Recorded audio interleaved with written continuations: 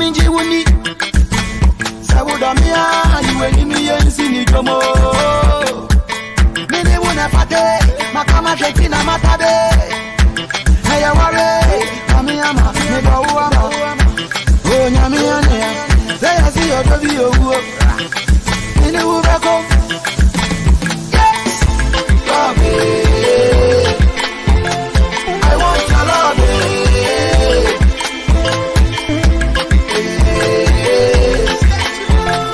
I want your love it. Love it. Kasa. I want your love it. I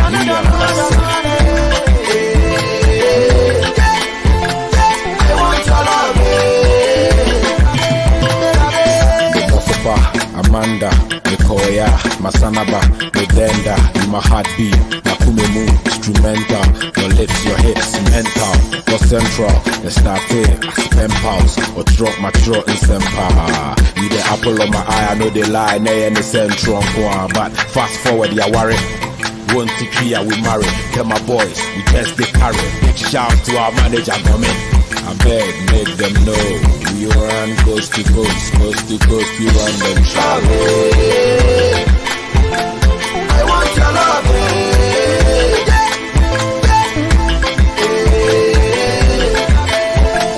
I want your love. Love. I want your love.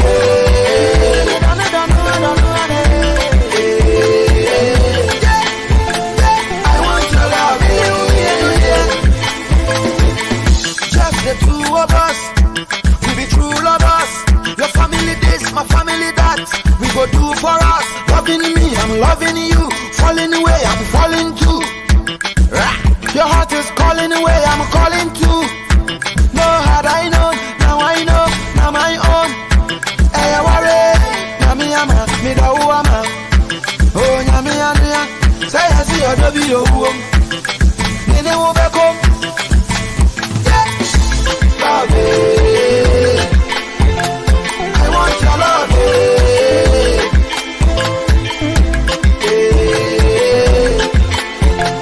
I want your love it.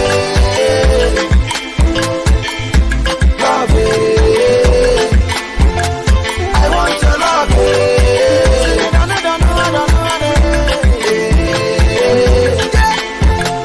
I want your love it.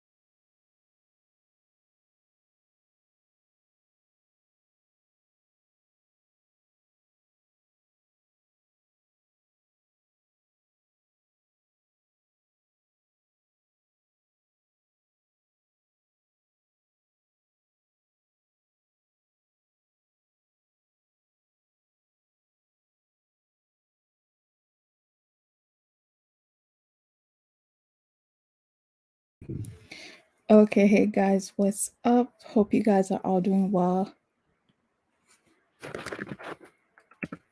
Thank you for joining. So today we're gonna talk about this video is like, sorry, 1 second. Let me fix my sound.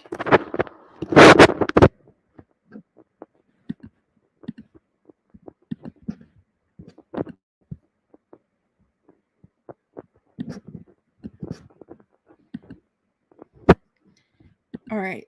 So this video is like, let's say 3 years too late, or 2 years too late for some people.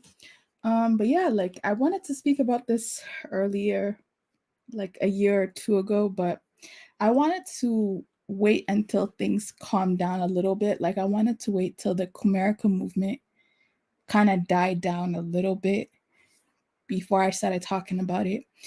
And I just want to give a big disclaimer. I try not to be biased in my streams, but I think this time I'm going to be a little more biased. I'm just giving you guys a warning, okay?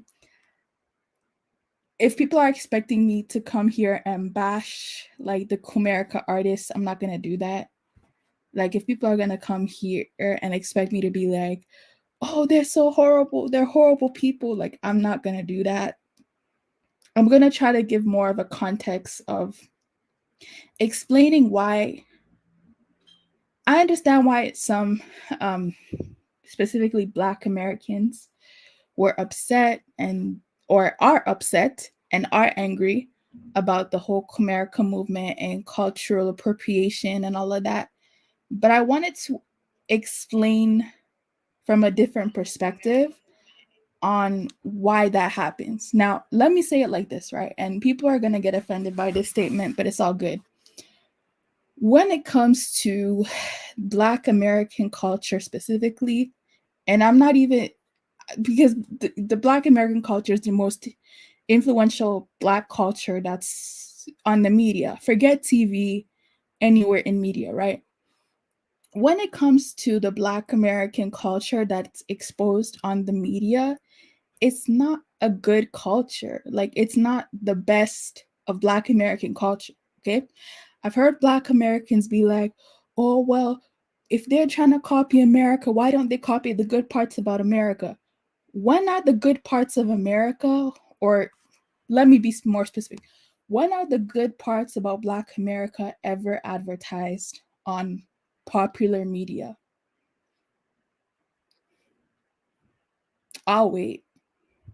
If I go to my Instagram right now and I look at famous Black American people, with the exception of maybe Michelle Obama, with Michelle, I can't say Barack Obama because Barack Obama is not Black American. The exception of Michelle Obama, maybe Ben Carson. What's the guy's name? The pastor's name? Or what's his name again? Is it? I forgot what his name is.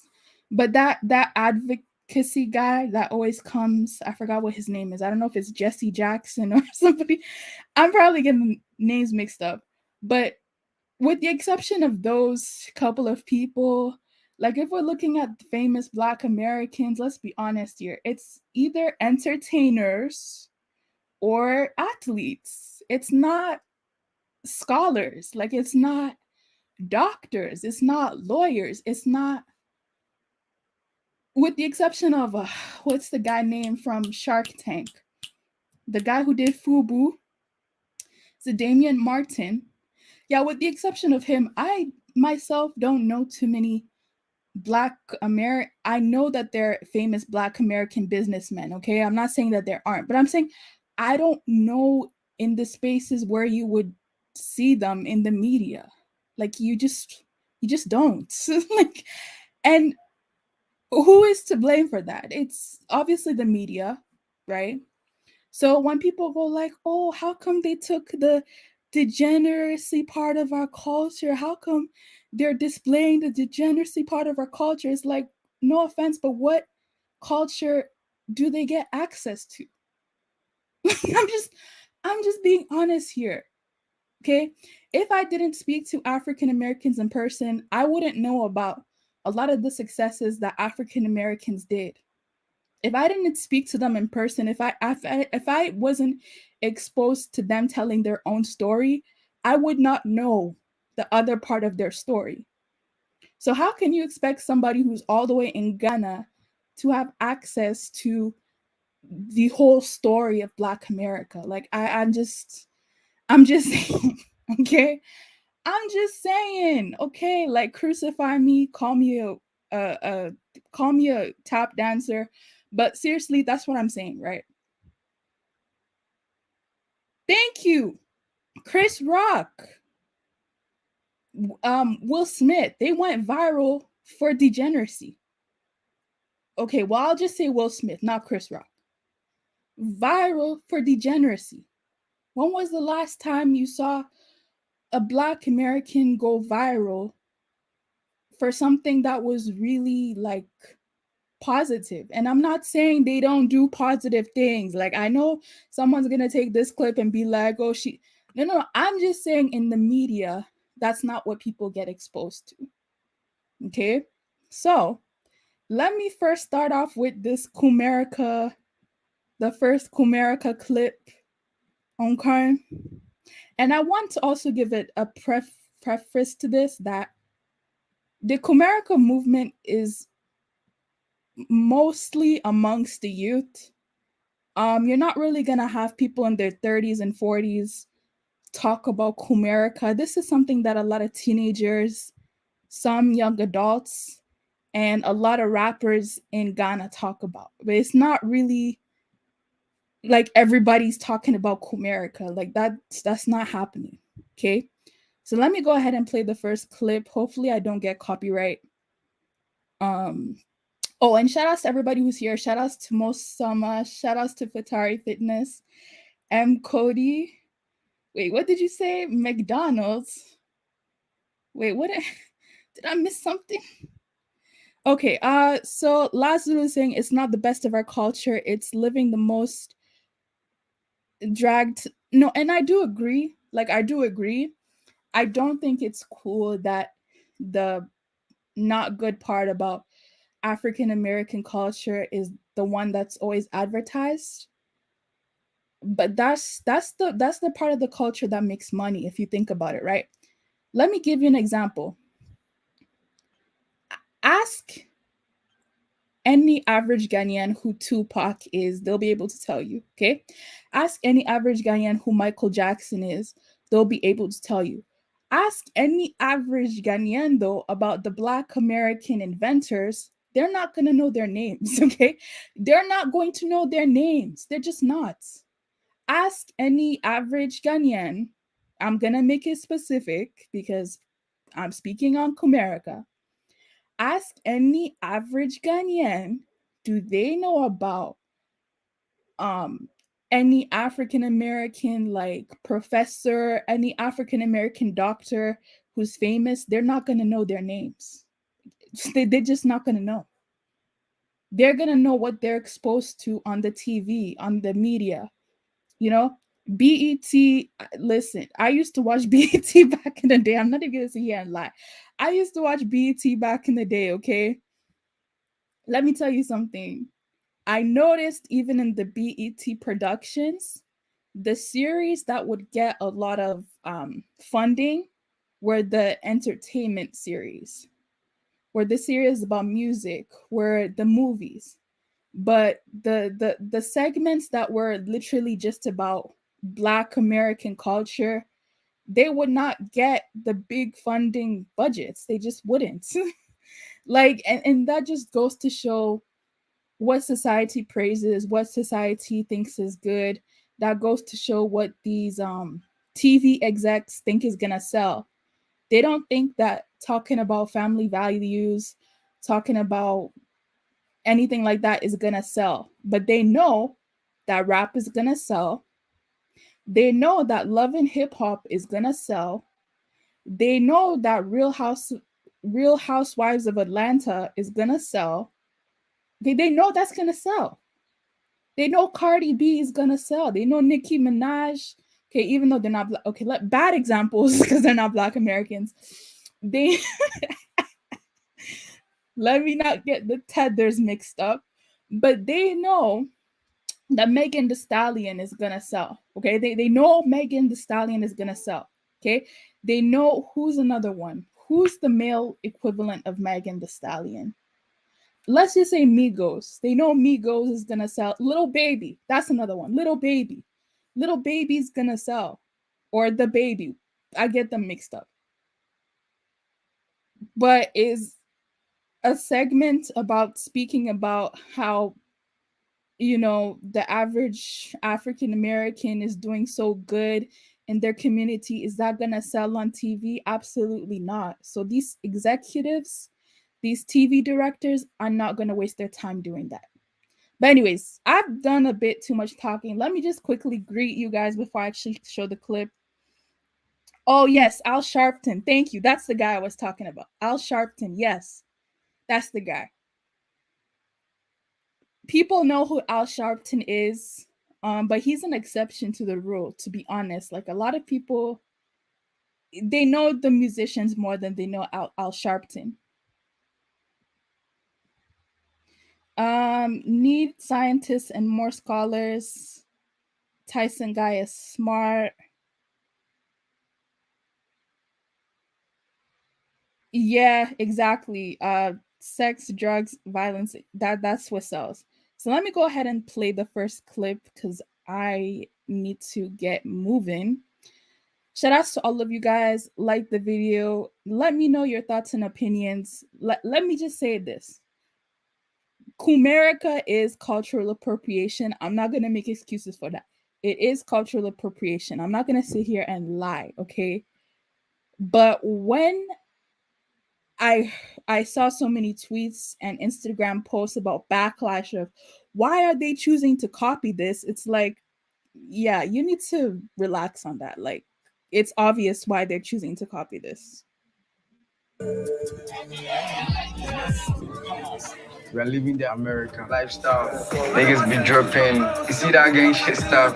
Yeah, Kumerica, Santa America, represent for life. We are the kings of the street now.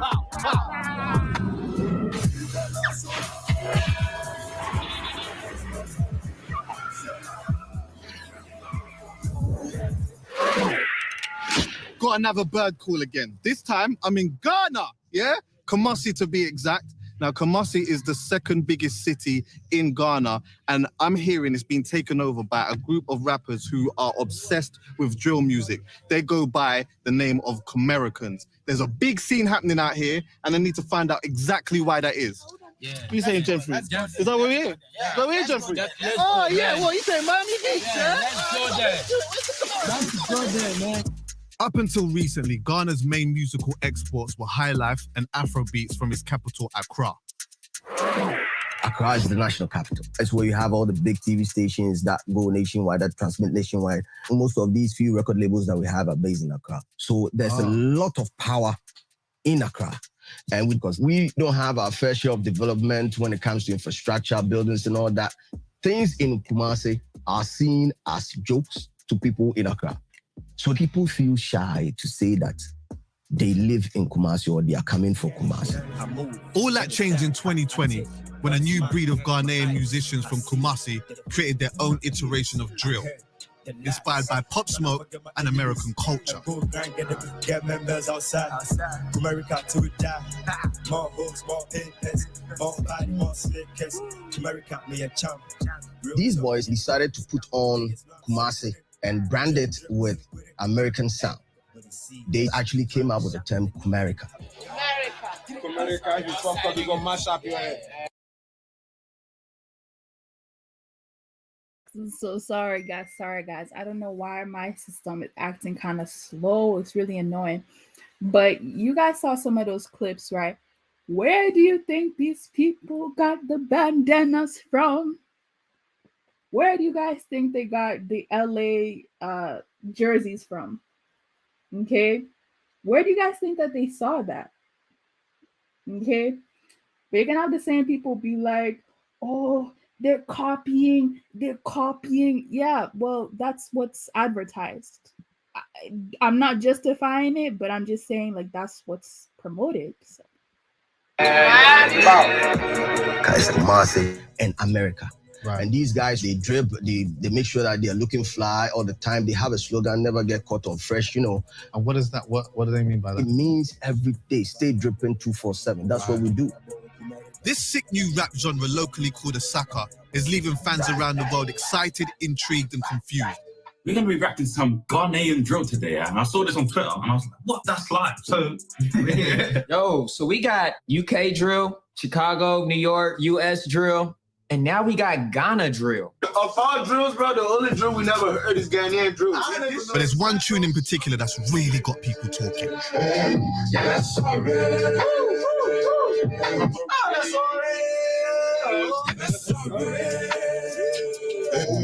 Yes, sir. This is hard as hell, dude. Oh, I don't know what I was expecting, but this is fire, bro. The young bull responsible for this anthem is Yaltok. I saw my gang, yeah, cool. Boys, near hard, yeah, cool. Stop on set, one fight, got somebody, yeah, joy, yeah, cool. And in the gang, Santa Boys. At 19, he's the face of Ghanaian drill, the youngest in the scene, and he's the first to break through internationally with this absolute banger, Soiree. He even got King Stormzy on the remix. Big Mac on the remix. You don't live the life, you just dream it. Don't mind them boys, they don't mean it. If I slap your face, you're gonna feel it. Slide in the middle like Grealish. This kid is undeniably a star. And even though his rise has been meteoric, he still lives at home with his mum in an area called Sentase, renamed Louisiana, which is where I'm going to link him. Yes. What's going on? What's happening, Star Boy? What's happening? Good, yeah? Like, what's it like for you growing up around here? Okay, I grew up here and it was cool, doing bad things. My friends were really doing some gangster shit. My mom told me I was turning into a bad kid. Right. You feel me? Yeah, so she told me, no, bro, come inside. Along the line, I fell in love with music. Then I started music. So music kind of saved you? Yeah, of course. Yeah. I wanted to go hard in my music and get something for the family. So Soiree was the one that like literally just blew you all the way up, like crazy. How did that song come about? When this whole Kumerica started, I was sitting up on top of this building, listening to a beat. I heard, yeah, but sorry. Then I went to Okenets, Reggie, their studio, and I said, bro, I got some hook here. Let's get it done. And part about a lot of these drill rappers is that they're here talking about gang, bandana, gang, whatever, but they're not actually doing anything. If we're talking about gang activity, they're actually not doing anything. They're just here talking about it. It's so funny. It's actually hilarious, but let me continue. You see the bandanas, the shirt off, the dreads, all of that, the 50 Cent inspiration, they're not really doing anything. Stop on set, one fight, got somebody, yeah, joy, yeah, cool. And in the gang, Santa Boys, we don't fear, we just do Kumerica, send in the near, one pasuro, and in the near, can't buy that absolutely popped off. Yeah. And then like one of the big guys like Stormzy came over and then like connected with you and whatnot. I was cooling, I was wrestling, but this year, next year, I'm on the next thing. Master my flow and my style to perfection. Tell the truth and it sounds like I'm flexing. Big Mac with my fam call me Junior. My bad, I should have pulled up sooner. Look in my eyes, see Kwame and Nkrumah. That's a real presidential black man. Little bit of that song, that Sorry song, because that song went viral. But let me tell you guys something. I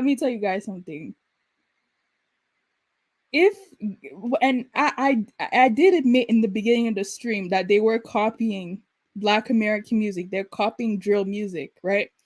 But this is the thing. They didn't say that they invented drill music, okay? They didn't say that they were the originators of drill music. All they said was that they got inspiration from drill music. Now, does the music sound bad or good? A lot of people said the music sound good. So if I'm copying you and I'm doing a good job at it, like, can I get my props? No? Okay, no problem. Tethers. Bro, it was crazy for real. I was like, bro, I told them they should stop playing. Stormzy can never come on my song. Because at that time, I was just coming up. I knew nothing. It was crazy. He came down, people screaming and stuff. Crazy, bro. What got you into drill music? So I think last year I saw Pop Smoke. This Joe, that Dior. I fell in love with his rap attitude, everything. And the beat was moving crazy too. And I said, no, I can flow better on this beat though. Yeah, that was the. Are you still in education as well? I'm in my final year in senior high school. So when you go to school, people will be shouting your name. That's crazy. You can't even get the peace of mind to learn. What is it like to have a famous son? Feel so happy.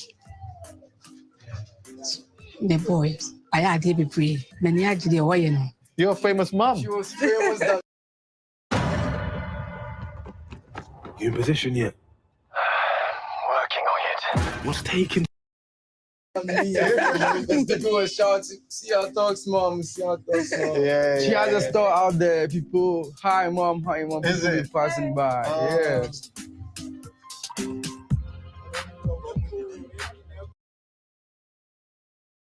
All right, I forgot this was Vice News, so I actually do have to pause it, else they're gonna actually come for me and say that I'm stealing their content. But you guys saw, or you guys heard when he said, where did he get the inspiration from? He specifically stated Pop Smoke. Okay, he specifically stated Pop Smoke. Interesting. So New York drill went all the way to the UK, it went all the way to North Korea, and then it went all the way to Kumasi. But then when it went to Kumasi, then all of a sudden, they're stealing our culture. Y'all talk, man. This year one born up on this year place, man. The toughest, man. This year one Warrior boy. Y'all talk.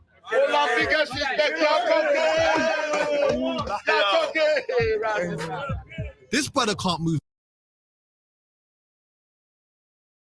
And again, I wanted to point out that in none of these videos did they say that they invented drill rap. They actually give credit to the originators of drill rap. They never said that drill rap is theirs. I'm just putting that out there. But yeah, I'll get to the cultural appropriation part a little bit more after. With an inch without getting love from his fans. Go. We're going to the main strip where Yaltog would hang about as a kid. And in typical Kumerican fashion, it's been renamed Miami Street. Yes, brother. Bless it. Yeah, man. This is the hood, got gangsters. Sometimes get dangerous here. Someone can harm you, someone can just take your things because they be hot niggas here. This is also the street where Yaltog shot the Soul Ray music video. It didn't take long before they gave me a live reenactment. And you know me, of course I had to jump in and check it out.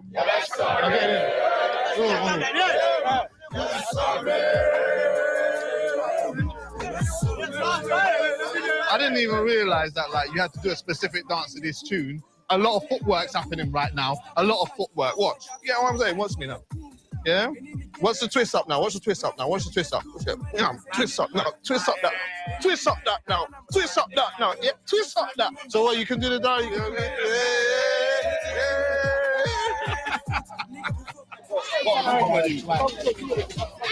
Oh, we love a little bit of philanthropy. I hope I said the word right. He just had like all of the kids just lined up and he's just been giving out some money to them and whatnot. And do you know what I love about all of this? We've been out here for a few hours here and no one has asked for nothing. And it makes you just want to give.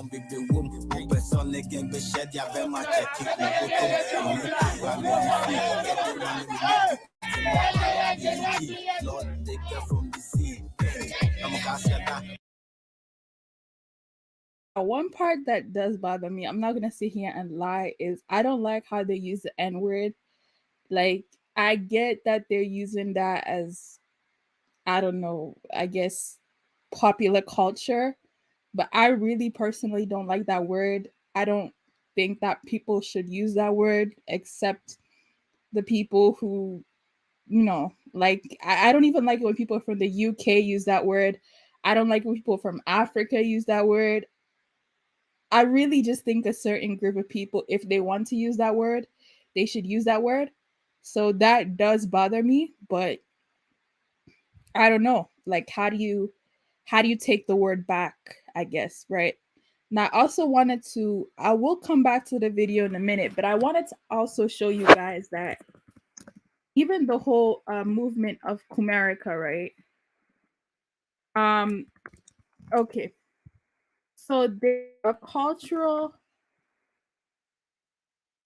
cultural Kumasi flag, right? Right. Let me see if I can show you guys. So this is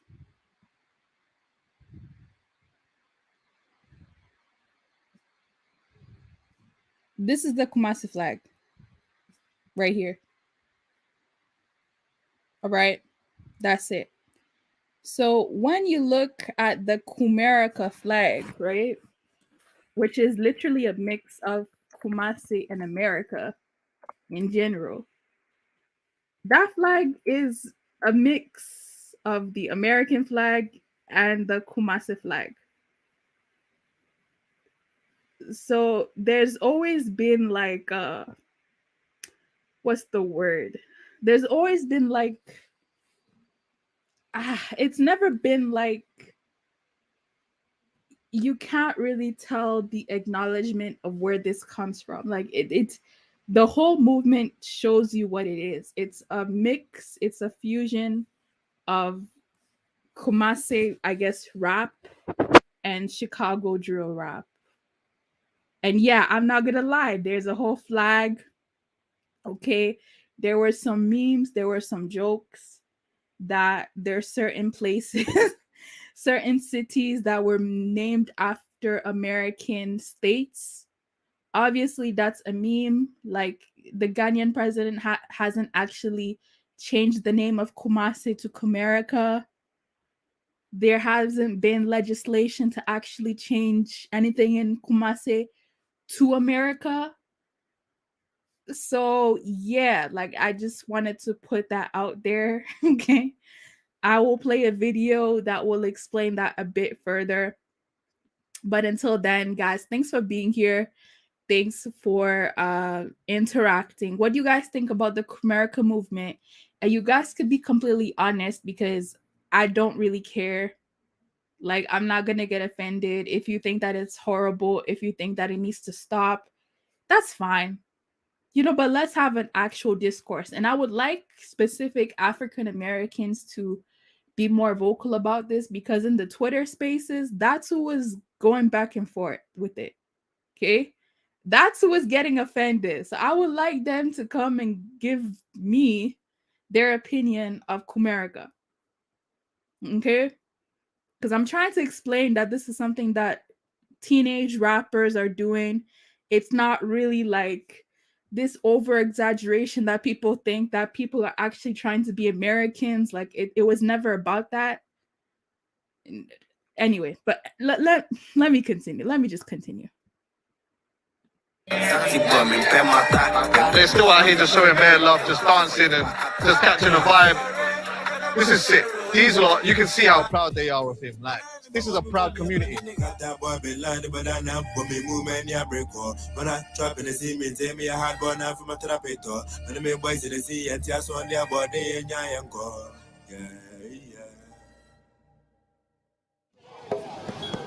Honestly, yesterday was a madness. Today, I'm heading to the local market to pick up a special delicacy I've been hearing about called tiger nut. Sounds kind of sus still. Yo, what is that? So since I've been here, yeah, I heard a couple of people talking about tiger nut. I'm going to try this, but I have a couple of questions.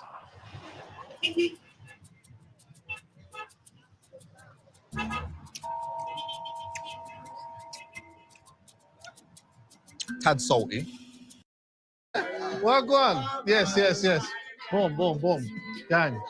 What's going on? Yes, man. What's going on? You brought the full team out, yeah? I love it. Yes. Bless it. I come to meet the superstar. I will say something now. I'm laughing just thinking about it. I will say something that will definitely get the Black American triggered. There's actually a group. I don't know if they're still active, but there was a group. Okay, let me just calm down. Okay. So there was a group of rappers that call themselves Let me just type the name. That's what they call themselves. So, you know how, like, in America, they have this whole thing about that word, like Akata. There was a group called Akata Boys. I'm not even kidding, guys. I'm not even joking. Like, it's, I don't know why. Anyway, let me move on. What's going on, man? How are you, man? Good, man. You're gonna show me around your hood and that, like. Oh yeah. So like here is some Papa Main City, yeah, in Kumasi. So let's go. But what is that? What is that? What is it? Okay, so like PAW, prayers always work. As you can see here. Oh, Yeah. Okay, so let's go. Like, what was it like growing up around here? Like, what was this area like? My area is kind of like ghetto area. Right. Street life here. Yeah. Okay, so I want to show you the Chief's Palace. Man didn't say yard. The man said palace to blouse and skirt. Is this it here? Oh, wow. Yeah. Well, you allowed in here like that? We're not going to get shot, are we? Yeah, let's go. This is how I'm seeing it, yeah? Basically, these men are saying this is the Chief's Palace. The gates are open and we just walked into a man's yard. I'm worried about stray dogs, guardmen with straps, and any type of bad man that is lingering around here. But these men seem to have it figured out. So, you know what? We're just going to go with it. I feel like I'm about to meet the president, boy. Oh, there he is there, yeah? Have I got a greeting? Oh, okay. Hello, how are you? Nice to meet you. Yeah. Okay, we can sit down, right? Well, firstly, thank you for allowing me to come into your house. You know about him and his music. Yeah. How do you feel about the music?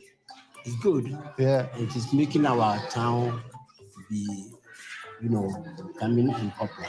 Right. Is that uncle acting like he doesn't know how to speak English? Uncle!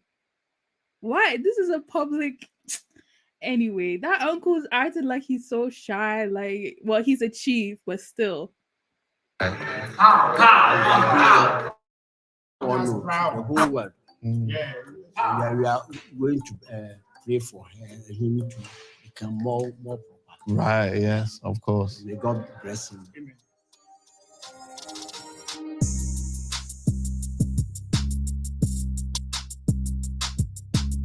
That was like meeting the in-laws for the first time.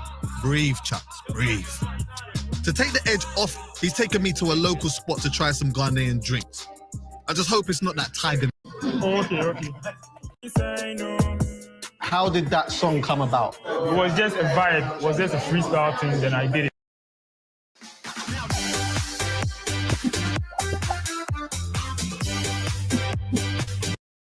Like, how has things changed for you since then? Okay, so I didn't have anything, but now I can feel myself. Yeah, you get it. Yeah. How was you able to stay away from like what the streets have to offer sometimes? You know, as a kid, when you grow up in a certain community, and there's a lot of things that are happening that are not really good things. How were you able to stay away from that? How was you able to steer yourself away from it?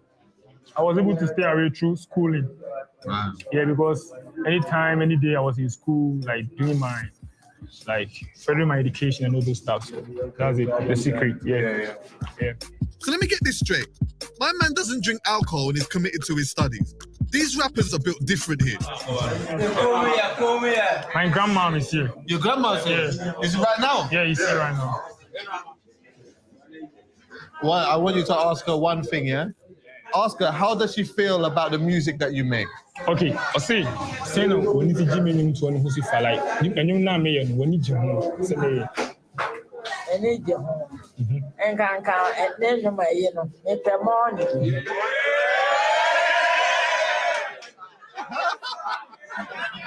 Sing it. Go on, sing it.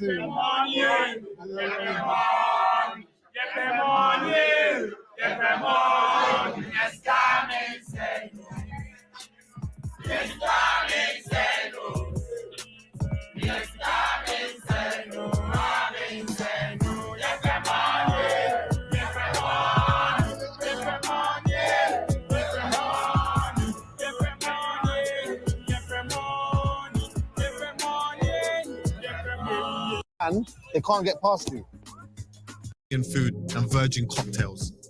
So what's on? Man, them. Love for looking after me, showing me around. I really appreciate it.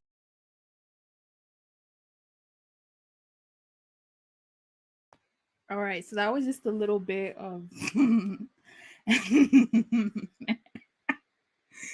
I like the part where the guy from Vice News was like, this guy's a rapper, but these guys are in school. These guys are I'm just saying, like, they're rappers, they're putting on a certain personality, but a lot of these guys are actually very soft in real life. Like, we're talking about gang life. They're not really about that life, if you want to take it there.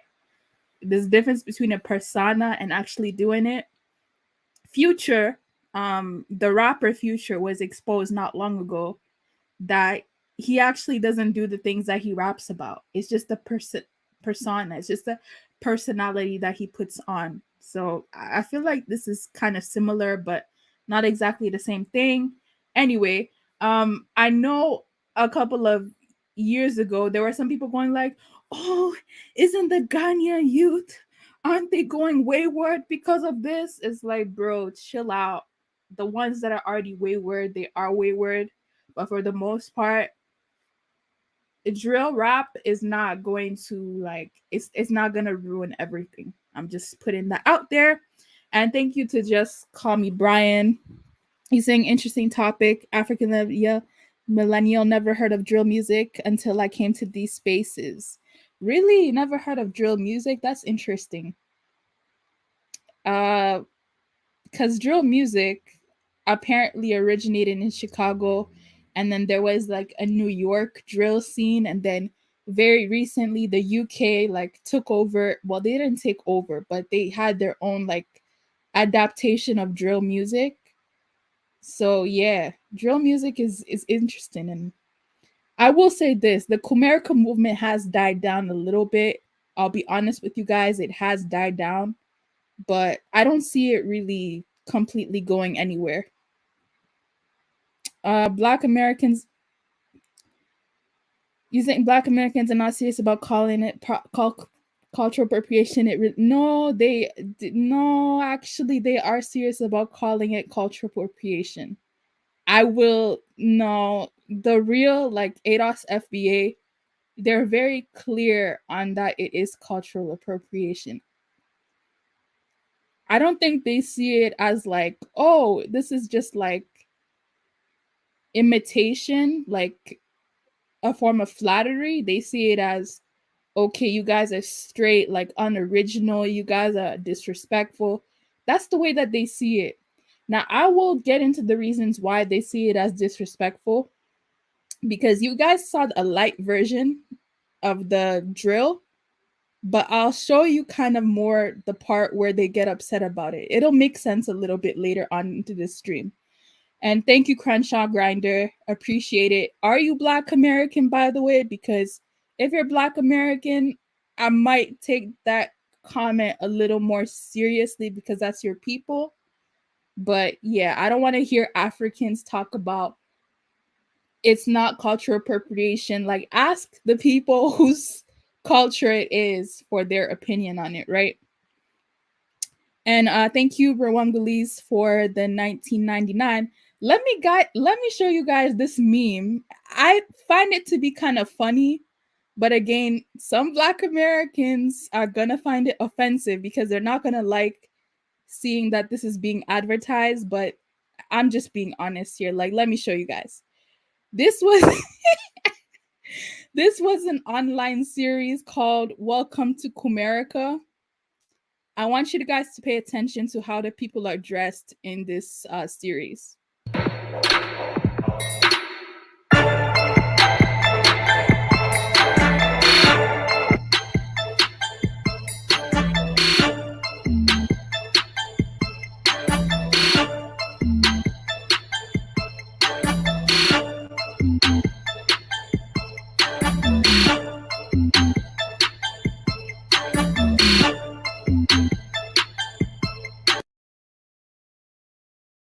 This is how they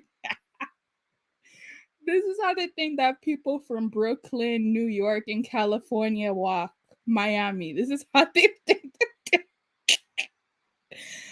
Oh my goodness.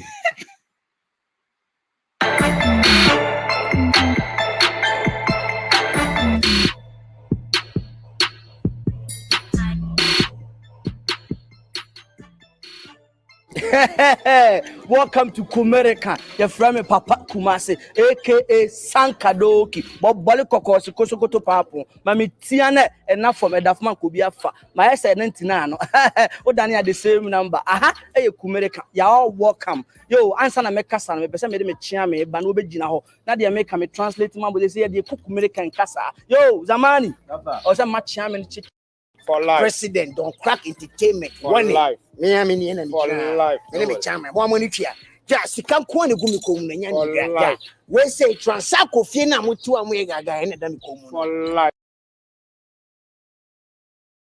All right.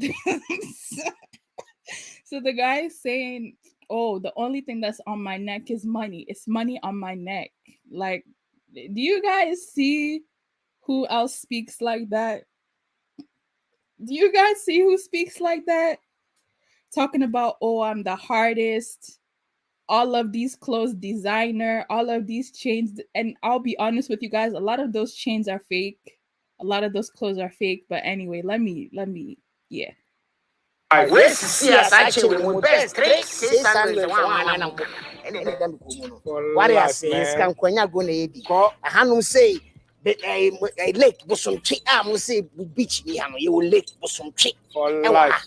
Miami only chill it's like that for life man let me catch you up now we can lake in us yeah welcome to Kumerica or say stand up me repeat TF 120%. It's like that. Okay, can be beach near the anyway. Do. Departure I am there. Oh, say Kwame. Oh my God! The guy said, "Welcome to Kumerica. Welcome to Miami." He said, "Welcome to Miami." Okay, let me show you this lady. You guys are gonna. I should have downloaded the videos, but.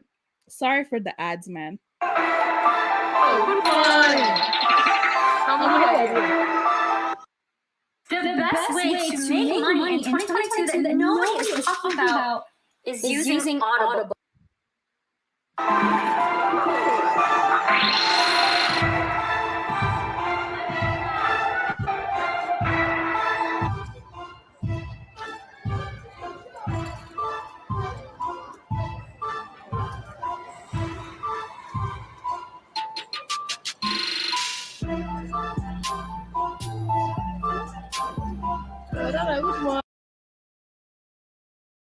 Got the Timberlands and everything.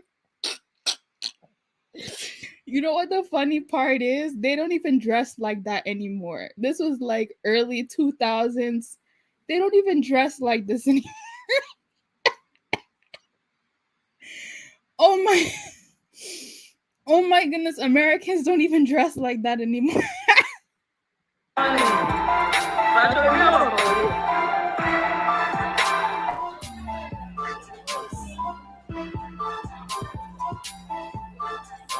Hello. Oh, morning. No more here.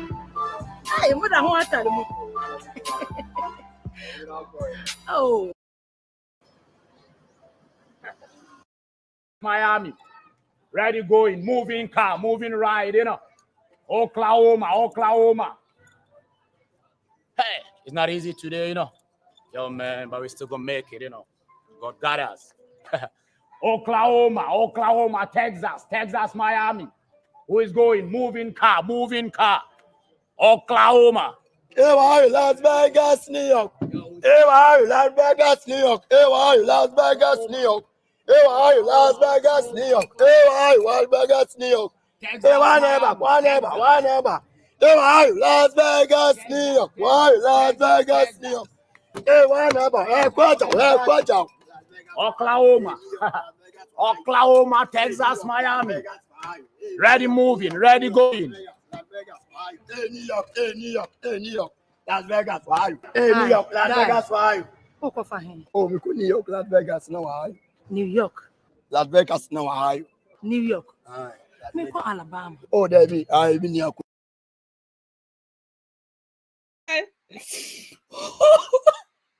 So the I can't take this seriously. I'm sorry.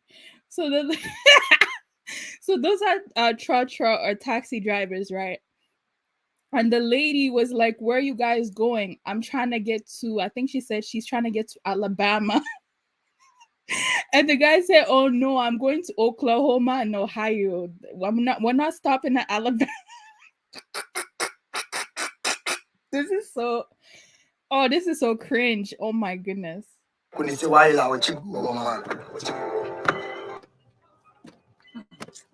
York, Las You Vegas. respect the crowd. You respect it. Oklahoma, Texas, Miami. Oklahoma, Texas, Miami. Oklahoma. Yo, Queen. Guy, oko hin. Yo, Queen. Me ko Oklahoma, Texas, and Miami. Now, okay. Me ko Alabama. Alabama. Yeah, Alabama. Mama, Alabama, they're casting in our call. Until just say, be out through and I'm see Florida. Florida. Yeah, man. And I was say, oh, there be Florida. There me ko anebe ye. See me food they fear. Philadelphia. Yeah. Philadelphia. I'll be brave. And I'll go for Kakusi, Virginia, and Sana. Oh, there be. Say, itinerary, Nasa. And just a first now. Oh, who need respect? You damn shit, boy. Mama. Now here, you need to sank run the street. You know California? We run the streets, Mama. I'm the California mama. California goose. Everywhere California. Hey, in California City, I doing fufu, Cali fufu. Everywhere California. California.com. California Estate. California goose. Everything California. You don't know California. No problem, Mama. It's in wash out so, Mama. You can't say on to cry how. Tell us, I mean, you. No. This car is old. How are you, old one? I don't like it. And I just don't call anymore, Mama. Old? No, yes. I don't like this one. I don't like this one. I want new. This all call him. Dismiss. But anymore, do but Tanasi mean Sue Florida, they jari old children already. Dismiss. Hooray. Say. Also, your connection man. Hey, shut up. Also, I can be you. Who say repeat your me? Oh, hear me, I'm a connection man. Hey, penny no home. Who boom by the Bible boo so. Yeah, who book the connection man for your boy. Why? One. So, when you foot to a flat. Yeah. This one, Kwan. Hey, mommy. Kumerica. Hey, baby, why? You passport. For Bibi, I can't say. So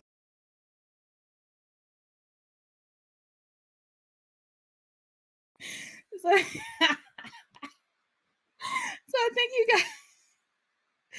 think you guys get the point. All right. Oh man, it's so hard for me to find like English versions of these, but let me play next. Let me play next a little bit of like the drill scene or whatever, the Kumerica drill scene.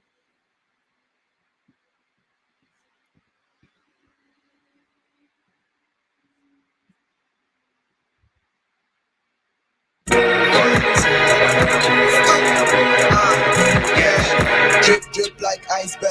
The gym with your party where done there. Mother go party if I come back. And mommy party where concert. Trying to stack up a milli. Dream chase that big.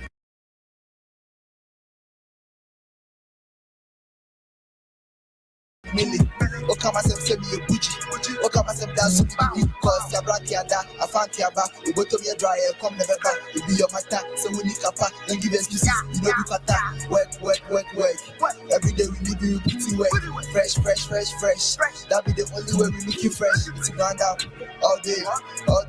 We grind it. Go pay day. Refuse to report.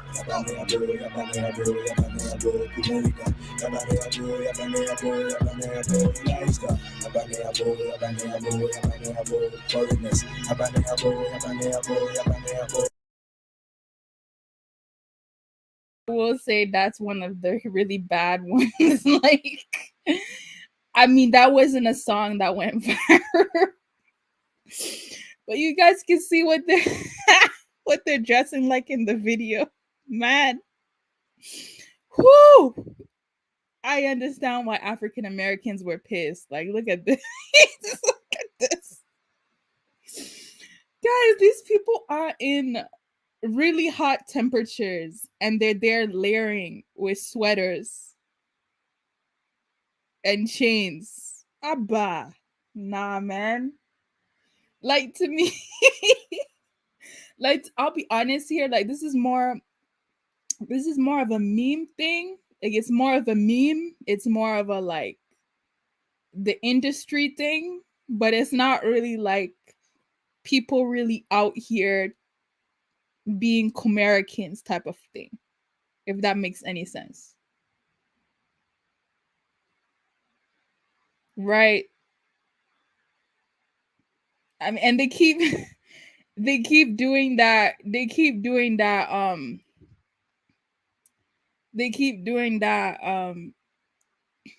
that dance that I think Pop Smoke did.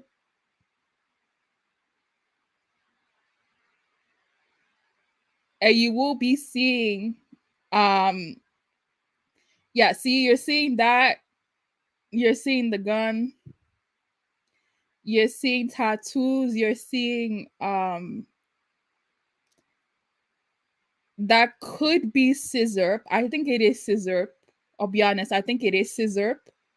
I don't think that would just be water in a cup. I really think that is scissor. And you will be seeing the blunts. You will be seeing the grills. Granted, a lot of those grills are fake because, let's be honest here, like, grills are expensive. So yeah, when when African Americans saw this and thought, hey, you guys are being culture vultures. You guys are copying the worst part of our culture. Like, yeah, I mean, yeah, these young kids, these young teens or whatever that have nothing better to do, yeah, they are doing that. I'll be honest here, they are. Okay? It's not the good part of African American culture that they're copying. Now, there was one song that went viral. I thought this was one of the better Kumerica songs, if I'll be honest here. A lot of people made reactions to this one and said that it was a good song, but I mean, it still is cultural appropriation, I guess, right? You guys remember this? Yeah. For my G's, yeah.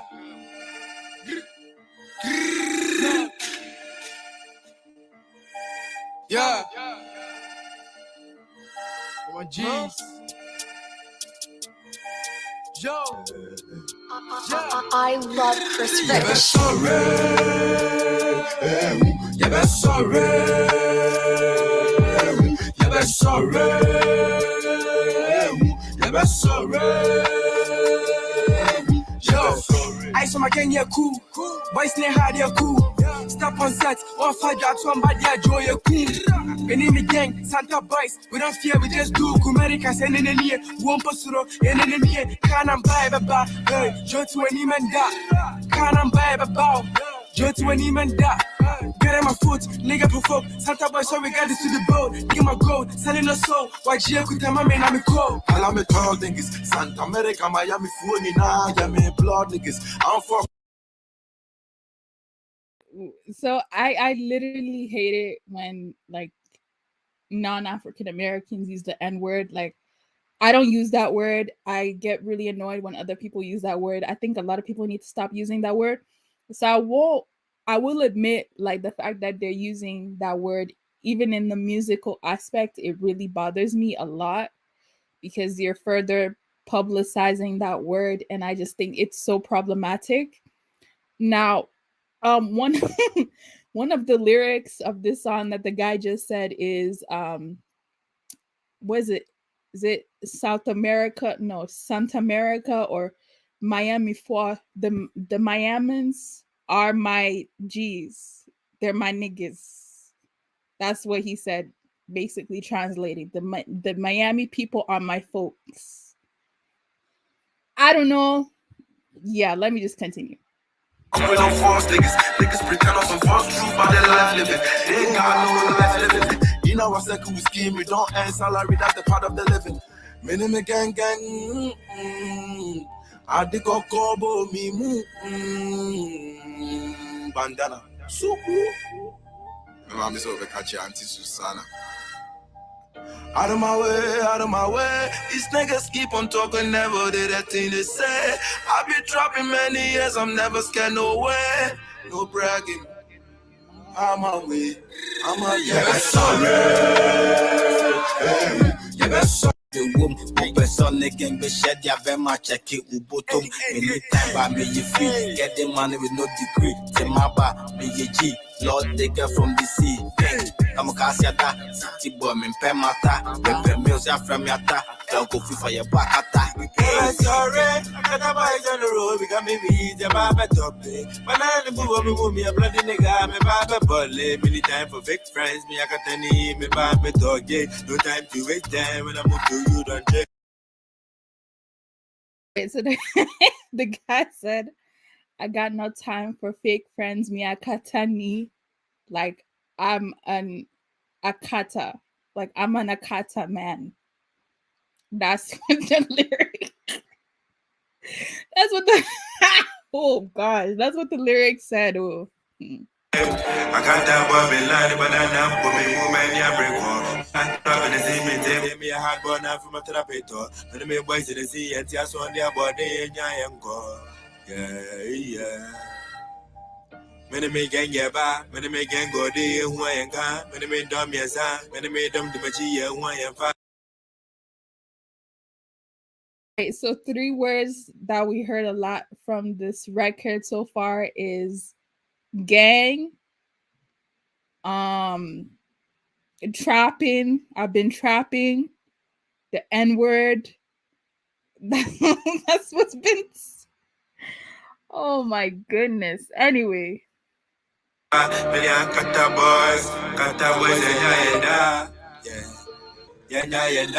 sorry.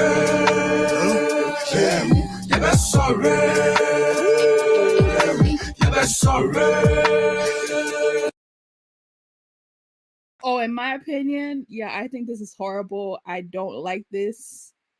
I get that it's a joke. I get that it's supposed to be a meme or whatever. And I get that it's supposed to be like, I don't know, but I really don't like it. Yeah, I don't like it. I honestly don't like it. I think it's kind of copycat. It's unoriginal. Yeah, I actually don't like it. Like I really don't like it. Yeah.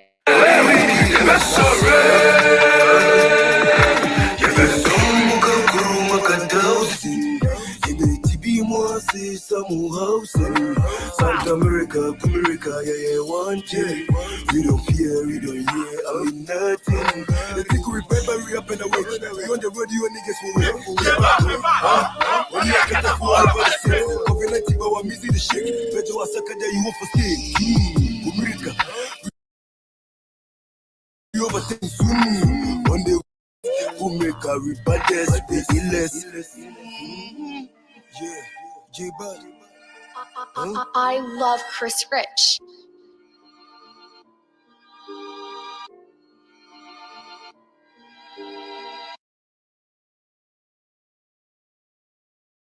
All right, so that was the song that well, one of the songs that the Kumerica songs that went viral. Yeah, see, honestly, I don't like it. I think it's kind of weird. I get what people are saying, but this is the only aspect that I'll say about it. It's not intended to be malice, okay? It's not intended to be harmful. It's not intended to make fun of anybody. But it is, I think it's unnecessary, if you really ask me. You know, If we're talking about cultural exchange, if we're talking about cultural deals, there have already been cultural exchanges, right? If we're talking about African artists linking up with American artists and making records, that has already happened. So if this is a form of like cultural exchange, I see the intention, but I don't think it's being well received. Therefore, I don't think that it should continue to be happening, because if the message is that, you know, the Black Americans are getting offended by this and they think it's tacky and they don't like it, then I think that was a bad attempt and it really should be ceased, in my personal opinion. And they have every right to gatekeep whatever they want to gatekeep. Like, the African Americans have every right to criticize and gatekeep and say, this is not us, this is not what we stand for. I get it, you know, I get it. Now, I want to play one more clip.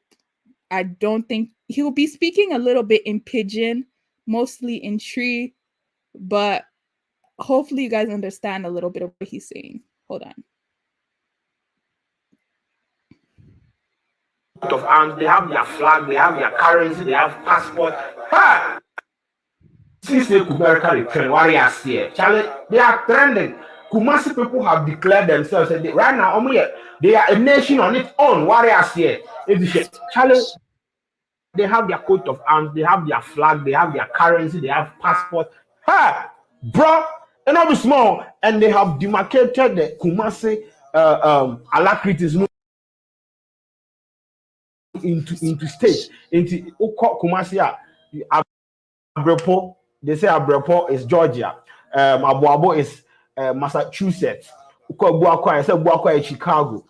Chicago. Oko Asafo Kansas, Aswe boy Indiana, Amakomi Nebraska, Ahoji Las Vegas, Asokwa South Dakota, Ashton New Jersey, Adumie Manhattan, I told you Mississippi. I dey shock like electricity, man. My brain is bigger than Mississippi. That's not Shatawale. We for beat and pan. What kind of rhyming is that?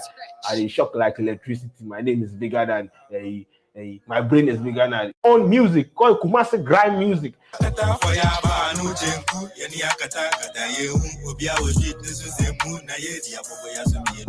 Against the street in the social body, be an agent there too. You move ya into ya, boy too foreign. Ya boss so. My name is gang, boy, dress heavy at 100. Before balling up and them, the airport in a being I want that them.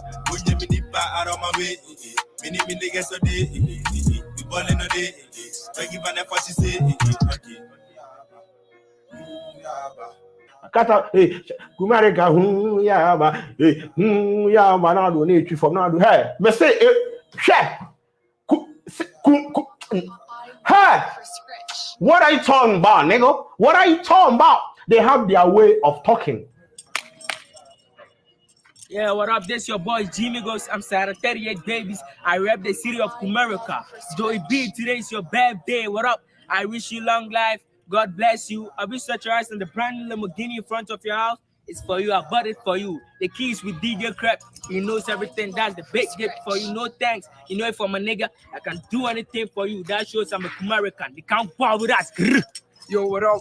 This is your boy 4K, man. Days what it is, all the way from Kumerica, man. Yeah, my bro, big ups to you, Joey B. It's a birthday, man. Wish you long life and prosperity, man. You know what I'm saying? Yeah, we all thank God for life, nigga. Can you walk with us? Nah, man. Come walk with us. It's like that, man. Tunga. And Charlie, you know, we joke there and they joke for them. They have their transport system. They have buses designed Kumerica. Charlie, passports, Missy coat of arms, no movie. Now, what are you talking about? You see their flag, Charlie? Oh my God! You people are just joking. I cry for them. Some of them more. Some are not. YP. Some of them are not. It's the Kumasi ones. They say that Charlie. They are no longer. There's nothing like Kumasi again. It is Kumerica, United States of Kumerica, and it is headed. It is presidented by the Otunfo or state to say we go to call him President Otunfo. And I must say, board them. It's yes. This is Winers. Our two Messi said no. And over Kumerica, so they have evangelist Diana Samoa. Kumerica, you know, Coca, Americans are more Professor Kofi Abraham, and you Kumerica. A year, America, they have Michael Jackson, Uba Kumerica, more Daddy Lumba. Oko America, they have Dave Chappelle, Uba Kumerica, and they have Lil Wayne. So in this part of this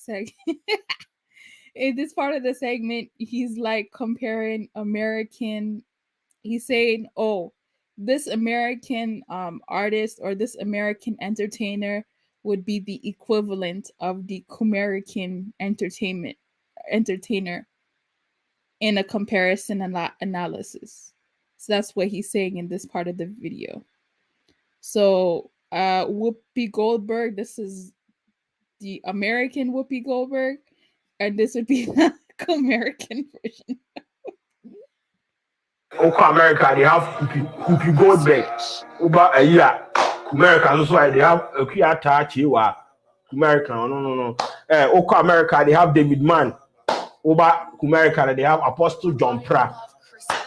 Christopher Walk, whatever. Over a year, America, and our Bema Bedi there. Anthony Anderson, Oko America, I'm friend is over a Yusu Akuma or America, and a friend or tell it. And I'll be small. And all the small thing that happen for them. But you see, I they love the way the Kumasi people or Ashanti people, then they make proud of things what I say.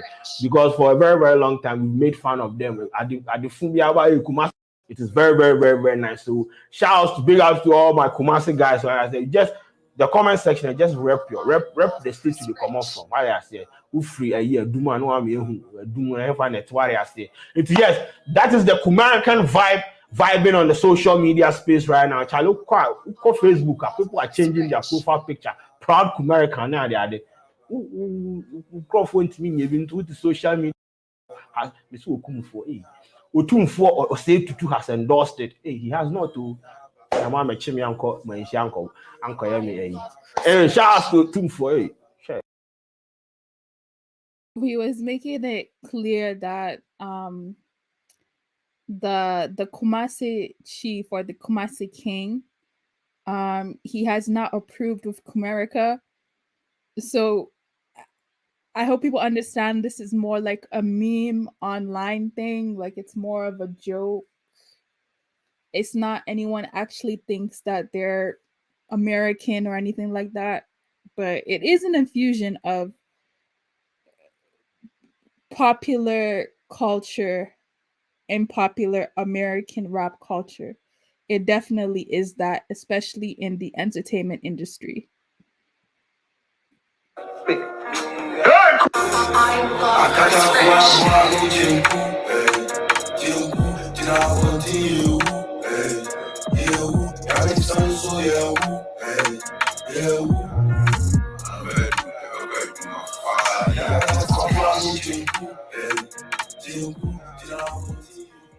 All right.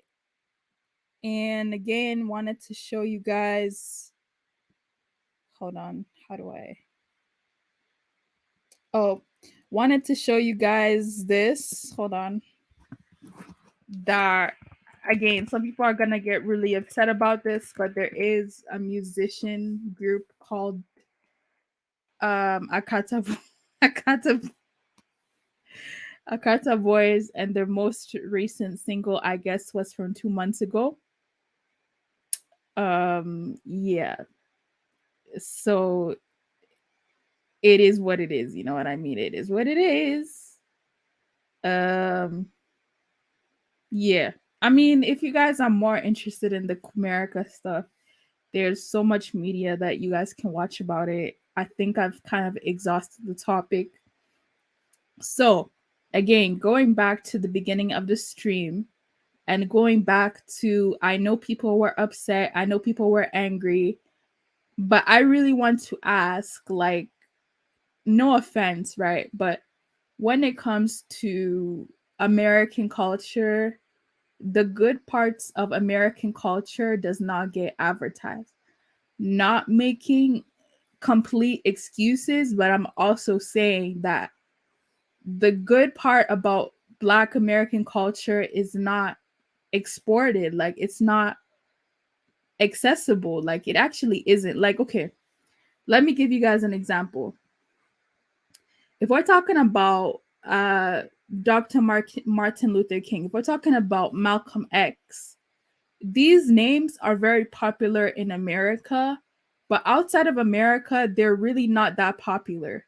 Like they're not, okay? A lot of people still don't know who Malcolm X or Dr. Martin Luther King is. They don't. Now you can sit here and say I'm capping, but I'm being honest here. Like a lot of people don't know who that is. I'm just being honest here. People know who Tupac is. People know who 50 Cent is. People know who Megan Thee Stallion is. Okay, people know who Beyonce is, but people don't really know. I remember speaking to an African American. I forgot the name, but there was a name of a really important lawyer. Can someone help me in the comment section? He was really big some time ago. Was it Goodwolf or something? Was it Roosevelt? Who was the name of that Black American lawyer? Anyways, like I said, nobody knows the name of that lawyer except if you're in America. Nobody knows him. No, not Clarence Thomas. It was this Black American lawyer who actually looks like light skin. He was really important during the, I think, civil rights era of American formation. Anyway, people don't know who that is. People don't know who Frederick Douglass is. If you talk about Maya Angelou, people know who Maya Angelou is. Like, I'll be honest here, the scholars or the scientists or the forefront of like really important civil rights leaders were popular during the 60s and 70s. I'll be honest, we had W.E. Du Bois that went to Ghana. We had Maya Angelou that went to Ghana. We had Muhammad Ali that went to Ghana. We probably have some other ones that I don't even know that went to Ghana. But if you're talking about who's in Ghana today, or who as a Black American representative is going to Ghana today, it's mostly entertainers. I'll say Kendrick Lamar is actually an exception.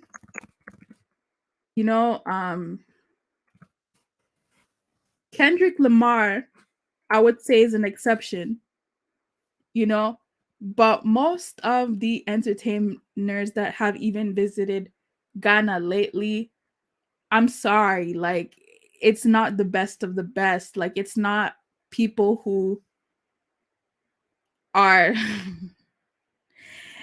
anyway, it's people who are famous, but in terms of like social movements, it's not really anybody who's important like that. I'm just being honest here. So yeah, Kendrick Lamar being in Ghana was a big deal. Very, very big deal. And I think he's still there right now, if I'm not mistaken. I think he's still there. But in any case,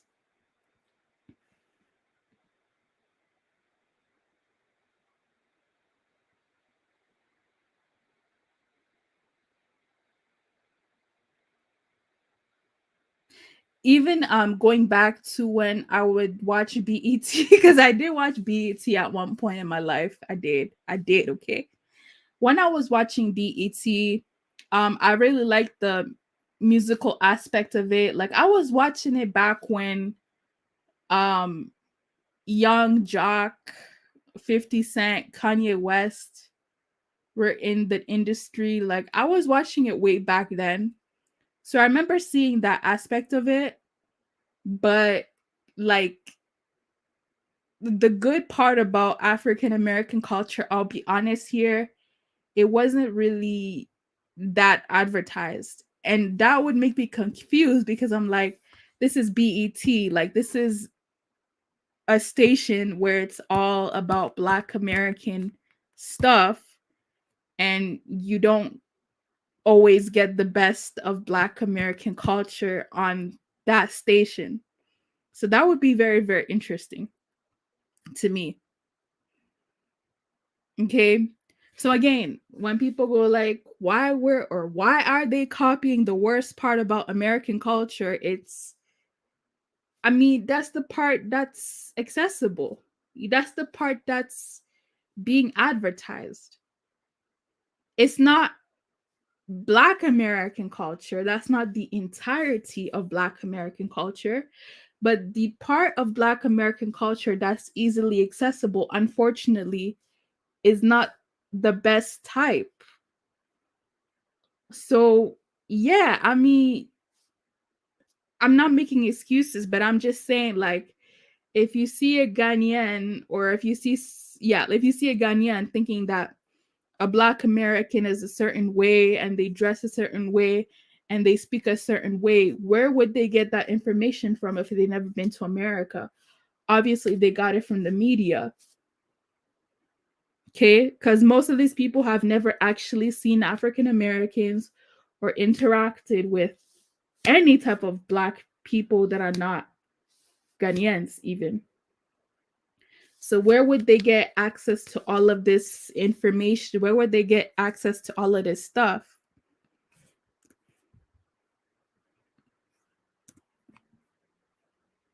I'm just saying. But anyways, guys, if anyone has anything to add to this, you guys can definitely go ahead and click the link. I will be checking some of your guys' comments in a minute. Welcome to everybody who's here. Let me see what some of you guys are saying. Hold on.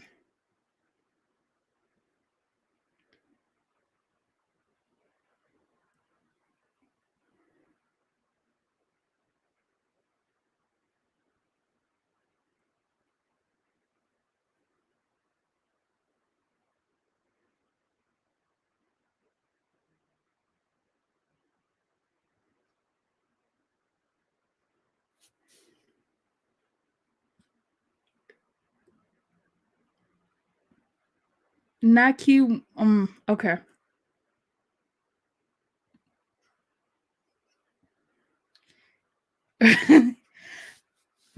By the way, just making it clear, I don't stand for Kumerica. Okay, I know I am making a bit of excuses for it, because I'll be honest with you guys, when you speak about Kumerica, I'm just being honest here. It's mostly the youth, it's mostly young people, teenagers that are doing this. It's not really older people that are doing this. So that's why I don't take it as serious, because I see it as, okay, it's just a phase. It's not really all that. But anyway, whatever. I guess there are some people in here that are really upset about it, and that's completely fine. Antebellum Black American, thank you. Finally, more Black Americans are speaking about this. They're saying everybody tries to be Black American. There is nothing we can do. We just too popular. Steve T saying, I hope they're making money and putting their people through school and maybe building a business. Yeah, they are making money. I don't know what they're doing with the money, but they are definitely making. If they come to America with that fake gang banging, they will give up. I agree. They really don't know what gang banging is, and the glorification of gang banging is very, it's not right. Like, it really isn't. Like, it's nothing glamorous.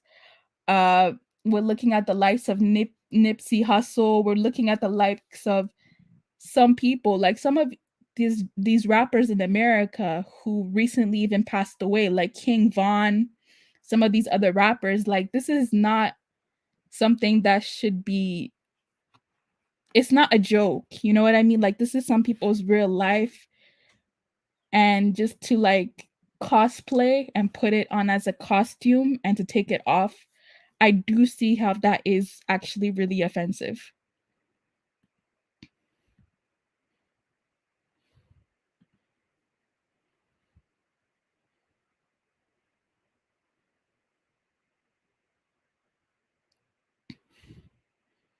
Okay, who is this?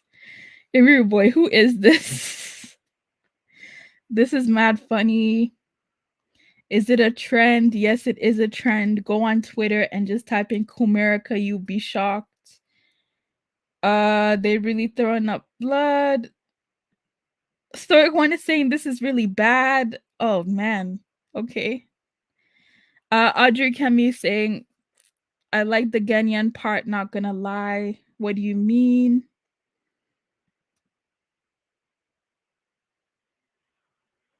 Yeah, okay. So let me say it like this. The term Akata in Kumasi is actually different from the term of Akata in Yoruba. Nakmizi can explain the difference, but when people say the term Akata in Kumasi, they literally just mean like American, not even necessarily Black American. They just mean American, westernized culture. Yeah.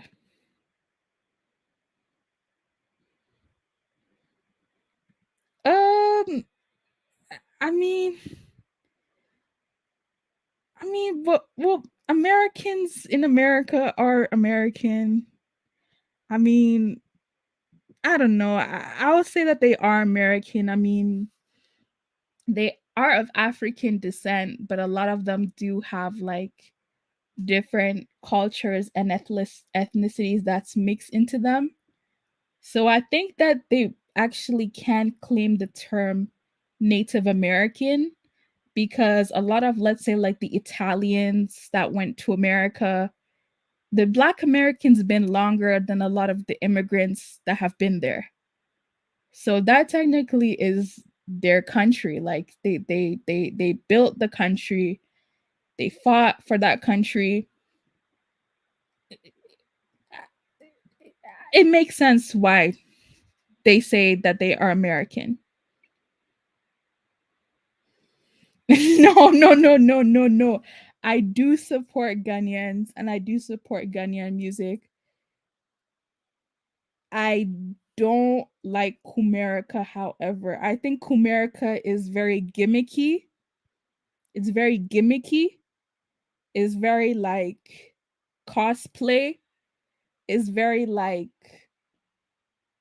I don't like, even though yeah, I will admit that the Kumericans have paid homage or they were trying to pay homage to America. I personally still don't support it and I don't like it because I see that.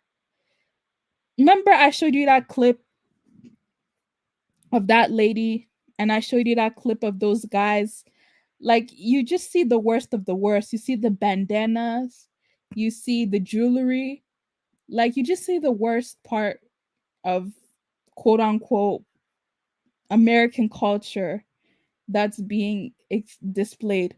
Like, I feel like if it was more balanced, I would like it more. But the fact that it's just like degeneracy that's being displayed, I don't like that. I don't like that. And I told you guys, I don't like the N word. I don't like the use of that. I don't like the capitalizing off of that. I find that to be very, it just doesn't sit well with me personally. It just doesn't.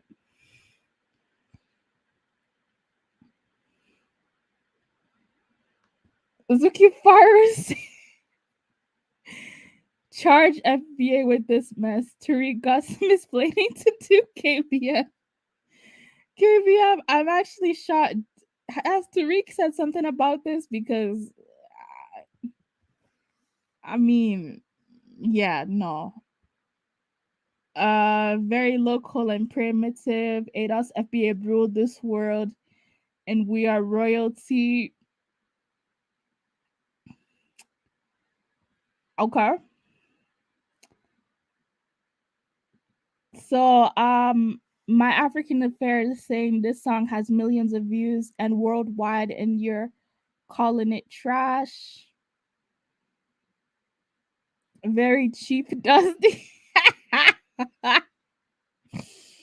Woo! Audrey Kemi saying they could use hip hop beats and sing in Ghanaian. That already happens. Let me give you guys an example, okay? Let me give you guys an example of something that's not Kumerica, but something that is definitely inspired by American music. I'll give you guys a perfect example. And this was from the early 2000s. There's probably more examples, but this is just at the top of my head. So let me show you guys this. Pay attention to how the people are dressing in this video, right? Like, just pay attention to it.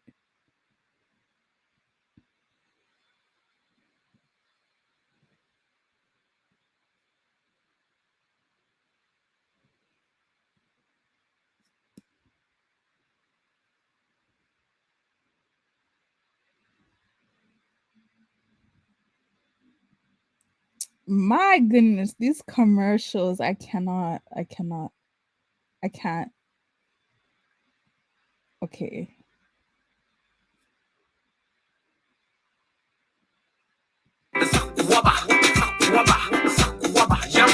G units. Okay.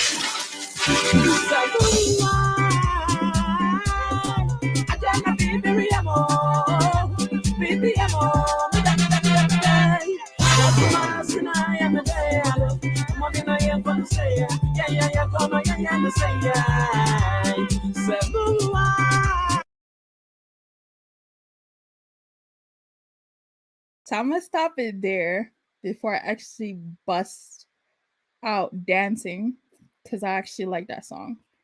But let me show you another one. Hold on. Let me show you another one. This one right here.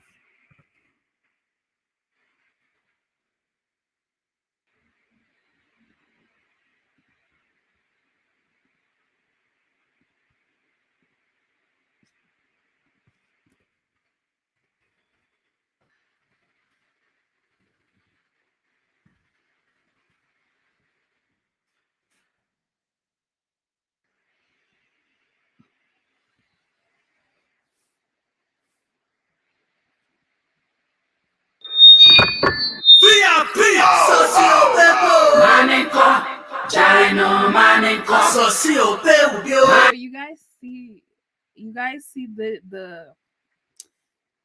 see the dressing, right? You guys see the do-rag, the cap, the big oversized t-shirt, the jewelry, the glasses.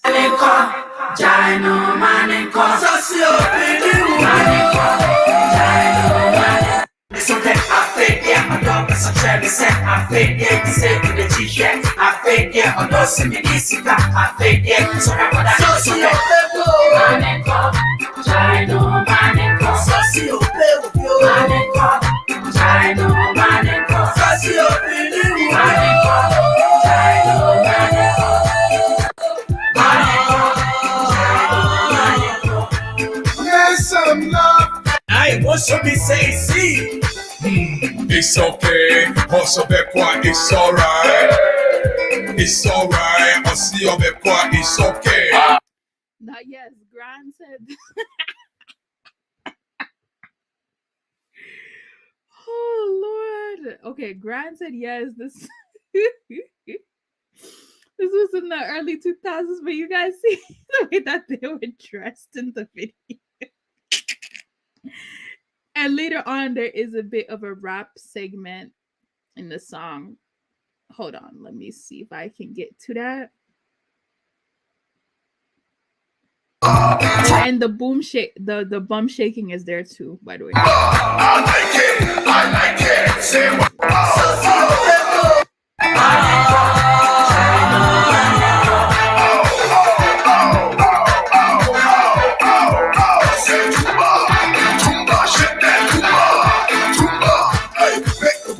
Touch your body, make the one up for your body. The way you can move your body, the way you can move your body. Make the one up, touch your body, make the one up for your body. Zumba, Zumba, shake that Zumba, Zumba.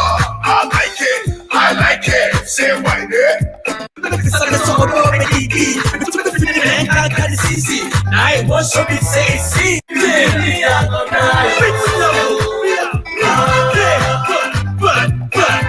Cristiano on the shit. I see some shout on your fly. I say hello, I say hi. I see our faded, don't try. Which level? It's to be sunny, so I know your baby. It's to be sunny, so I know your DD. It's to be fitting and I can't see. Now I want to be say see. All right. Okay. I could give countless examples, but I'm not. It's okay. Like, I'm not even gonna do that right now. But yeah, I'm not gonna do that right now. But actually, wait, let me play another one. One last one. Hold on. Let me play one last one.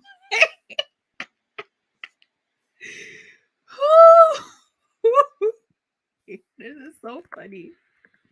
Now, this is not Kumerica, but I'm telling you, this is the hip hop like influence. Yeah. Okay. So look at this video.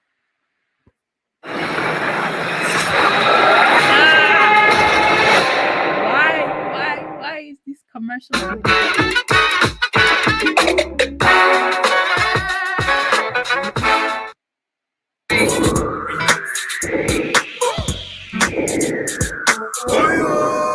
Break it down for me.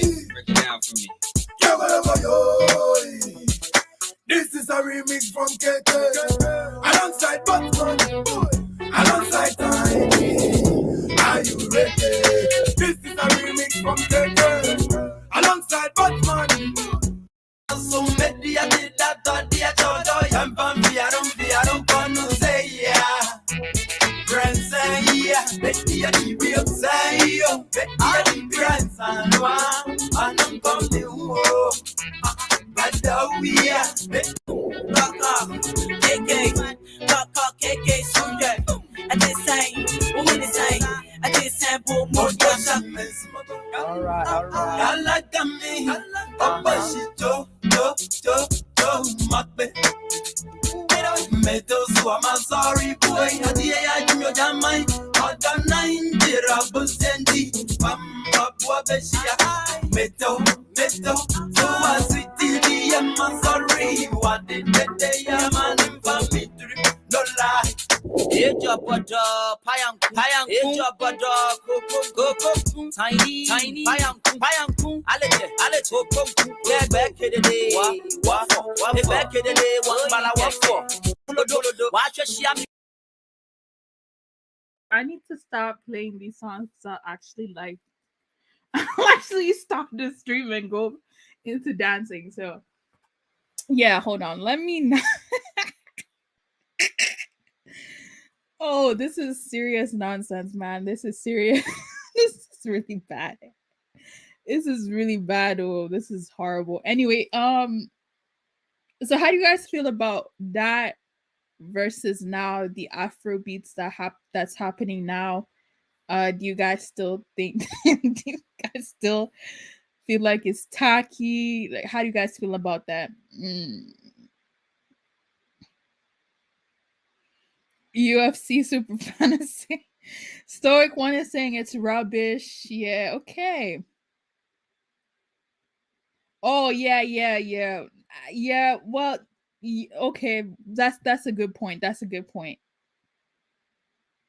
But I promise you, they didn't mean a kata in a bad way. They just mean a kata in American way. Cause anyway, let me just. Anyways, Beyonce and Shatta Wale, that was a jam. Okay, Beyonce and Shatta Wale, that was a movement.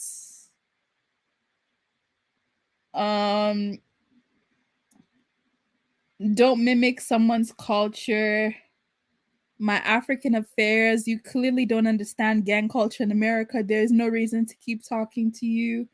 Yeah, I agree. Like there's no reason to copy American gang culture. Like it's already there, it already exists. I don't see the need to feel the need to relate to that. I just think it's weird. I really do think it's weird. Yeah, I don't like it. I don't like it.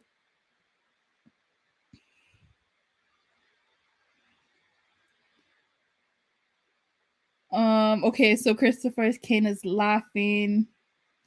Afro beats is better. Oh, you think so? Aqua in Massachusetts.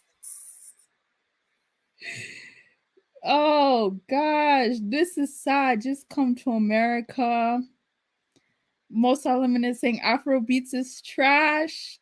Well, okay, I don't think Afro beats is trash, but I will say that Afro beats is not original. Like it's not. Afro beats come from jazz, Black American music. It's clearly inspired by that. Everyone's saying Fela Kuti was amazing. He was a revolutionary. Fela Kuti copied a lot from the American artists. Like he used American instruments, for goodness sake. I'm not saying the music wasn't good, but it wasn't original. Like I don't think it was, okay? All right, let me show you this. Again, and I don't want to speak bad on him because he's a great and people are going to come at me and say that I'm hating. I'm really not.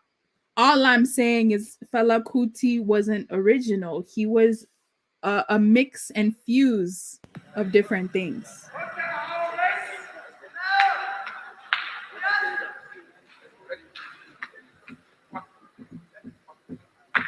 Like this is not Isokoto. This is not Wari music. This is American music. And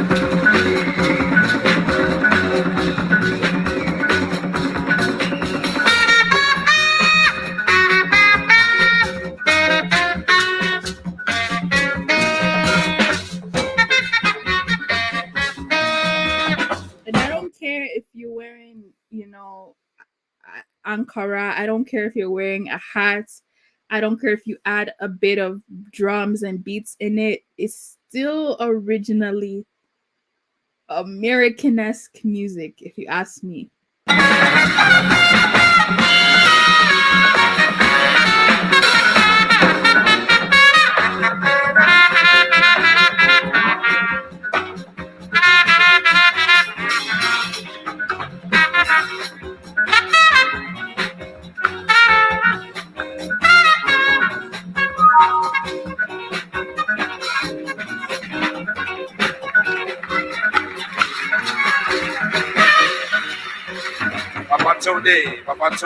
Now we'll give Fela Kuti some credit that he did have a lot of activist lyrics. Like some of his songs actually did speak on advocacy of Black people. So I will give him credit for that. Like I will give him credit for that. Papa today. Hey.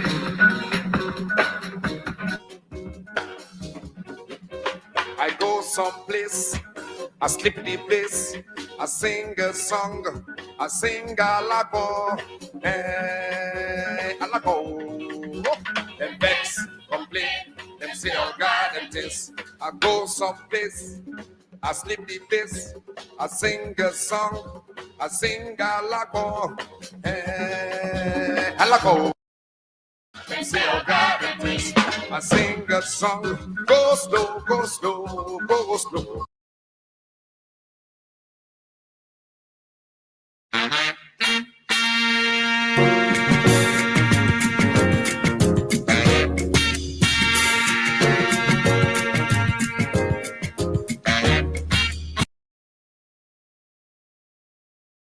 You know, this song is a banger. This song's a classic, but I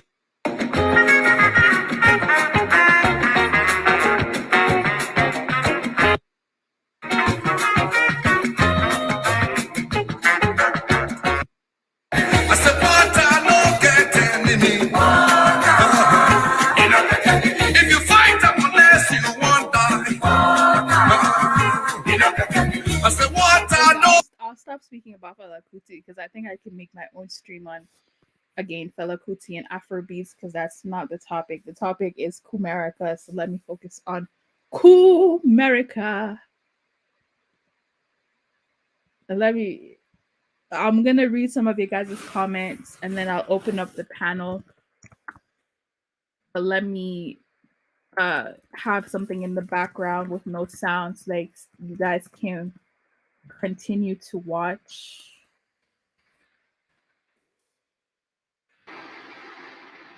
I'm gonna play the other episode really quick of Kumerica series. We saw episode 1.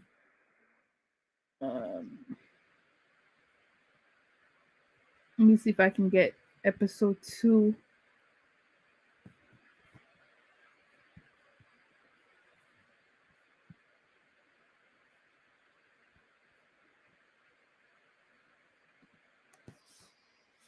Netflix, Amazon, and HBO. New Delissio croissant crust pizza. Buttery.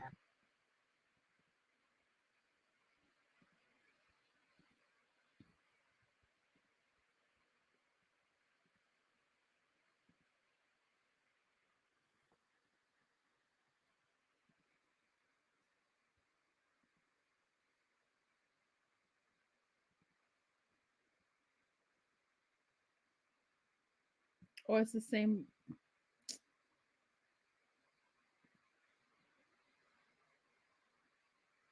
Okay, whatever. It's the same thing. It's the same episode, but whatever. Let me just continue to see what you're saying. Kifara is saying poverty is frustrating. Afriscope, what's up? Is that a dog chain he's wearing? Yes, it was. UK accent. Yeah, UK accent is just horrible. Actually, no, I'm not gonna. Let me take that back. There's some UK accents that are horrible. The roadman UK accents, I don't like them either. But the posh ones, I like them.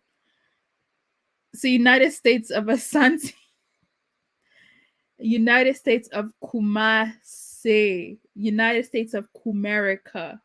Get it right, okay? It's the United States of Kumerica, Kumasi, and America. Saying poor Dusties, okay. Okay, so just call me Brian saying I really hate Afro beats. I prefer Latino music. Shout outs to someone said Bush drill.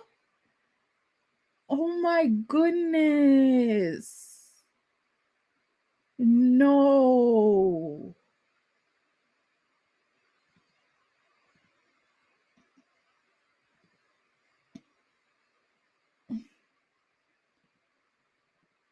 He was speaking tree.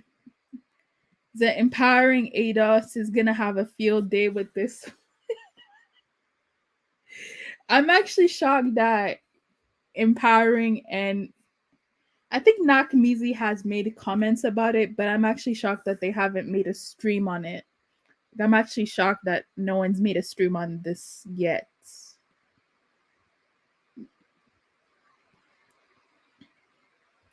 So Pi is saying that Ghana, y'all supposed to be an example of traditional African culture, not copy drill music.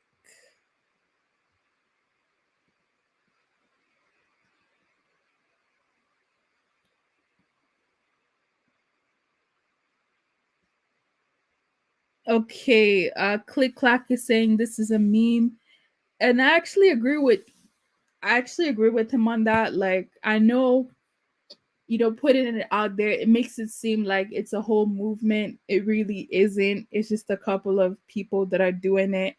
And it did get famous on the internet. It did trend. It did do what it needed to do. But I'll be honest with you guys, the Kumerica movement has died down. Like, it has died down. I'm just being honest with you guys.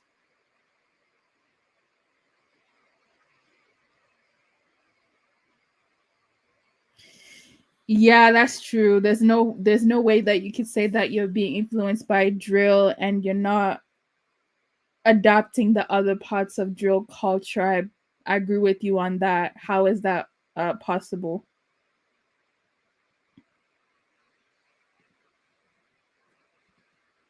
Um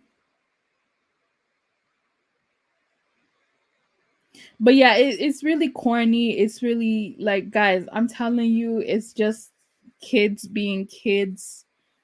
I don't like it. However, I'm not stamping my approval on it. I do think it's weird.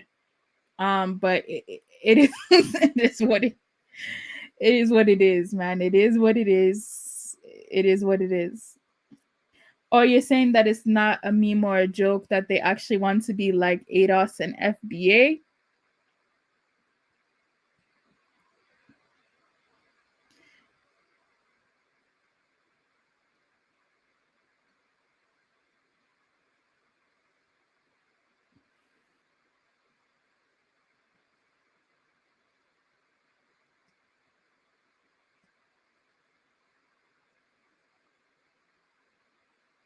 All right, sure. Let me go ahead and drop the link.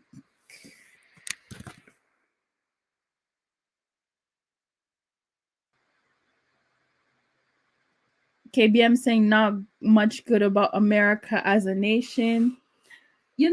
I mean, America politically, don't like America politically, but in terms of like the American dream and the American people, I really don't think they're that bad. It could just be the society, but I don't. There's a lot of proud things to be proud of in America. As an American, like, it's still the best country in the world. It is. Okay, it's the best country in the world. America has a lot of opportunities. Yeah, there are some downsides to America, but if we're talking about making money, America is the epicenter of making money. It's the epicenter of opportunities. It's the epicenter of actually moving forward. So yeah, I mean, the American passport, do you know how hard it is to get an American passport? It's not easy. Don't let them Latinos fool you, okay? It's very hard to get into America like that. Yeah. I know America has a lot of like bad publicity or whatever, but go anywhere in the world and tell them you're American, they will literally kiss your feet. They will worship you. Like, they'll think, "Oh, you must be so amazing. You must be so important because you have an American passport, or because you have an American accent, or because you have an American education."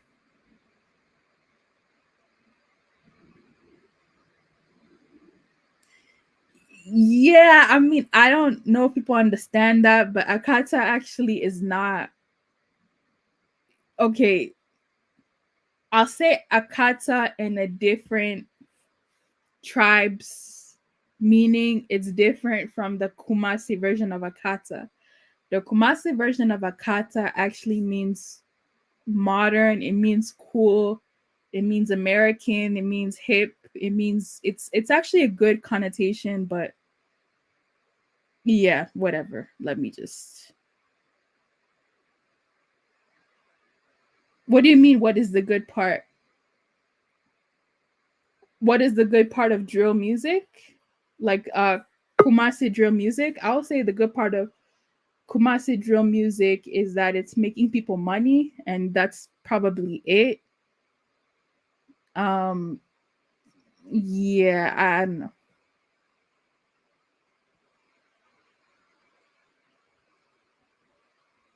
Yes, thank you, thank you. That's the name of the guy. Like I've only heard of that guy's name in America. Like if you go to other parts of the world, nobody knows who that is. Um so it just goes back to the whole point of people are getting upset that people are exporting the worst part of American culture, but the worst part of the American culture is the most accessible part of American culture in the media. I'm just being honest here. Um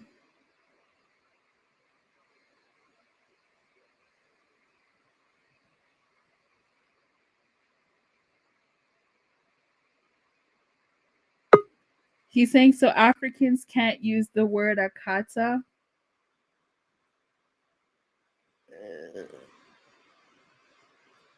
Okay. I'll say that's a debatable.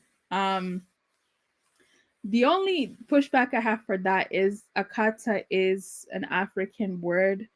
So who else would use that term? That's the only pushback I have for that. But I get what you're saying.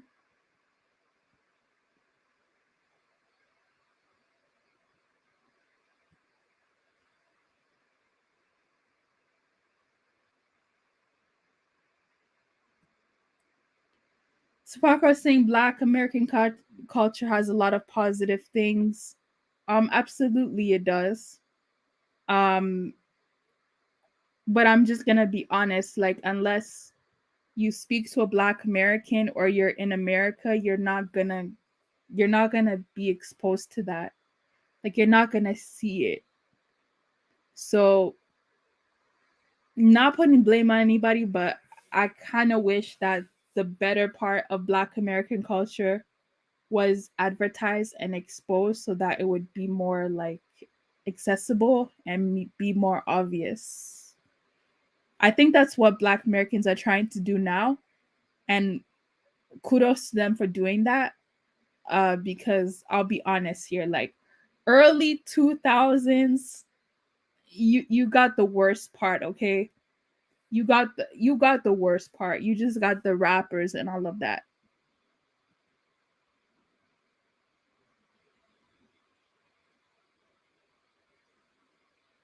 All right, so let me go ahead and yeah, Kafaro, thanks for calling in. Yeah, how are you doing? Good. Yeah, I've seen you make active head of war a mod in your channel just because he's married to a Ghanaian. That's discrimination. I didn't know he was married to Ghanaian. I thought he was married to Cameroonian. No, it's my Cameroonian brother married to a Ghanaian. Right? It's just a joke. But this is the thing. This is what I've noticed.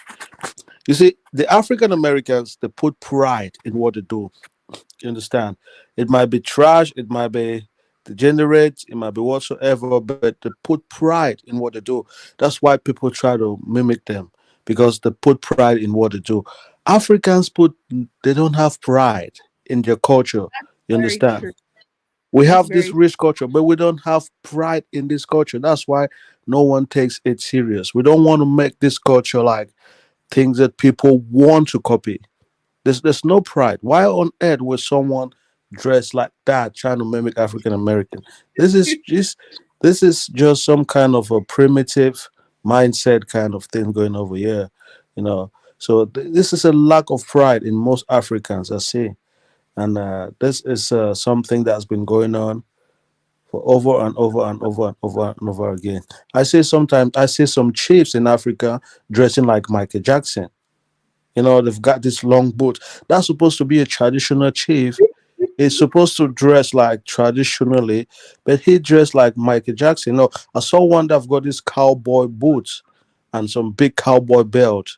That's supposed to be a chief, and he was going out of it was going out on display. How you respect someone like that? No, so this lack of pride thing amongst African is what's causing all this rubbish. But That's how I'll okay, call let it over me here. ask you this, right? think it's a problem though when others try to mimic Black American culture, or they try to like they try Well, to borrow from Black American culture? Don't you think that's an issue? when you say Black American culture, I don't want to go there. What do you mean? Are you talking about pop culture? Are you talking about music? Because if you're talking about music, everyone copies everyone's music. People take things from every part of the world to bring it together into your music. Africans just have more proximity to African Americans. Maybe sometimes they think they're like closer to them so they can do what they do. But for the most part, everyone copies from everyone when it comes to music. That's pop culture. So when you're talking about culture, what culture are you talking about? Okay, let me say it like this. I feel like Black Americans, because they invented that culture, they should be the ones that get to gatekeep the culture. Like they should be the ones that make the most money, and if they should have a say on other people trying to emulate that culture. Like I don't think there's anything wrong with that, because music is an extension of culture. It's a modern day extension of culture. Dance is an extension of modern day culture. So some people Yeah. might just, oh, I'm just rapping, I'm just drilling, but that's literally someone's culture. Like that's literally someone's identity. And like, should you be Hmm. entitled to take that? This is what I'm gonna say. I think African Americans still making much money in the culture more than anyone else. I don't think anyone can really imitate African Americans and make money out of their culture. I disagree. Maybe Europeans, but not Africans. Maybe Mhm. Europeans and Chinese, but not damn dusty Africans. There's no chance Africans will like imitate the African American culture and make money out of it. Maybe they can take something from that culture, make it in their own African way, and claim it. You understand? And try to wide world no not wide walls, try to change certain things in it and make it African, so we can say okay, this African culture. But you can't really copy African American Yes, culture you like. can. You don't think you could copy okay, you don't think you could copy Black American culture? Are you really saying that? Yeah, what can you copy? Give me an example of an Okay, African who have copied African American culture. I'll give you many examples. You Okay. know, African American hairstyles, the women that do the waves, like the baby hairs or whatever. Like a lot of people are taking that, and that's literally like African American or Black American, my bad. What come on, what are you talking about? The wave? African American, they're not making money from wave. The Chinese are making money from wave. What are you talking about? They're not making money from wave. The Chinese are making money from waves, not African American. Okay, so let me ask you a question. Were you here when I played that video of the guys and they were wearing the big G unit shirts and they were Okay, wearing yeah, okay, yeah, that good, hat? good. See, Don't you okay, think this is it's the thing. copying Black Yeah, American but culture? that is culture. That is fashion. Okay, we wear Tommy Hilfiger. Tommy Hilfiger is not a black man's something. If it's good, if they can promote your culture and they sell it. When we were young, when we were growing up, we had FUBU, this oversized T-shirt and this oversized jeans. It was a thing. That was an African American kind of culture. But we were that's the clothing. We were buying it. It's like you So go you're and buy saying that Italian clothes. But so you're saying that it's if you not buy an Italian copying, clothes, so you're saying that no, it's that's not not real culture. copying That's not because real it's copying. That's pop just culture? liking someone's culture. If you go buy Versace or some kind of I don't know, Morano, those are Italians fashion. Are you copying or you appreciating the culture? You just buy it, but they still make the money out of it. That's not copying. I think copying is if you take something like Fubu and change it, rebrand it, and give it your own name. That's big copying. But if you buy Fubu, you just appreciating the Okay, culture. so let me ask you a question. Let me ask you a question. If a Let me be specific here because I'm trying to be specific between Kumerica and Black America specifically, right? So if if a Black American were to wear like Asante like clothes, how would Yeah. like do you think that's copying or what do you think that is? No. That's not copying. I don't know why people make that copying. If it will be copying if they take that clothes and say this is American. No, maybe if they take that cloth and put some stamp on it that try to make it to be an American thing, that will be copying. But if they just buy some kind of kente and use it, that's not copying. That's just appreciating the culture. They're not copying. They're just buying some things from different culture. How can that be copying? That's how I say it. It's like Okay. you're wearing jeans. Are you copying someone's culture, Well, or you in just this, like? all right. Well, in this aspect though, like as you can see in the video, it's not just wearing the clothes, it's saying the music and copying the language. How do you feel about that? I think to me, African Americans don't have problem with that. I think the Africans are the one who've got issues with that because it's the first that they're not even good at copying it. It's just some cheap dusties doing some really low level stuff. You understand? No one is gonna take that thing serious. I don't think when African Americans say these people, I don't think that's serious for them because it's just like funny stuff, to be honest. You know what I mean? You can't really go big with this thing, what they're doing. You can't go anywhere. This is just some local shit going Well, on maybe in Kumasi. okay, let me You see, ask you like if you see like Ghanaians who are doing bigger, they don't sing this bullshit. People like Sarkodie, they're more Ghanaian. You understand what I mean? They're more original, not this cool Kumerica dusties. You understand? all right, let me ask you one last question before I let Afriscope TV go ahead. How do you feel about the Kumericans using the N word, like specifically? Like, do you think No, that? no, no. I don't like the N word at all. Okay, all right, Being used in good. Africa, to me, that's just rubbish. Mm, okay. I think it's something that should be stopped. Like I think it was in Cameroon, they had to put a cap. You can use some degenerate word in music, even if it's in your own local language. You can't use them. Some really, really poor language. It's not allowed in Cameroon music. So Parker was saying, I like the music with the fake gang banging is what made me mad talking like us. Understood. Okay, well, we can let Afriscope TV go ahead. Thanks for calling in.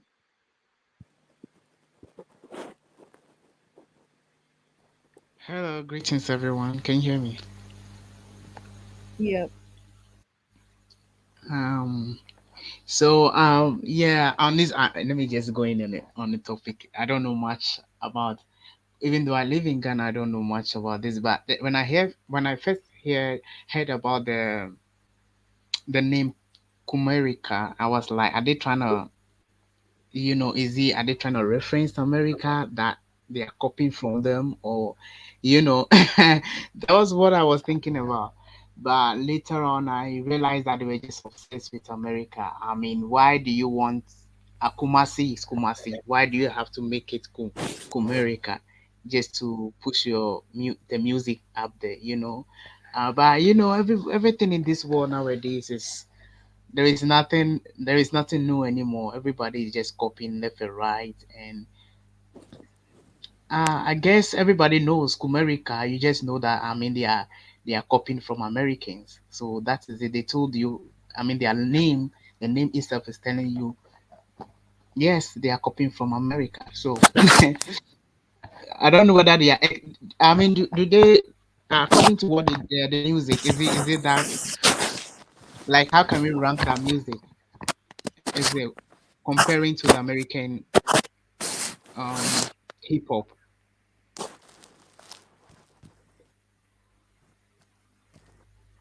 Right. Yeah. So how can we compare? Is it average? Is it to the American standard, like the rapping or whatever, the flow, the how do you call it, the instrumentation or whatever you call it, the beats, right? is it up to American standard, or you think it's just some drop down version? Well, even though I'm not American, I'm gearing more towards how the Americans feel about this because, again, I just feel like I feel like it's a very thin line between saying that you're trying to appreciate someone's culture, but then you're literally like copying their culture and you're not copying the good parts of their culture. I That's offensive. Mm. You know, like Yes, okay, for definitely. instance, if there was a Ghanaian stereotype culture and we had non-Ghanaians copying that part, I don't think Ghanaians would be happy about that. So I even though it's Kumerica, I don't think it's that big of a deal. I do think Yeah. it also is a big of a deal when you look at it from that way. Is it is it a drill music? Is it drill? Because I don't think it's even a drill, right? It's hip hop, right? And I don't see my. I don't. Maybe I have to go and watch. I don't think there is anything that crazy about it. They are not holding guns. I mean, there are not a lot of naked women showing their butts or anything on their body.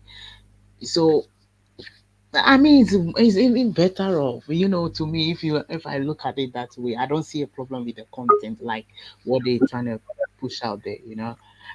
Somebody can, someone else can talk about that though, but I think they just did. I mean, they just want money. If only I can also rap like them, maybe I mean, I think I'll make a few a few dollars. So I'm not gonna be on the brothers here trying to survive by copying Americans. I mean, that's the big deal now. Everybody is trying to copy the person who is, I mean, successful. I mean, let's give it to the next person. Okay, sure. Yeah. Oh yeah, teenager. You can go ahead. Thanks for calling in. Yeah, thanks for having me here. Yeah, I don't know about this Kumerica movement. I never heard about it before. Are you Um, serious? yeah, I have not. I have not. Seriously, I don't know whether I've been under a rock or something, but I haven't. Um, but this, the swearing bit, obviously that's just and there is an aspect of not having to live that experience, and you're using such language, in music. That's just a little bit crass to me. Um, However, about the idea of copying other people, I think Kifaru to an extent is correct because people copy from everybody. Even the African Americans got most of their culture from Africa. Is it not recently we just found out that even here, this thing, most of the breakdancing culture was what they were doing in Africa already. I don't even Mm, know. Yeah, I don't even know how they got it in America because I don't think anybody got. I don't know. I don't know how they passed it to America. All these funny Europeans, they had a video all this while they hid it, and they decided that this year was a good year to release the video. That these things came from Africa. It's weird, and even we that in Nigeria, we didn't know that that thing existed there. But that's life, isn't it? We learn from each other. Everybody passes these things around, and so I guess it's a form of flattery if we are copying Americans. As a matter of fact, our women copy everything Americans are doing. They say all these weave that they are wearing is because African Americans are wearing weaves. So why would it stop there? It will also go into music and the way they dress and the kind of language they use. I may be concerned though with some of the way they treat women that are coming into our culture. Um, it's not only in music. We have to understand that there are so many other areas that are moving into the continent now that goes well beyond music.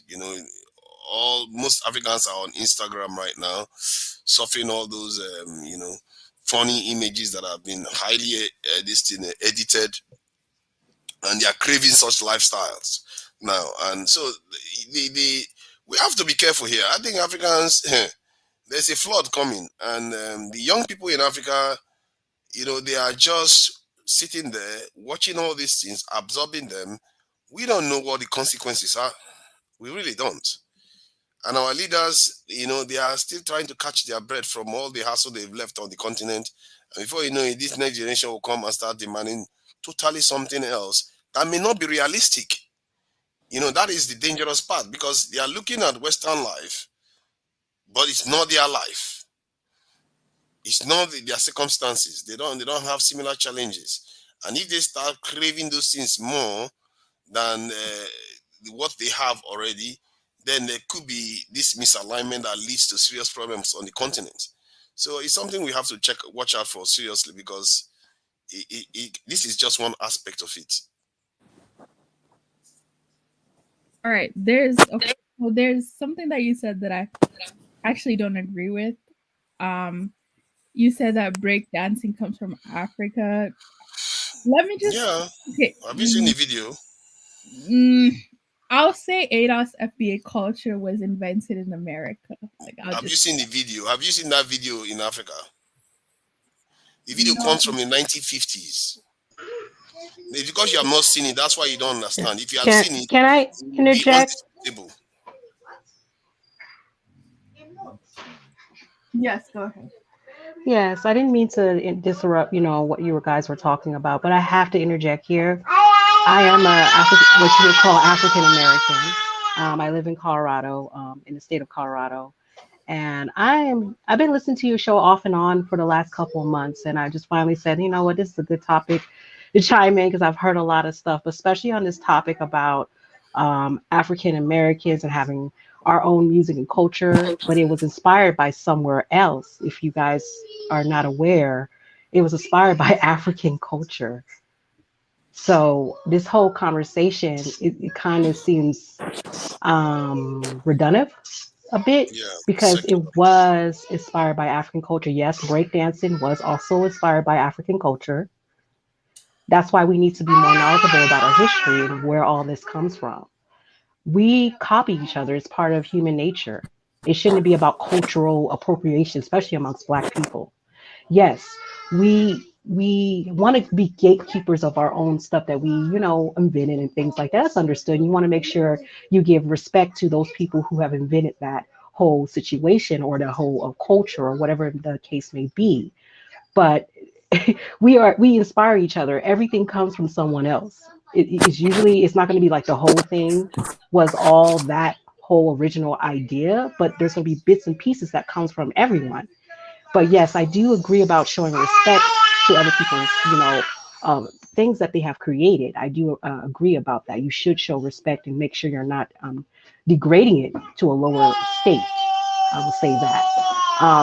I don't like what is being broadcast about African American culture as a whole. I don't like the fact that rap music is the main point, or drill music, or whatever music in that whole genre. I hate that that's what's being broadcast, because it's not always the most positive aspect of hip hop music, because hip hop is really a positive thing.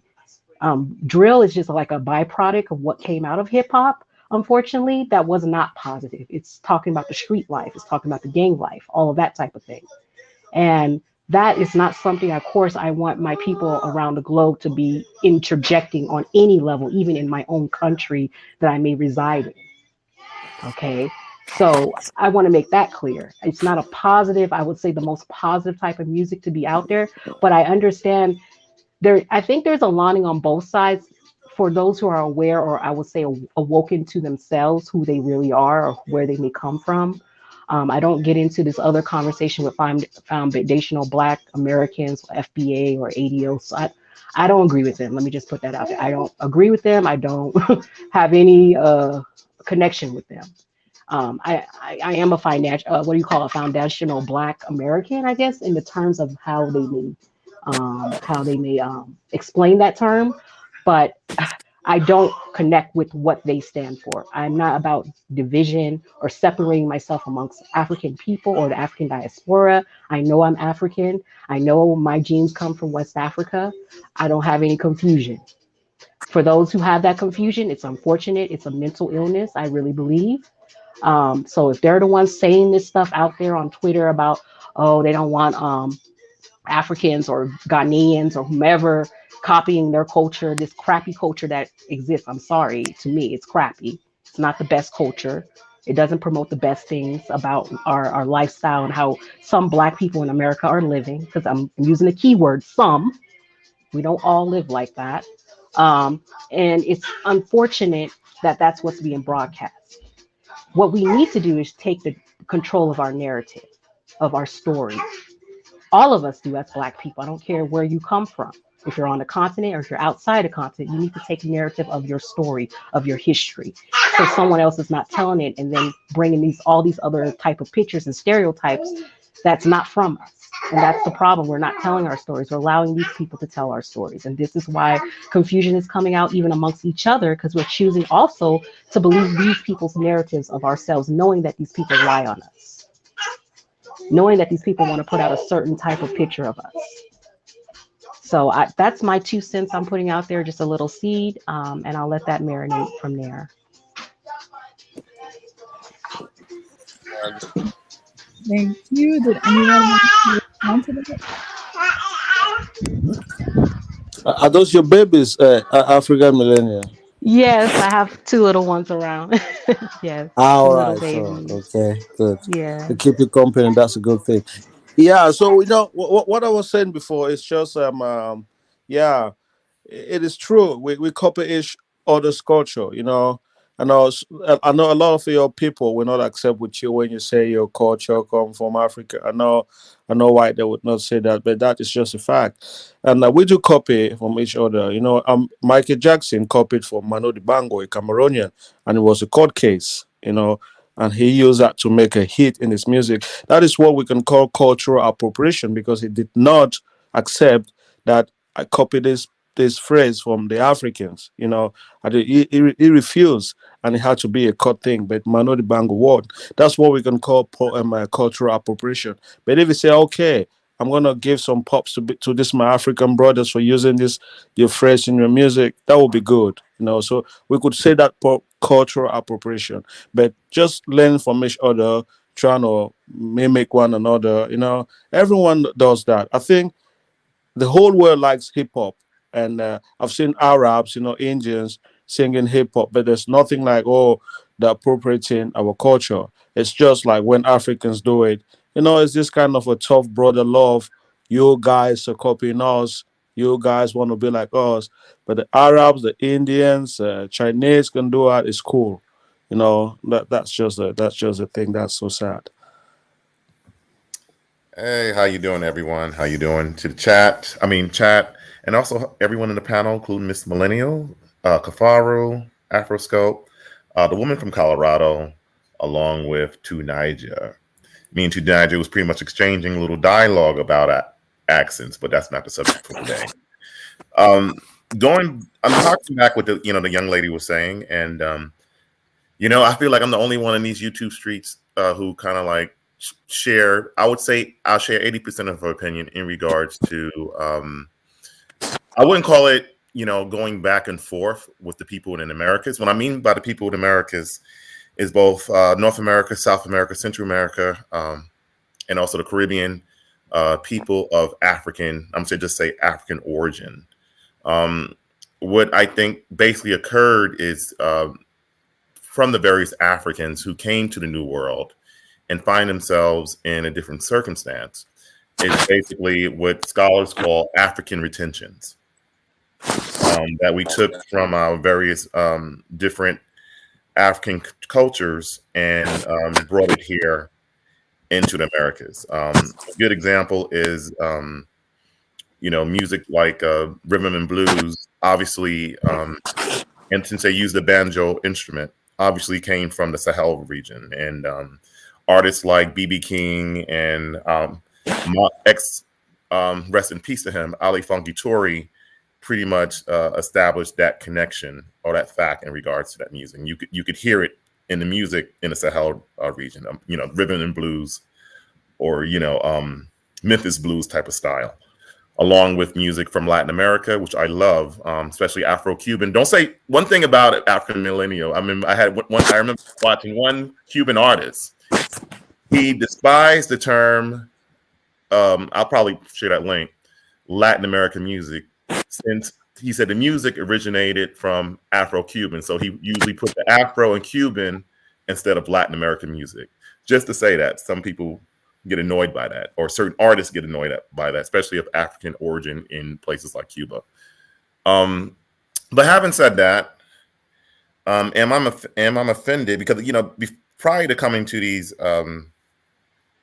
you know, this world space of the internet, I never even heard of drill music before, really. I didn't know what drill music was. I guess nor did I care. I'd probably listen to music in the radio, and that was it. You know, it was just another form of music. I didn't know what the music, you know, consists of. This new form, I guess it would be a new form of rap, I guess, or another form of rap, drill music. In regards to African appropriation of the music, you know, I'm not really, from what I'm looking at, it's kind of comical from my perspective, and I'm not really offended by it. As you know, maybe it's a generational thing between myself and other African Americans, but I'm not really offended by these people doing it. However, I do get offended. I mean, you know, like K. Farrell's, you know, pretty much said, you know, a lot of people from around the world, you know, I guess appropriate rap music. But then again, let's be real about it. A lot of people around the world appropriated American music around, you know, throughout the time, you know, from jazz to blues. Every part of the world have their own blues sector or jazz sector or something to do with jazz in the local cultural context. Everyone used around the world, since African Americans created rock and roll, you know, that's facts. Go to the Rock and Roll Hall of Fame, and I forgot what state it is, but it started off from blues, and then blues morphed into rock and roll. Look at the YouTube video, Elvis and African or Black American community. Then you get the whole idea, or just as far as where rock music started, and then you're like, oh, okay, black music, because back in the day, rock and roll was considered nigger music in the 1950s. You know, Elvis music, you know, rock and roll music, you know, from artists like Elvis was pretty much banned back in the day, in certain southern cities especially. So everyone appropriated that music. So I don't see anything really a big deal as far as people supposedly appropriating drill music, since people have been appropriating rock and roll music a long time. People have been appropriating jazz for a long time. I mean, even it was a jazz sector when I was in Egypt and Sudan. So it's just kind of like, you know, to me, it's no big deal that people appropriated this music form. In regards to breakdancing and capoeira, you know, it's obviously similarities between the two things. And, you know, that, I mean, I have to do some more research on that. It's definitely Central African rooted. And, you know, with capoeira, Angolans pretty much claim that shit. But, you know, I will sit back and allow other people to share their own opinions. Okay, but so from the panel, you guys are saying that you guys are not offended. So then why are there people that are offended? Because they Who were are these people? Right. You know what I get? You know what I get offended? I just want to say one thing, and I'm gonna put my Afro Latino brothers and sisters on the fucking blast on this one. I get offended when I see, you know, white Latinos put blackface on themselves and doing ooga booga booga stuff about their music, and also sometimes with rap music. I get offended that people of African origin in Latin America do not put their foot down on that shit. I get offended by that type of shit. I think that they've been marginalized over there. You know. Still, open your mouths and scream about it. There's a lot of them there. Yeah, I think you're offended because you consider those people to be black. I don't. Well, so some of them. I just see white people. No, what I'm saying is, stuff.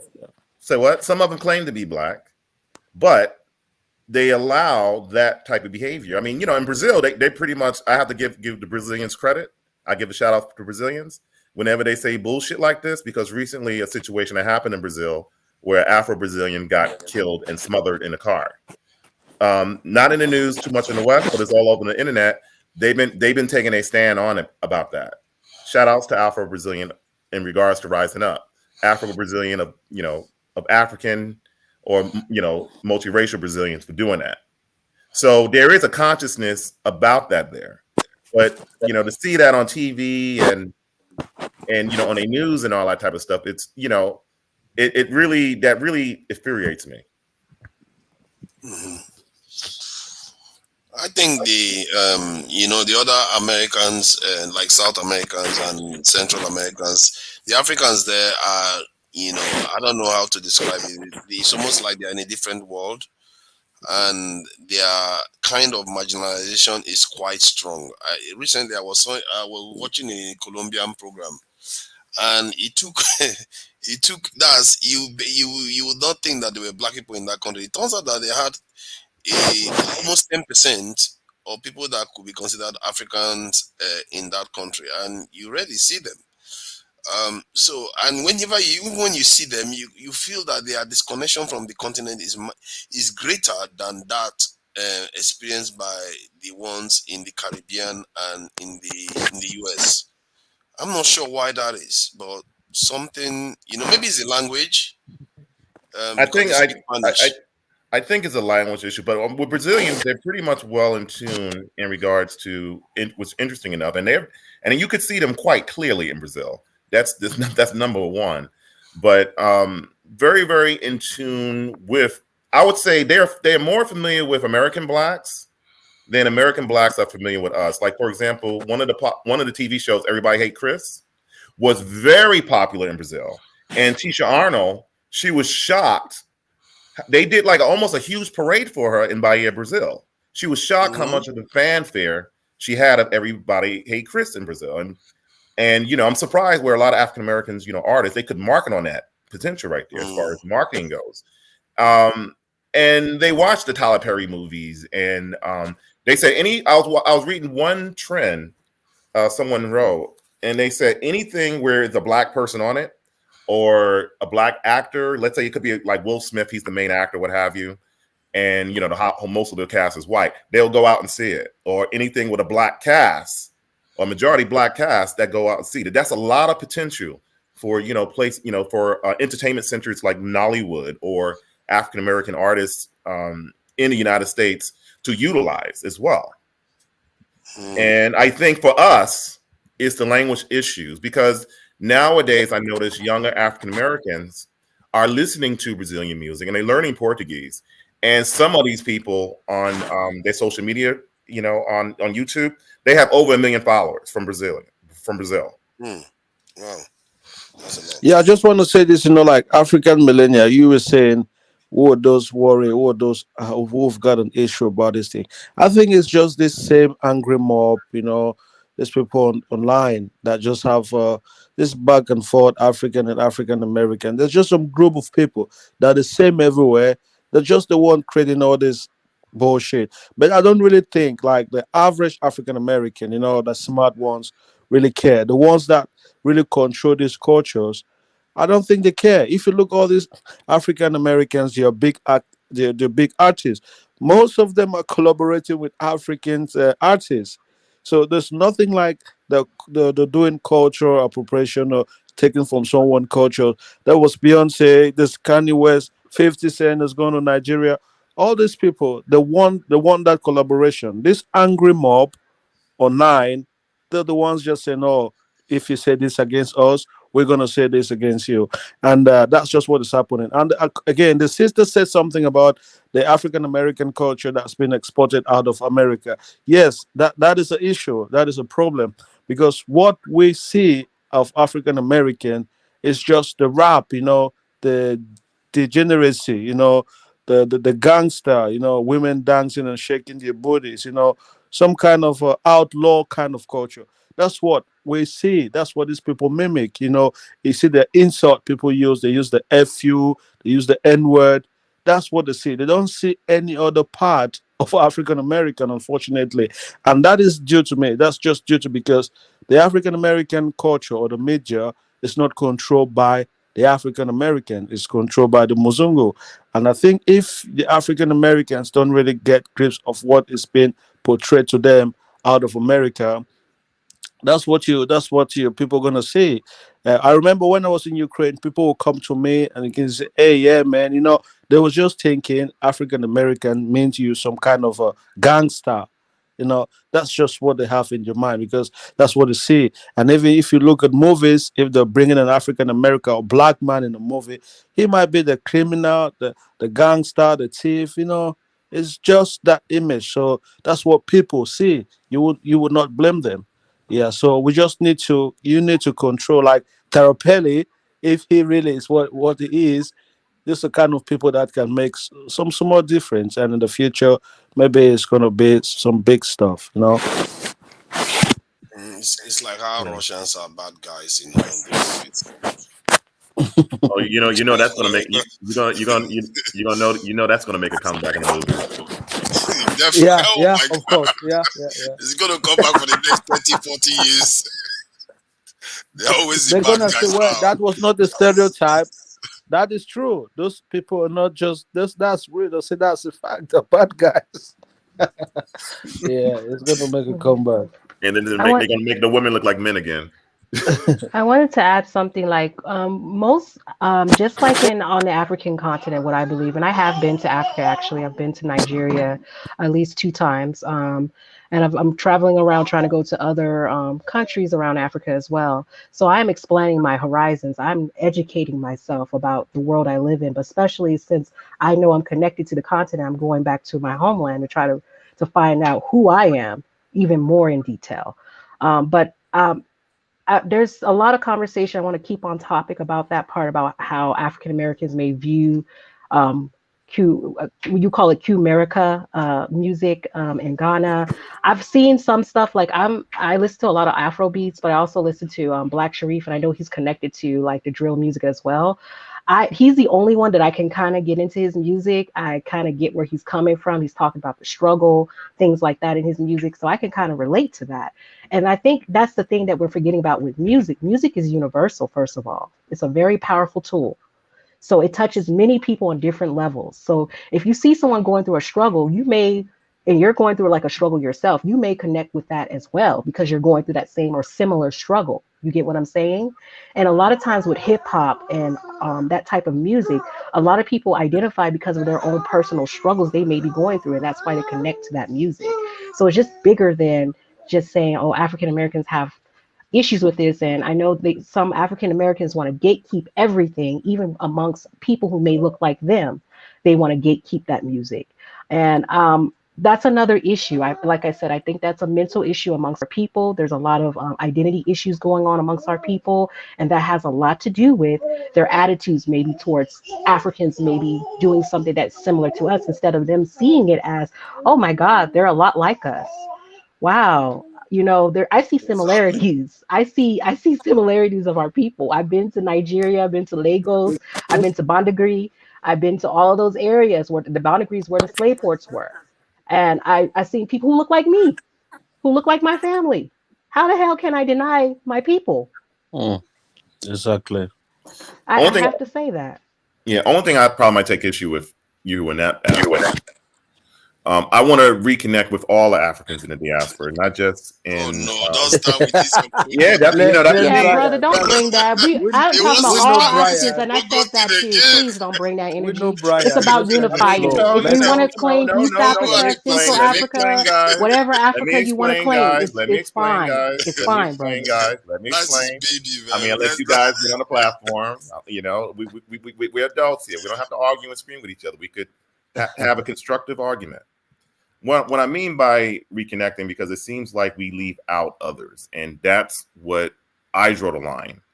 And talking to other African groups or people of African origin groups, particularly from the Caribbean, from Cuba, all that. It seems like we kind of, when we get in these conversations, we leave them out, and we always concentrated on the American context.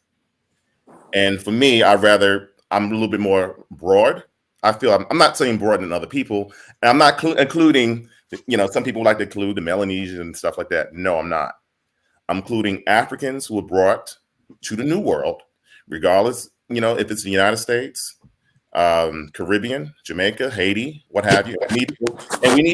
We need to also talk about countries like Haiti as well too, as far as being part of that conversation, because it seems like they are left out as well. What did you talk about? I didn't get that one. Who did you say were left out? Countries like Haiti, we don't really. Okay. We don't really discuss it much as far as what's going on there, and we kind of like leave them in the goddamn lurch. I think I know why, but just continue. Mm-hmm. Right, we leave them in the goddamn lurch and stuff. Countries like St. Croix. What I feel is we need to be more inclusive, and I feel that Africans in the Americas, we really, really start needing to, or people of African origin. Let me say that in quotes, okay? We really, really need to, kind of have a connection, whether it be business, whether it be cultural, what have you, and we could start to have these interesting interactions. Because what I see sometimes from these in these platforms, particularly in places like New York, what have you, there is a lot of division among the different African groups.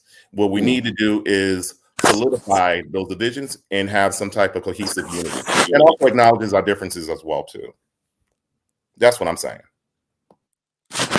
Yeah, I think that is true. I think what's happening is like most of the blacks or most of the Africans that were taken out of Africans, the most prosperous ones are the ones in America. I might be wrong. So those are the ones now that travel a lot, so the more close to Africa, they've been to Africa and they see the similarities.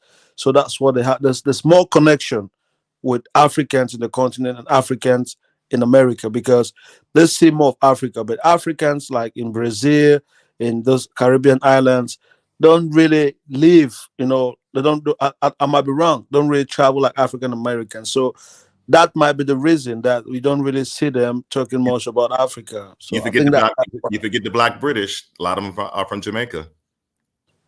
Man, I don't believe in that Black British thing. First of all, I don't even know what's that Black British. That's some kind of cool identity. Black British. That's fact. I don't know whether you call them Black British. I don't know, but that's some kind of coonish. What's Black British, man? There's nothing. What's that, man? It makes no sense to me. Let's move on from that. Let's move. I just said it today because I knew that would set you up. No. Yeah, okay. There are black people in the UK. What are you going on about? Yeah, there are black people in the UK. Those are Africans. But there are Jamaicans too that arrived. Yeah, okay. Those are Jamaicans. What's Black British? Oh, what he meant was that the ones that are citizens in the. No, what I'm saying is, there's people who do travel out from their original Caribbean island and move to different areas. That's what I was basically drawing at. Well, Black British are African. They're Nigerians, they're Cameroonians, they're Ghanaians. Those are Black British, man. So there's nothing like a Black British. No, what I was saying basically, Kafaru, because you were saying that African Americans are the only ones who go out and travel. Okay. Right. Jamaicans do as well. I mean, you find Jamaicans that are in England. You have Jamaicans who are, I guess they have a little settlement community in Ethiopia or something like that. So, yeah, it's they do travel as well. And I think we need to be a little bit more, we need to say, I mean, these platforms are really good because we set in the conversation, we set in the tone of trying to create some type of, getting to know each other type of thing. I wouldn't mind understanding the situation or the historical situation. There's a Haitian who be on here sometimes of, he's a Haitian guy, really, really good guy. And he pretty much, broke it down, the situation between Haiti and the Dominican Republic. You know what I mean? So us as people from the diaspora, so we could have a better understanding of it and start drawing our own conclusions of what is and what is not between those two countries. Getting both a Haitian perspective, also a Dominican perspective, who is, I hate to say African centered, but who's not confused about his identity. Let me just say that. and we could get both of those different perspectives in that. I wouldn't mind getting a person from St. Troy or Dominica. Dominica, I mean the island that is English speaking. There's an island called Dominica. I wouldn't mind getting points of views from Afro-Cubans or from people from what's that country that's next to Mexico? Belize, or people of African origin, particularly in places like Panama, and what Tunaja meant Colombia, and then Brazil would be the ultimate for me, because I wouldn't, Brazil have kind of like the same kind of thinking, especially with the Black people I'm finding out there, in line with African American thought in some respects. Not in everything, but in some respects. Yeah, it's just that we don't hear from them enough. I can't even remember one Brazilian ever being on any panels been on before. No, we have a Telegram group that we've got Brazilians. They really want to come to Africa. Maybe sometimes it's the language. Right. I think it's the language. They don't really speak English. The vast majority. We've got one. We've got Pedro. He loves Yoruba. Sometimes he comes to me, he's asking me about African spirituality. I said, bro, man, I'm the worst one to ask me about African spirituality. I don't. Yeah, there are so many of them. They want to connect. They're really the many of them there. But as I said, I think the African Americans are more open. They're more exposed. They travel a lot. They're more in proximity with Africans. So that's why we see, like, we always have discussion, Africans and African Americans. And that's even why we have this tension, because we are so close to each other. Right. And also, we have taken knowledge too. Afro-Brazilians help facilitate the development of Lagos. That's just facts historically. Yes, it came there.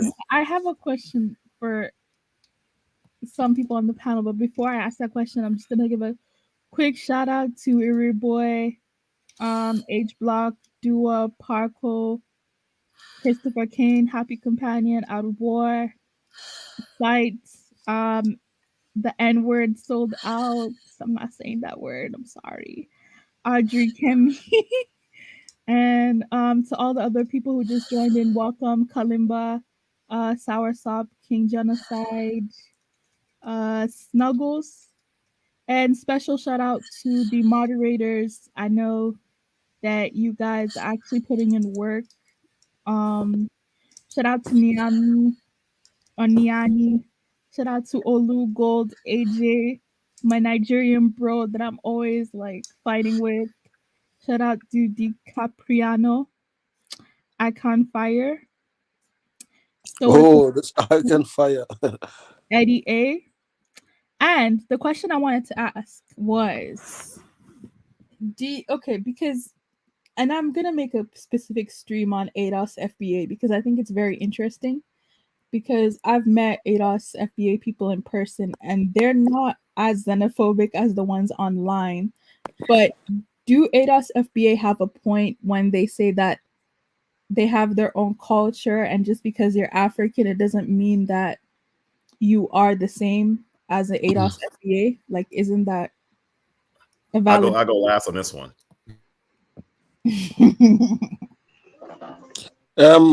Well, okay. When you say culture, I think we're using this word. I might be wrong. We're using the word culture in the wrong context. When you say culture, this is what I'm going to say. There's no African American culture without Africa. I know people will not like that, But if you say a way of life, I think that's what they're trying to say. They've got a different way of life. But to me, you can't talk about African American culture if it's not an African culture. So if they say they have a different way of life, I would say yes. But when you say you have a different culture, I think it was so difficult for them to explain to me what that culture is that is different from the African culture. You get my point? I think there are aspects that you can identify that has changed because they are a form of amalgamation of different African cultures. Yes, generally they are an African culture that is there, but there are new aspects to it. Well, Tunaja, can you define culture first of all? What's the definition of culture? I think culture is a way of life in terms of the kind of food people eat, kind of music they Really? listen to, kind of practices that they perform regularly that can involve carnivals and stuff like that. You see what I mean? So I Is think. that way we define culture in Nigeria? Really? Come on now, See, you know, Exactly. you know that's Yeah. not way we define Yeah. culture in Nigeria, in Africa. Because culture is something that is passed down. Culture is not a trend. That today my culture Culture is is the FUBU. code of it's the code of way of life. When Yeah. in Nigeria, for example, we say Yoruba culture, we say Igbo culture. We are not saying we are different, like in terms of musically and entertainment and things like that. What we are saying is Yorubas, for example, the way they greet their moms, dad, and the way they talk, is their code of conduct, code of behavior. That's what we define as culture in Africa. So a lot of Africans, when they come to America, right, they try to figure the code of, because normally in Africa, for example, when you go to another tribe, another region in Africa, another place, first you want to learn is their code of way of doing things, right? Their code of behavior. And you quickly learn that, that, okay, in this region, in the Igbos, this is how they do things, this is how they greet their elders, this is how they talk to, this is how they do something, their ceremonies or whatever it is. But so when we come to when many Africans come to America, they're trying to figure that code of conduct of the Black Americans. And when they don't find it, and they begin to tell the Black Americans that you guys don't have culture, and then the Black Americans get confused, like, what are you talking about? Because the definition of culture to a Black America is exactly what you just defined to Nigeria, music, food, and things like that. Which, of course, we can define it that way. But if it's defined that way to the African that's telling the Black American that he doesn't have culture, then the African will understand it. No, that's not what I'm talking about. So I think that confusion is just that definition. You understand? It's just that definition. That's why before you guys start arguing about something, you want to define it first. So that way you know the context of where we are coming from, So if you say culture is music, food, things like that, hey, Black Americans have culture. But if you're saying the way we define it in Nigeria, that okay, how do you relate to someone, the code Yeah. of, and then I Yeah. can say, hey, yeah, Some norms. Like for example, what culture does not change, but what African Americans define as culture, it changes with time. It's like a trend. You understand what I mean? This year the culture is this. The next year the culture is that. The other time it's a different kind of a culture. That is not a culture. That's just like a way of life, like a trend. You understand? yeah, it's Like more my of culture entertainment, has stayed the things like that. same. But is there? Well, the question is there a universal code of behavior, code of doing things with Black American society? Is there one like a universal way of like relating to one another? I want to say Yeah. something real quick. So, yes, we used to have, I would say, and I believe it came from, of course, Africa, that culture of respecting your parents. There's a way you're supposed to greet your parents. There's a way, you will say yes, ma'am, or yes, sir, in English terms, because that, of course, all of that was taken away from us. But that was the way that we used to show respect to our elders, to our parents. There was a certain way we were supposed to approach them. Okay, you're not supposed to approach them in a haughty attitude or a disrespectful attitude, and all of that is unfortunately being broken down each and every, I guess, I don't know, couple of years. It just seems like it gets worse and worse. It seems faster even now. It's really the culture of America and what's going on and how everything is being accepted. Certain behaviors are being accepted. So certain family channels are being broken down. There's a lot of fighting between Black men and Black women. That's another thing that's going on, that's being magnified. So our culture is breaking down because the family is breaking down. So culture right now, I don't think it exists.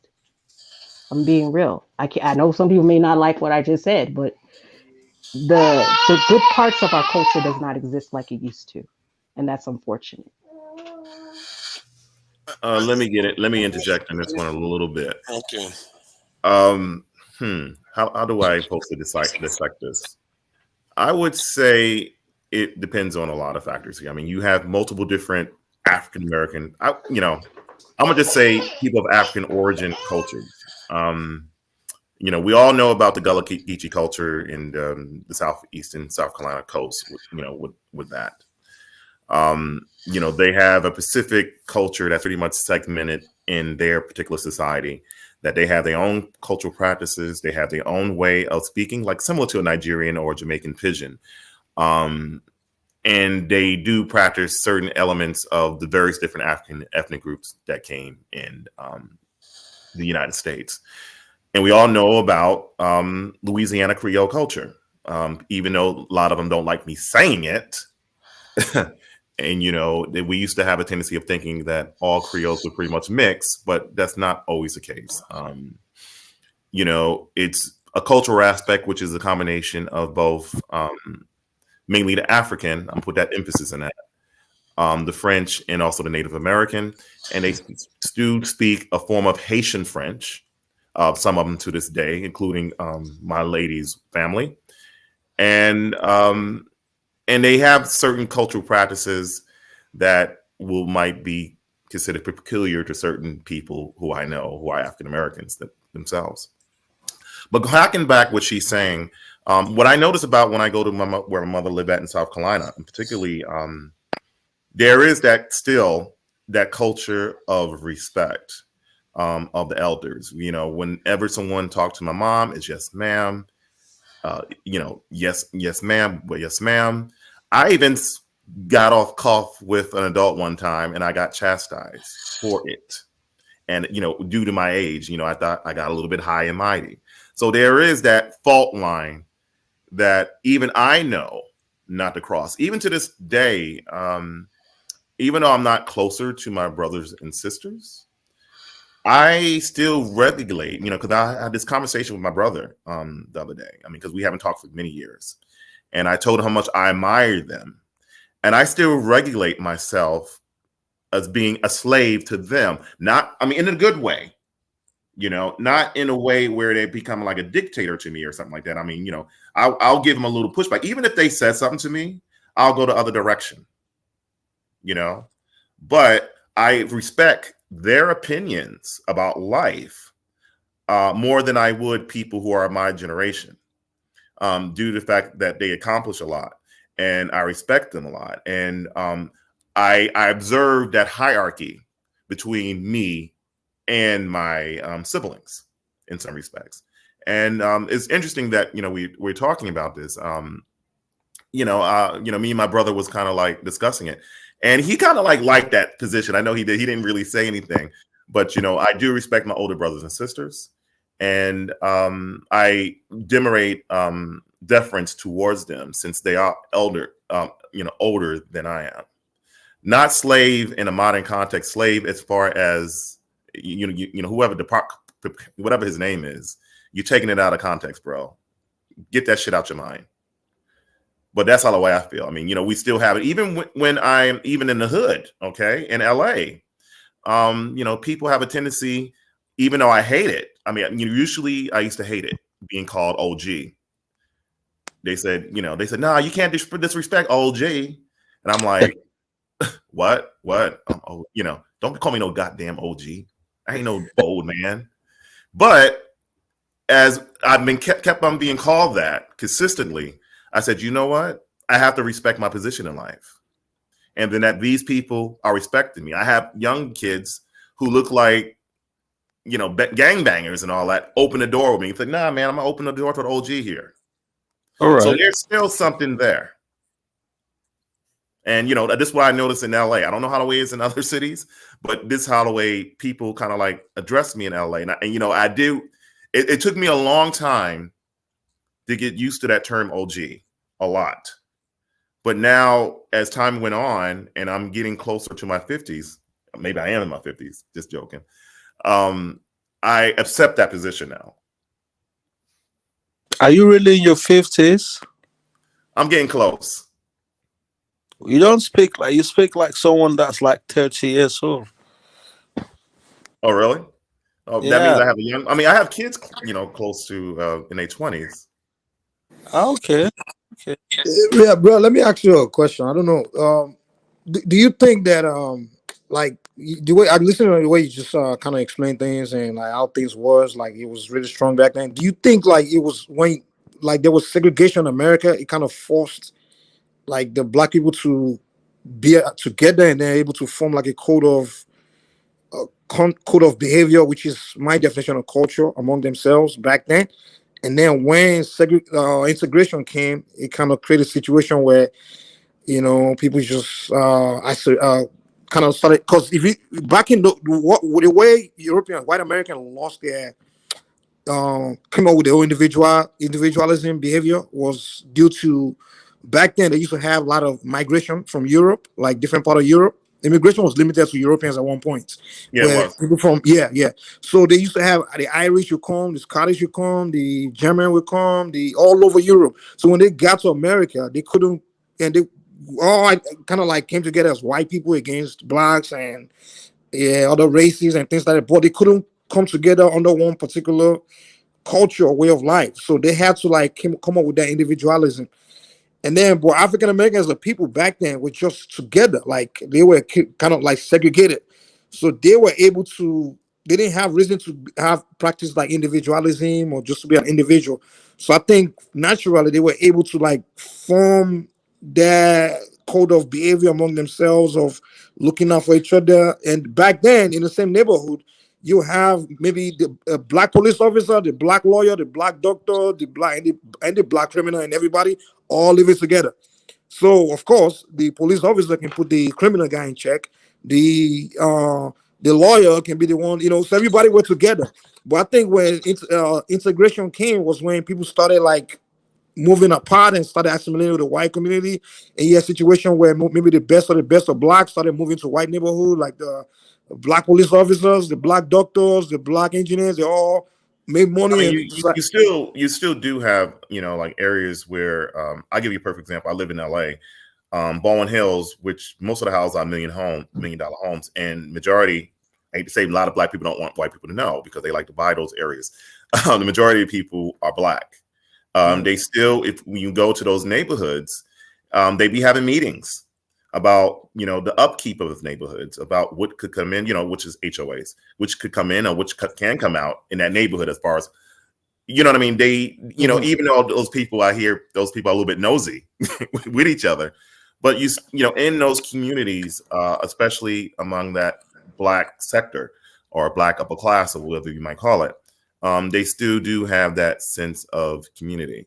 I think to draw into your question a little bit, to be honest with you, I think what happens when a lot of, I think Nathan Easy pretty much said it, when a lot of black people move to the northern cities or the cities out west, that's when I think the shift of change of culture pretty much exists, because they had to survive in a very hostile environment of New York City, in a very hostile environment of Chicago, in a very hostile environment of LA. So, those things has changed, but it's still kind of, like I said, with the whole thing with the OG in LA and people calling me that, I'm kind of, I get dumbfounded when I see a gangbanger call me that. I really do. Yeah, I think, it's hard like to survive. But anyway, let me just make a point. I'm in my 40s, guys. I'm close to my 50s, but not exactly there. Yeah. I think it's hard to keep your culture in America, in the West. I think for you to survive in America, you need to integrate, and to integrate just means you need to let go of everything. I think that's the issue that African Americans the facing. They want to keep this African culture, but it does not permit them to be like that in America, because the system has been set for you to let go. All of those things. That's why if you see most Africans family, I've got my cousins, their children, all of them, I think at the age of 10, they're going back to Africa to do studies, like till when they're high school, until when they get into university, they come back to America, because they know at that age, that teenage years is really vital for these kids to really grasp and belong to that culture. And that's what is a trend now. Most of them, all of them, they're sending their children back home to boarding schools, to live with your relatives till they get to a certain age, then they can go back to America, so they can't really lose this culture. I think that's what most Nigerians do. They usually send their kids even in my country to live for some years, so that way. So the problem in America, I think, will be hard because you're in a bigger Western culture that controls, and to be like to keep your culture that you really want. I know a lot of people really want to have that respect, but the American society, that Western society, does not really permit that. And the weird thing about it, people give you that respect without you even asking for it, and that's what I found quite daunting. Like I said, going to like a gang area and they opening the doors for me. It's I was kind of taken aback by it, but now I'm accepting my role. Like I accept my role with my older brothers and sisters as being deference to them. I mean, maybe when I was younger, I probably gave them a little bit of pushback, but I don't think I would if I grew up with them. But I do accept that role of my elder brother being that ultimate authority, even though I might think he's wrong in certain aspects of certain things and certain family decisions of certain things. I will do respect him due to the fact that he lived on this earth longer than I have. Yeah, that's African stuff there. That's serious African stuff there. You get that kind of attitude, and it's more efficient, isn't it? Because you don't have to second guess yourself. I think so too. I think so too. The more I get older, I was in that rebel, stupid mindset, and and I used to talk back, my mom, which I should have done, but I still had that level of saying words. Like, for example, I would never say the N word or use profanity in the house. Okay, I probably use that outside in the streets with my friends, but it was kind of like you had to become different people, like schizophrenic in a way. Like in one aspect, I say certain things to my friends, cursing and all that, but I never used to use the N word because I know from historically the N word was pretty much within my family. Not all African American families are the same. Was looked down upon. I never seen none of my uncles and aunts. Particularly my mother's side of the family, since they come from the South Carolina, they come from the farm. We had that 40 acres and a mule. We had it. The farm life and all that stuff in South Carolina in Goose Creek. I could say Goose Creek. In Goose Creek, and they owned a farm and they dealt with subrogation, and they moved to New York and they brought those type of attitudes. And even to this day, I don't use profanity like I might use on a platform here. I would not have that or utilize that in my family. I mean, one time I said it to my mother once, and I felt kind of like really guilty of doing the ultimate taboo. You know what I mean? Because that's kind of like I felt something different in my spirit, where I really, really did something wrong. And and I shouldn't have said. I mean, I have disagreements with her. I have disagreements with my uncle and stuff like that. And one time I used a couple of curse words one time, and they were like quiet. And then I said, you know what, Brian? Oh, chitlins and grits. I gotta chill. I gotta look within myself and see what's bothering me, because I really did something that was really disrespectful. So we do have that in ourselves, and and it's kind of culturally ingrained in me of the limitations what I could say. I mean, if there's a conversations I might have in these platforms and with my friends, and there's the conversations I have with my family, even though I might disagree with me and we might argue, but we're not going to curse each other out, not going to call each other. I mean, I never even heard the N word in my household. Hardly. I mean, I don't know. And be honest with you, I don't know what the hell that comes from. I mean, I hear it in the streets. I mean, when people used to use the N word back in the day when I was growing up, they used that word, when they got in an argument. Not in every other sentence. I mean, there were individuals who did use that in every sentence, but I consider them kind of like low IQ morons from my perspective. And I was kind of conceited back then. But but otherwise, it was just kind of like, people used to say that, anger, and then it started getting into the rap music back in the day in New York, because I like rap music in New York better than I do in LA, because I grew up in New York. And when NWA came out, Niggers with Attitude, I was like, what the hell? Who would call themselves that? Exactly. Why were you allowed someone to call you the N word? Your own black brother. I don't understand. And it's like a thing now, I think that hip hop music try to make it like normal. That's not a normal word to call your brother. Because I was into rap like KRS-One. If you ever listen to his rap, it was kind of like conscious, back to Africa type rap type of thing, and learning about yourself and learning about who you are and who your ancestors were. When it kind of switched to that Los Angeles, even though I live here now, it became totally different. And that's when I consider it like this. Los Angeles rap is the birth of goddamn drill. It started off with NWA, and everything just went to whatever. Or you know, group they call themselves niggers with attitudes. Niggas with attitudes. That's what they call themselves. I think at the heart of when the US started seeming as if their cultural basis, that's the African American community, their cultural basis is being undermined, is because what Brandon tends to call that the Black Americans want to become white, and hence they deferred to the greater system that was put in place by the white people in the country. So maybe that's what's happening now, because what I've When you say what do you mean by they want to become white? That's really they want to no. become assimilated. I don't believe that stuff, man. That's what Brandon says that all the time. They don't want to Hold become on, white. let me make my point. I don't think anyone want to be white. They don't want to Like, become white, man. How many black men want to be white? But Brandon says that all the time. It's an African American. So I think what he may be trying to say is that maybe people trying to integrate, meaning integrate into their community, but doesn't mean they're trying to be them. What do you think is going to happen when that happens? Hold on. People want to integrate into where there's economic progress and economic like Europeans. Come on.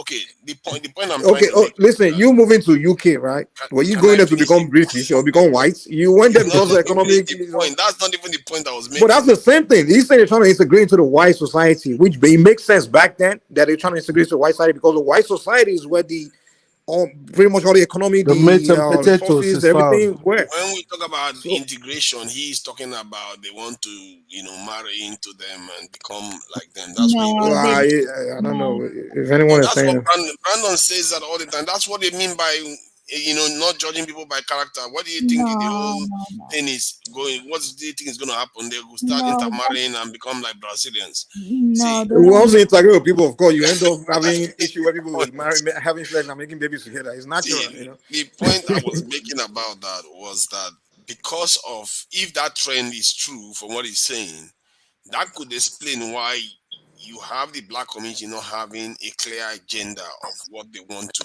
achieve and what they want to do. And that is what I see today. And nobody can tell me today that when they look at the African American community, that they'll say, okay, these people have an agenda. But if you look at the Jewish community, they have their own agenda. If you look at the this in the Asian community, they have their own agenda. So there's the lie. No one has. There's no one has. Like, no Americans have agenda. If you're talking about they don't. No one. Listen, man. Even the whites have an agenda. What are you talking about? Who? White Americans are pan-European. What are you talking about? They have the agenda. No, listen. No. If you're talking about government, of course, the white dominate government. Of course, so of course, if they're gonna make global policies, they want to favor people that look like them. If you put Black Americans in the charge of American government, right? So they dominate it.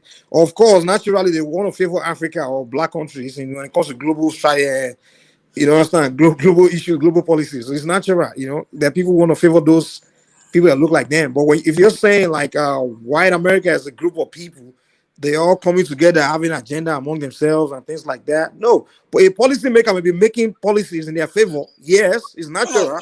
But you're saying as a people, it's very almost like in America, it's very almost impossible for a group of people in a society where you all live under constitution, you all live under. You understand? There's no way. Like, people have tried it in the past. Where they're trying to rally all Black Americans to be on the same page, but you can't do that. You're gonna have people that are gonna abide your ways, your agenda. So the only way you can create your own agenda is if you have your own country. You understand, like that, and you are governing it, and whoever is in charge of the governance will be the one to set the agenda. You understand? Mike, sorry, you can't be saying we're doing a movement, we're trying to create this, create that. It's impossible, man. Hold on. You have followers, but not everybody will follow you. Yeah, I think you are mixing two things. What I'm saying is that the American, this is whites are pan-European, not necessarily because they are all organized and say they are European, but their agenda, their whole policy and everything, defense and everything is to protect the European interest. It's not by accident that no The U.S. African government. country Are you saying the government, the is governmental NATO. level? But are you saying every There's white no American difference between the person? government and the people. Don't make that mistake of talking about it, separating both. My Listen, point listen. is that let me make my point. The Okay, point go is ahead. that when let's say this is Jewish organization like APAC, and they have the agenda. You see what I mean? The NCAA and NCAACP, I think they for the black people, the agenda doesn't seem to be very clear of what they want to achieve. And this is almost like don't oppress us is their only agenda. They don't have any real agenda where they will say, okay, we have a larger this in African family that we need to back up and support. There's none of that, and that's what maybe Brandon is touching on when he said it's almost like they have given up that aspect and they just want to be part of the United States. In other words, part of a pan-European establishment. So now you have to understand something, right? When there's a nation, right? A nation will create a constitution, and everybody in that nation falls under that same constitution. You understand? So when everyone is a citizen under that constitution, there's no way you can say you want to start shaping things for one group over the other and things like that. Yeah, you can. I mean, find a way to. If something is happening, maybe you can create anti-discrimination law. You can create anti-hate law, those kind of things. But you can't say, hey, I'm going to create something in the constitution specifically for someone or agenda for one group when we're all citizens. Somebody will take you to court. You can't do that. You understand? Constitution is what runs is what determines is what runs society, and everybody falls under that constitution equally. You understand? That's why America has NATO. How many African countries are in No. NATO? I'm not talking about global. You're talking about global. I'm talking about within a country, a nation. I'm not talking. American constitution is not a global constitution. Why? No, the context I'm speaking. Listen. The context is you are saying like African America as a group have to have an agenda in a country. You can't. It's not possible. It's not possible. What they can do. What is possible? Of course, they can. Even Muslims have an agenda. They have their ummah where they consider all Muslims are part of the ummah. How can you pretend as if that is not the case? No, it's not. The Jews have the same thing. The American Jews. Yes. You talk about Israel. Of course, the agenda is in Israel. But if you say in America, in American constitution, the Asians, the Chinese that are in America have when the COVID-19 this happened, what do you think the Chinese did? They bought up all the tissues and all the face masks. Mike, please let me ask you Nigeria a question. To Nigeria, what do you want the African Americans' agenda to be? Pan-African, because that is where their strength truly lies. So how can you make it happen? Do you have to go into the American constitution and make it, put it in the constitution? Come on, the Jews go into the American constitution to change anything. What do you mean the Jews? Are you saying every Jews follow the so-called agenda? What about a Jew that disagree with the agenda? I'm talking about the ones that created Israel. Don't worry about the ones that don't follow the agenda. I'm talking about the ones that created Israel. What I'm saying is you can't force everybody to follow a particular agenda unless you put it into a constitution, and the constitution will force you to abide by it. It's not. That's not how power works. Constitution is not the reason why. No. When the Constitution of America was written, they didn't care about what the Jews thought. As a matter of fact, look at what happened to them in the last century. The point is, when you organize yourself better, you'll be able to get more for your people.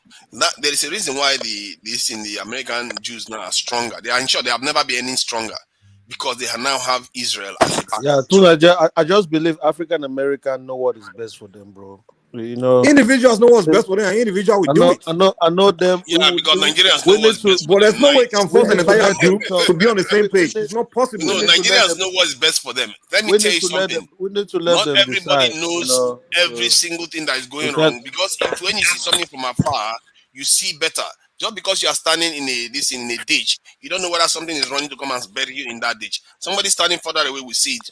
This thing coming. So don't say just because at the end of the day, every individual will do what they think. For example, if we can say, okay, for example, this so-called xenophobic FBA, those things, right? It's not it's something that a decent Black American like the sister and the brother that came here, it's not something they agree with. It's not something they can accept, right? But guess what? If they have to set a Black America agenda to be something that they have to ban it, they can do it. They can't go and force Tariq Nasheed not to be xenophobic. They can't force the next Black American not to do what they want to do. And the same thing with I'm not saying they should do that. I'm saying What as I'm a trying to group. tell you is, for example, let me line. Tariq and his group trying to say, okay, we Black American, this should be our agenda. We have to be this ADOS idea, this idea. There's no way he can force this sister here or this brother here to accept it. The only way he can force them to accept it is if you put it into a constitution. So that's the point I'm trying to make to you, that listen, you can't set an agenda unless you use a constitution to set it. Now everybody will accept it. That's the point I'm making. So you can't It's set an about agenda. The laws. only It's way they about can set an changing agenda for a laws. group is if they have their own country and you create a constitution for yourself and you force everyone to abide by the constitution. That's the only Look way. at that. George Floyd died. Not Wait, even one law. Okay. Okay, no. 1 second. So we're gonna Can I say let. something? Yeah, go ahead, Daniel. Yeah, you can go ahead. Can you guys hear me? I can hear myself. Can hear you. Can you hear me? Yeah, we can hear you. I can. Yeah, I cannot hear myself, but there's no problem. I just understand. Yeah, I try to find out what you guys are saying. You have to understand one thing. There is something that we have to understand. Hello? Yeah, go ahead. I can hear you. Don't worry. Go ahead. Yes. Okay. So what I'm trying to say is, let me go back in history a bit so that guys have to understand. In history, what has always worked? Yeah, in history, what has always worked is based on what our ancestors tried to do was, in Africa, we were in a small little group called kingdoms and stuff like that. We got our own business, we're doing our own thing and stuff like that. Then the Arab came. They came in with slavery, trans-Saharan slave trade. They discovered that they can beat us one another if we cannot come together and fight for the mutual interest of ourselves. The Europeans who came over there during that period in time in history, they came based in the aspect of trade, but they discovered we got some kind of unique kind of differences in such way they can exploit. They exploited the merged with the Arab and they carried out slavery. And for that reason, most of them found themselves in this part of the world in history.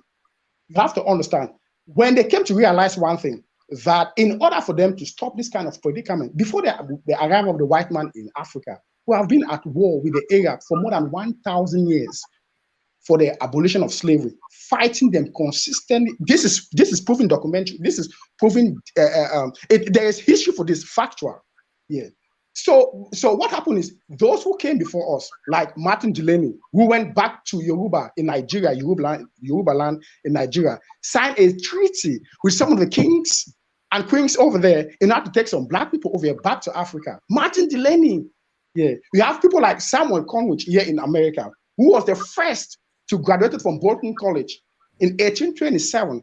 In 1828, they came up with a newspaper called Freedom Journals, which he went back to Liberia. And for a time, he was a minister of education over there. The reason why they did that was because during that time, Africa was seriously colonized. So they were fighting to abolish colonization over there in that continent. Yeah. And he's still there right now as I'm talking to you in Liberia.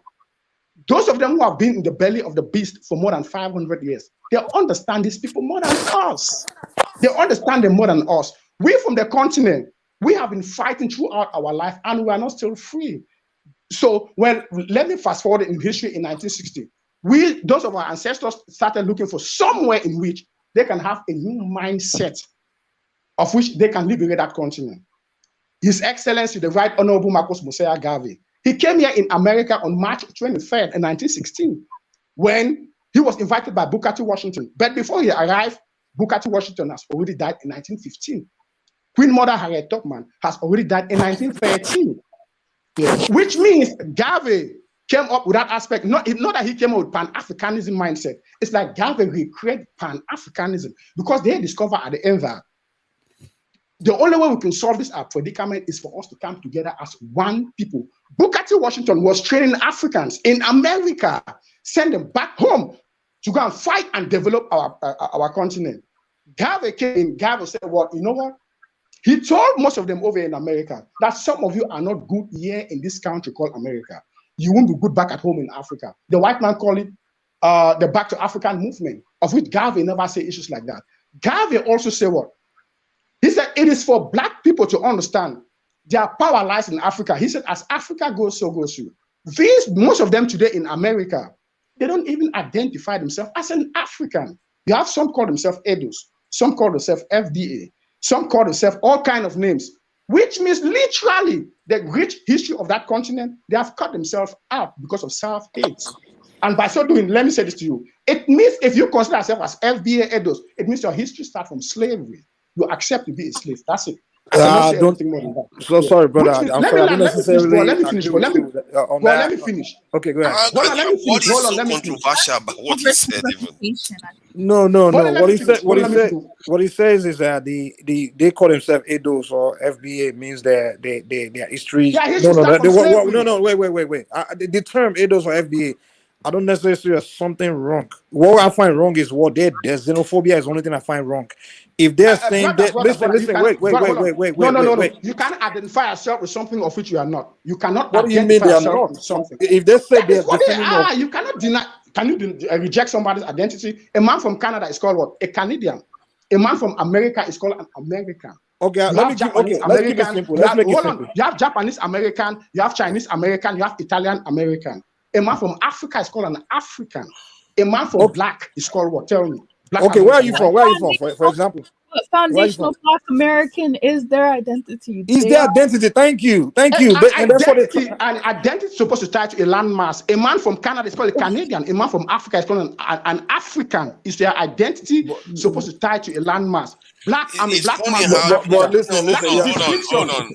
Can I say something? It's funny how, hold on. It's funny how these people keep saying these things like, foundation. You hear the Europeans say these type of things. Europeans, they'll call themselves Irish. Let's not move the goalpost. Hold on, let me finish my point. The Europeans, because this is very important. Europeans call themselves Irish, English. They talk about their heritage. Even this was in Trump. We're talking about his Scottish heritage the other day. You guys. Well, that's because he can easily trace his. Yeah, it's like, okay, I'm an American. Listen. Hold on. Okay. Just because you can't trace it doesn't mean you don't know where you came from. No, okay. Let me, guys, please just give me 1 second. I'm sorry. Okay, listen. Sorry, guys. 1 second. I have to reset the room. Thank you, Kaizo, and thank you to Atafarka War. Keep up the great work, great discussions. We need solutions and divisions. We are all one big family. I agree, we are all one big family, but are we? It's confusing. Thanks. See, people are making it complicated. It shouldn't be this complicated, you know. So the point I'm trying to make is this. I'm Nigerian, right? I was born in Nigeria, but my kids are born here, and I raised them. They know they're Nigerian. They don't exactly know that their parents are Nigerian, but they're Americans, right? But now, an African American person is telling you, okay, we had our history this way, that way, and we're trying to identify what kind of American are we, and we are these people that came up. Our identity was created. We know, of course, our lineage from Africa. What about these people? But wait, now let me learn. What about these people? Speak properly. You can't let people talk, man. Let me learn. What about these people? Is land there? A African American person is standing to a Nigerian American person. Now, what he's saying is that, okay, you identify as a Nigerian American because you know, but me, I have my history here, and this is my definition of who I am. I am a descendant of people that went through this slavery in this land. That's the definition of who I am. But I am from Africa. Of course, they know their history. They know their ancestors came from Africa. They're not denying that, except those ones that are calling themselves Indians, which those ones they're different. But then a person that says, okay, I'm a foundational Black American, meaning those that were here in the beginning, they went through this experience. And they say ADOS is a descendant of American slave. That's the definition of that, defining their heritage, just like a Jamaican. Yeah, they were also brought from Africa to the island. If a Jamaican tells me he's a Jamaican, so he's not saying he's not of African descent. He's simply telling me that I am someone that were brought from Africa to the island of Jamaican, and I'm a Jamaican. Doesn't mean he's saying he's not African. So if you're telling a Black American how to say they are ADOS or FBA, so he can also say a Jamaican how to call himself Jamaican. You understand? So we are making it complicated. It should be something to fight over. Okay. Yeah, I don't agree with the xenophobic and the hate and all that. Mike, as the African American, I co-sign what you basically Yeah, said. Jamaican. Yeah. I mean, right, like it's like the same. Let's hear the African American talk, please. Let They the African have American talk. African roots or African descent, but their own identity. Like a Jamaican is a Jamaican, a Haitian is a Haitian, a Brazilian is a Brazilian, African American, African American. They have African ancestry, but I mean, if they say that they're not African, I understand at the same time. Like they're their own ethnicity now. Yeah, I don't think there's anything wrong. Let me just say this. Let me just Hold say on, this. that is where the problem lies, brother. I'm telling you because of You this. people Well, are let me say this. They Let me don't say let this. Back in the anybody time of else Ghana, talk. when Ghana We was- just allow them to talk, but they will not allow the other side to talk, and that's why Yeah. you're not going to get anywhere. back So into the time of David. Back into the time of David. Let me just say something about this, because nobody is saying that nobody should not identify as foundational Black American. What we are saying is that when you want to do something, you have to realize where your power truly lies, because that is what everybody else is doing. You are going to be knocking your head against the wall and pretending as if the whole world is living in national listing. No, they are all living along racial lines. My issue with this too, Niger, my issue is this is when we Africans, we think like we know better, I don't get me Thank wrong. you. That way we think we Nobody's know saying better. that. I don't know where you got that one. That's what you're saying tonight, No, Jack. to Niger. no, Wait, brother, that's tell me how what you I sound. said. You're trying to lecture Niger. Black Americans on what to do. Who are you to lecture them? Tell me Let what them I decide on said. their own. I was lecturing them. One second. No, tell me what I said, because when you make an accusation, you have to justify it. Tell me what I said that was telling African American what to do. Tell me.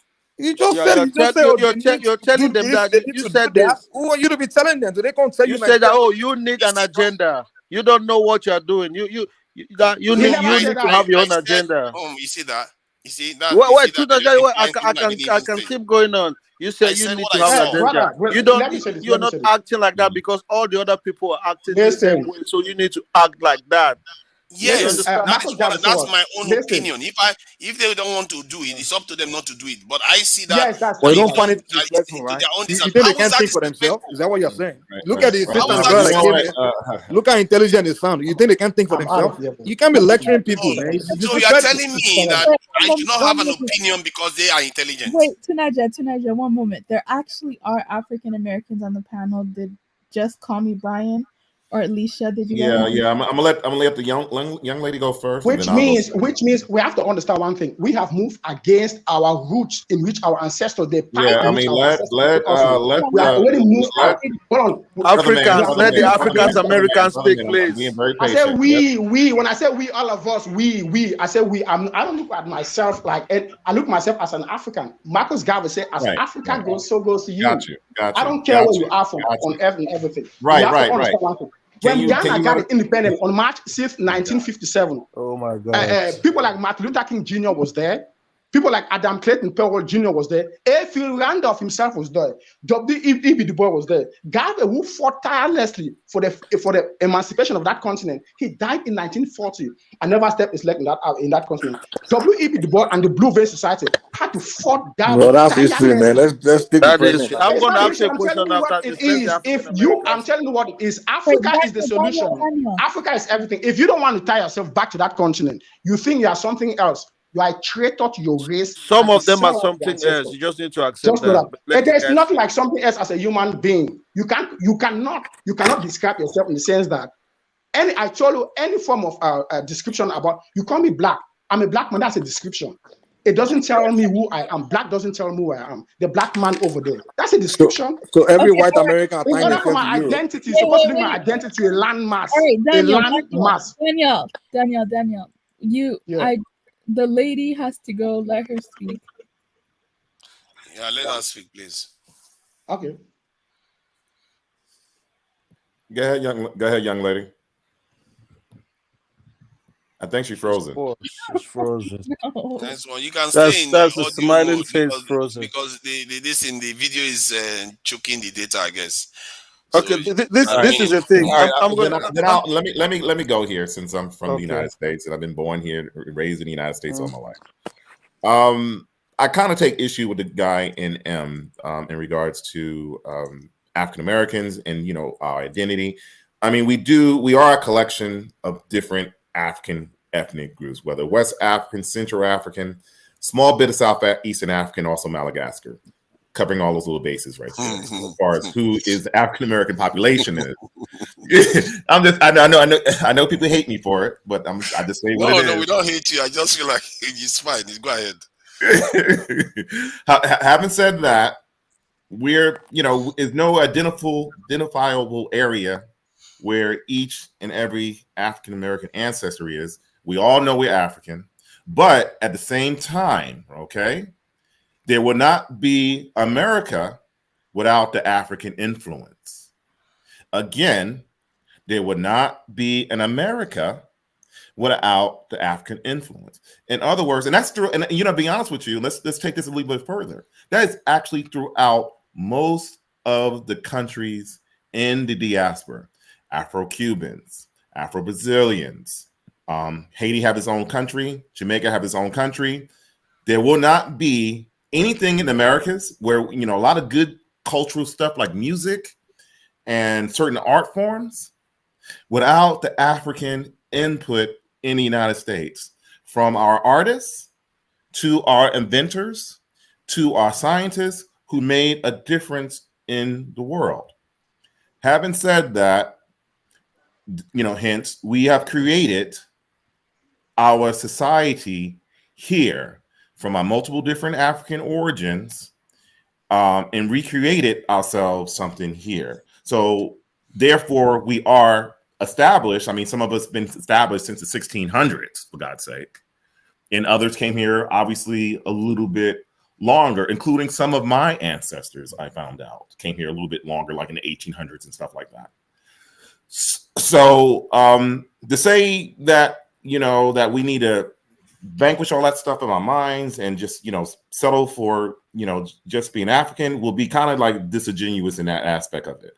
I don't mind as far as, I'm not against people like the Dynasty Amirs, the O'Shea Jacksons, the Pan-African movement. I pretty much support that.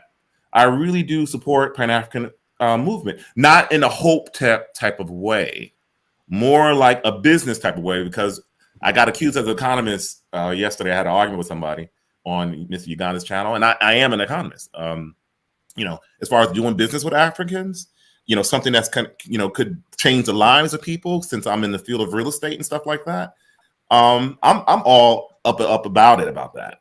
As far as I could make that type of connections with various different Africans, talking about real estate stuff and how the way we could make a difference, in the various, whatever country it is, in the various different markets with that. But to discount the history of people who've been here will be kind of disingenuous, because it was not only a history of slavery, it was a lot of major accomplishments, a lot of contributions that Africans, whether it be food culture in New Orleans, we have, something similar to jollof rice, and which is pretty much celebrated in, New Orleans, which goes into like French, let me finish, which goes into the French, cuisines in Europe and stuff like that, jambalaya, and all the different food culture. We knew it, because Africans back in the day during slavery was cooking for these white folks, and they added their own Thai cuisines into the menus in various different households at that time. And I get annoyed when some Black people call it slave food. They're just ignorant.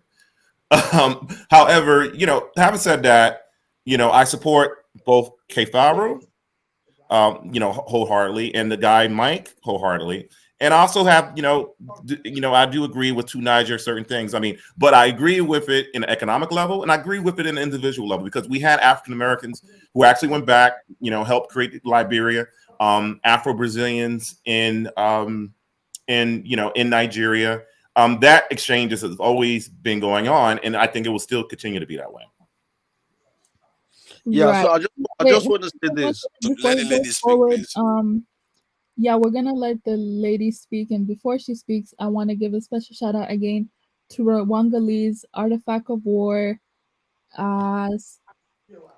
Kaizoria, Brianna, all the financial contributors. Shout out to you guys. Yeah, we can let the lady go ahead. Hello. Thank you guys. I was trying to get on, but I was having some technical problems with my phone, but I'm here now. But I I've been hearing and I just been quiet because I really want to absorb in what everybody's point of view was.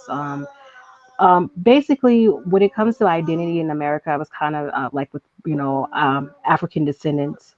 It's a big issue. I can see. I do think it's post traumatic stress has a lot to do with it. There's a lot of things going on when we don't really know who we are. We're kind of finding out through DNA for those who accept it or not. But that's kind of been a tool for many of us to kind of track and trace who we are. And I think that's what's partially going on to help us, hopefully, to find who our identity is and who we can relate to on an individual level. But on a larger level, I think we can't get too much into this division of trying to call ourselves all these different type of names.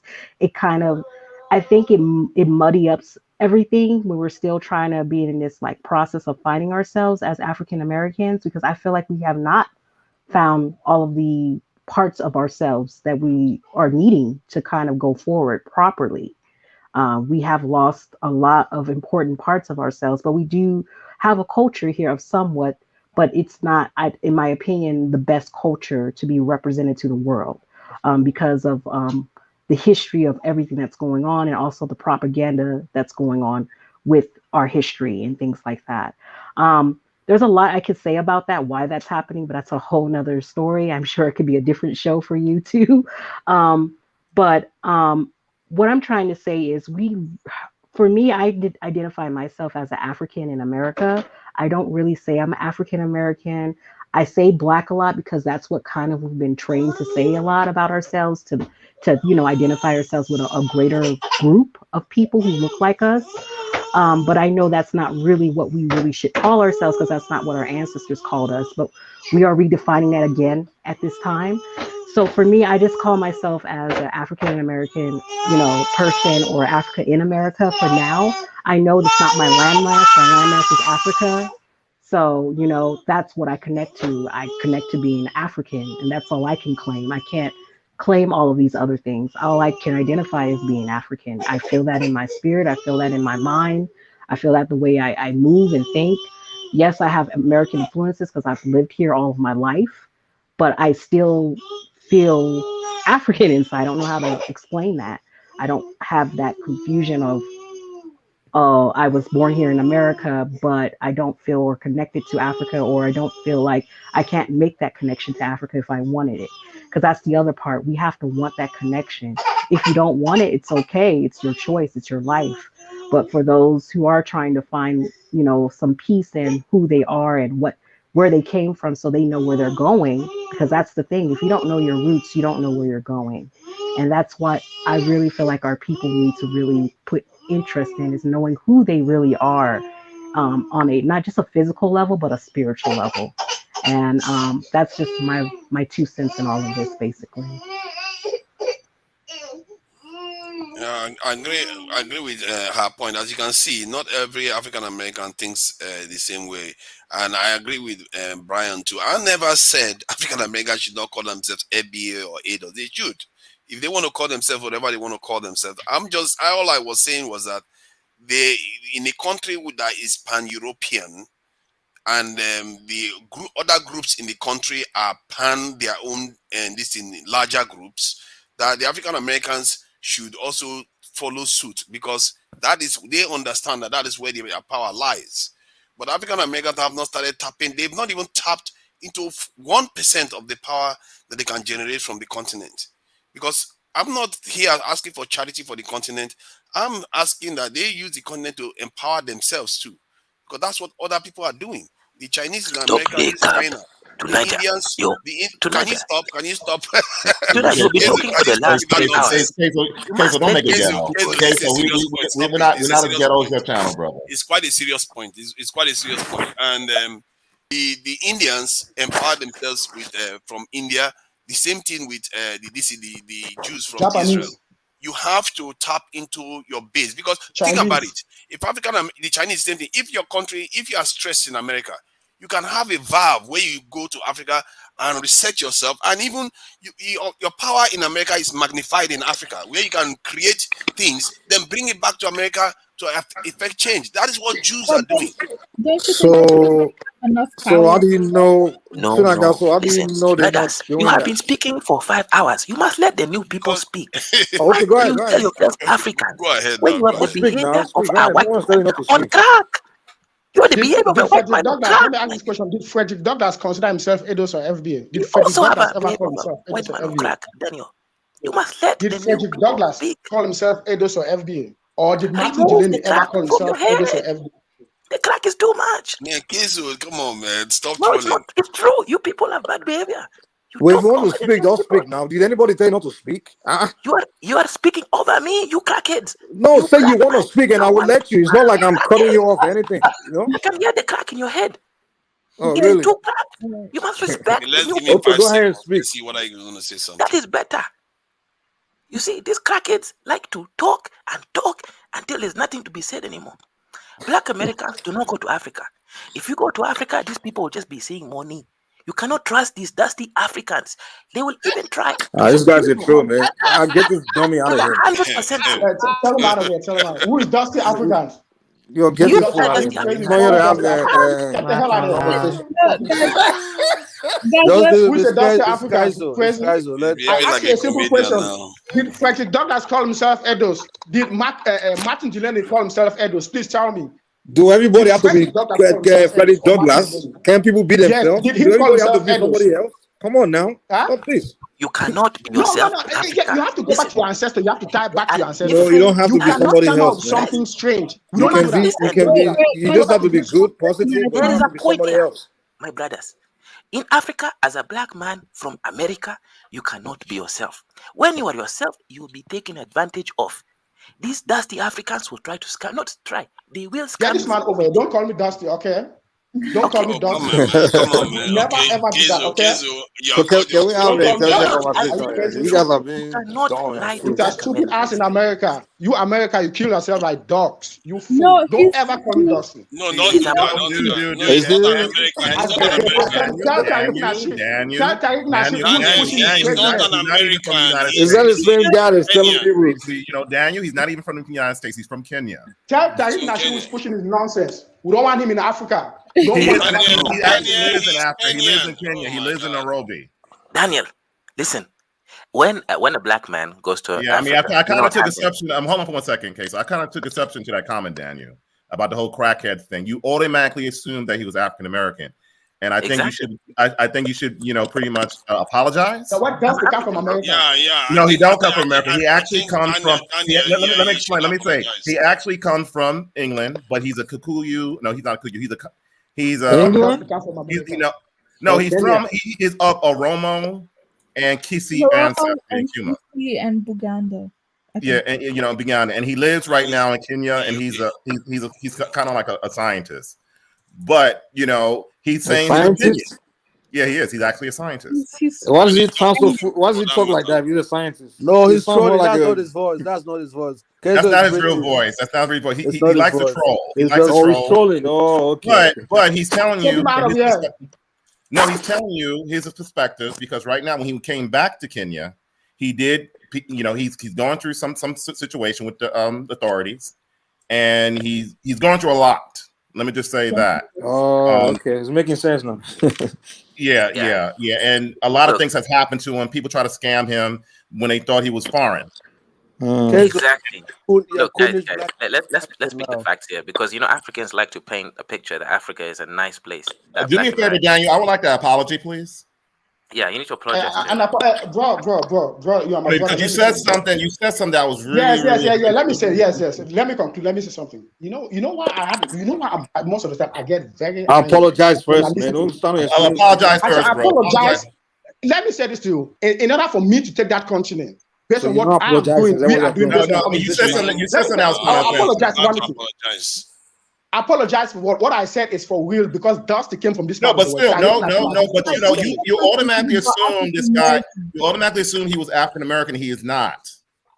Why African Americans call me Dusty so many times? You insulted Black Americans, and it's Black He's Americans not that telling Black you you insulted What about the them. fact they call me Why African can't beauty you? star? No, those that call you that they're not here Those right are now. those that call you, but I'm talking about in the panel, bro. We In are the in this panel, panel. what we are talking That is about. that is somewhere that is somewhere else. That is in another place. But Exactly. we're here now. Okay, I apologize. To I'm him. not saying I'm very sorry.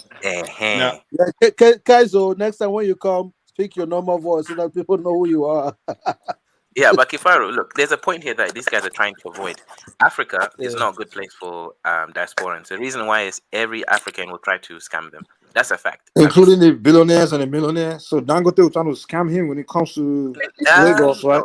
No. But how many billionaires are You're there? generalizing here. That's the thing. Of course That's I'm why we have to be generalizing. careful how Most we talk. Africans are not Let him make his point. Let's Kaizo finish. Yeah, Go ahead. listen. Most Africans are not a billionaire. Most Africans aren't even $100 there. They don't even have $100 to their name. Okay, let's not try to conflate Wait, what? statistical. But that's all over the world, though. Most people all over any country in the world are not millionaires. So. That's okay. That's okay, bro. But Africans are even more dusty. They have less money than the rest of the world. You hear that? You mean where you from, right? That is Kaizo's language. Don't take it personal, bro. Just I supposed to. There's a reason for that. Come on, man. Stop calling Africans. There's a reason for that. I Because supposed it to. doesn't sound. It's almost like this in African American using the N word. Let me prove it. Let me prove it. You know why? He speaks like the white man. He speaks like the white man. They speak like the I white can't man. believe Kifaru is giving me You pass speak on that. exactly like the white man. When you call me Dusty, are you crazy? You fucking fool. What's wrong, white man? You guys blame white man for everything. You blame white man for everything we do. Yeah, those of you who are coons in that country, who are coons, that you are fighting some of us not to take back that continent, will kill everyone. Kaizo, you've met your match today, bro. You've met your match. Case was a mess, man. Wow. Kaizo met his match today on the panel. You have to apologize. You know, you have this bad behavior of being mean to people. All I did is call you Dusty. I just said the truth. You know, you're from Nigeria, right? Who's Dusty? Oh, Have come you on. been to Nigeria? He's from Cameroon. Okay, don't be doing this. Don't be trying to wind people up constantly. We are trying to have a serious conversation here. Like a slave master with a slave mindset. Nigerians don't talk like that, my friend. Let's go back to topic. Let's go back to topic. Forget. Yeah, let's Okay, go to that topic. I'm going to ask this question to Mike. Mike, okay. There's something that when we talk about African American, I'm going to say something that Brian does not like, okay? Not all African Americans, I don't expect you to see all African Americans as being connected to Africa.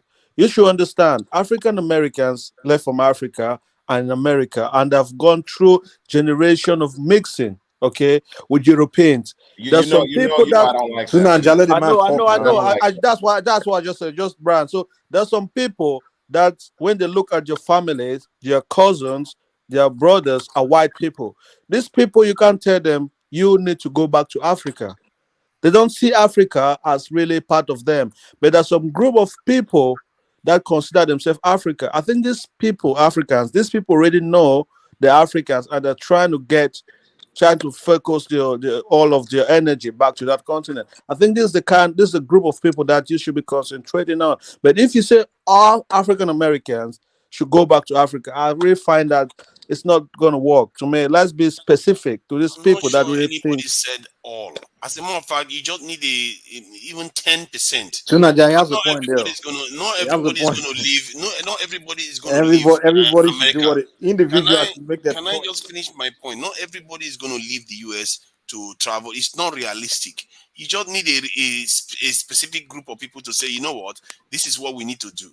The people, but they're doing it.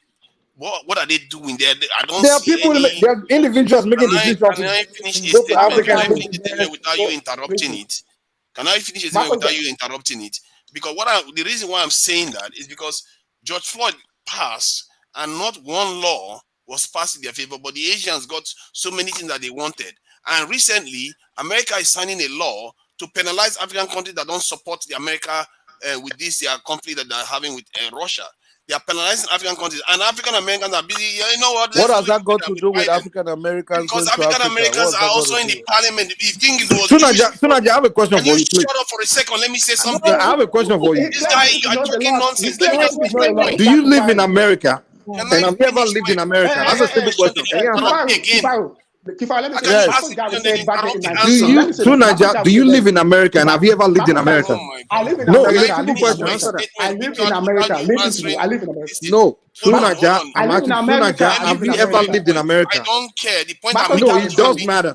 Because you come here to Toronto, you come here to Toronto, point I'm making. you've never you lived in a have country, to you never living in visited a America. country, but you're an expert on the issues in that I'm country. not an expert. I am talking You're about ridiculous, man. what is reading online. You'll be What is saying they happening should pass online. this law, they should do this, they should do that, when you've never visited America in your life. Against Africa. What You've is wrong never with lived in America in your life. Marcus Garvey said What is some wrong of with you my are point? not good here come in online saying America. that despite George You will Floyd not be law, good back at these home are in laws, they Africa. have law. Just like This you is people, how you are stupid, not man. good in Africa. We don't need people like you. All right. What is wrong with this let guy? He won't Nadia even let finish. me Let talk. Nadia finish. Let him finish. Go So ahead. the point I was making was Marcus that hold on. The point I was making was that they passed a law to target Africans in the Congress, and the African Americans were there. I remember they are part of the Democratic Party. They will support it wholeheartedly. But when it comes to they want to pass a law against Israel, guess what happens?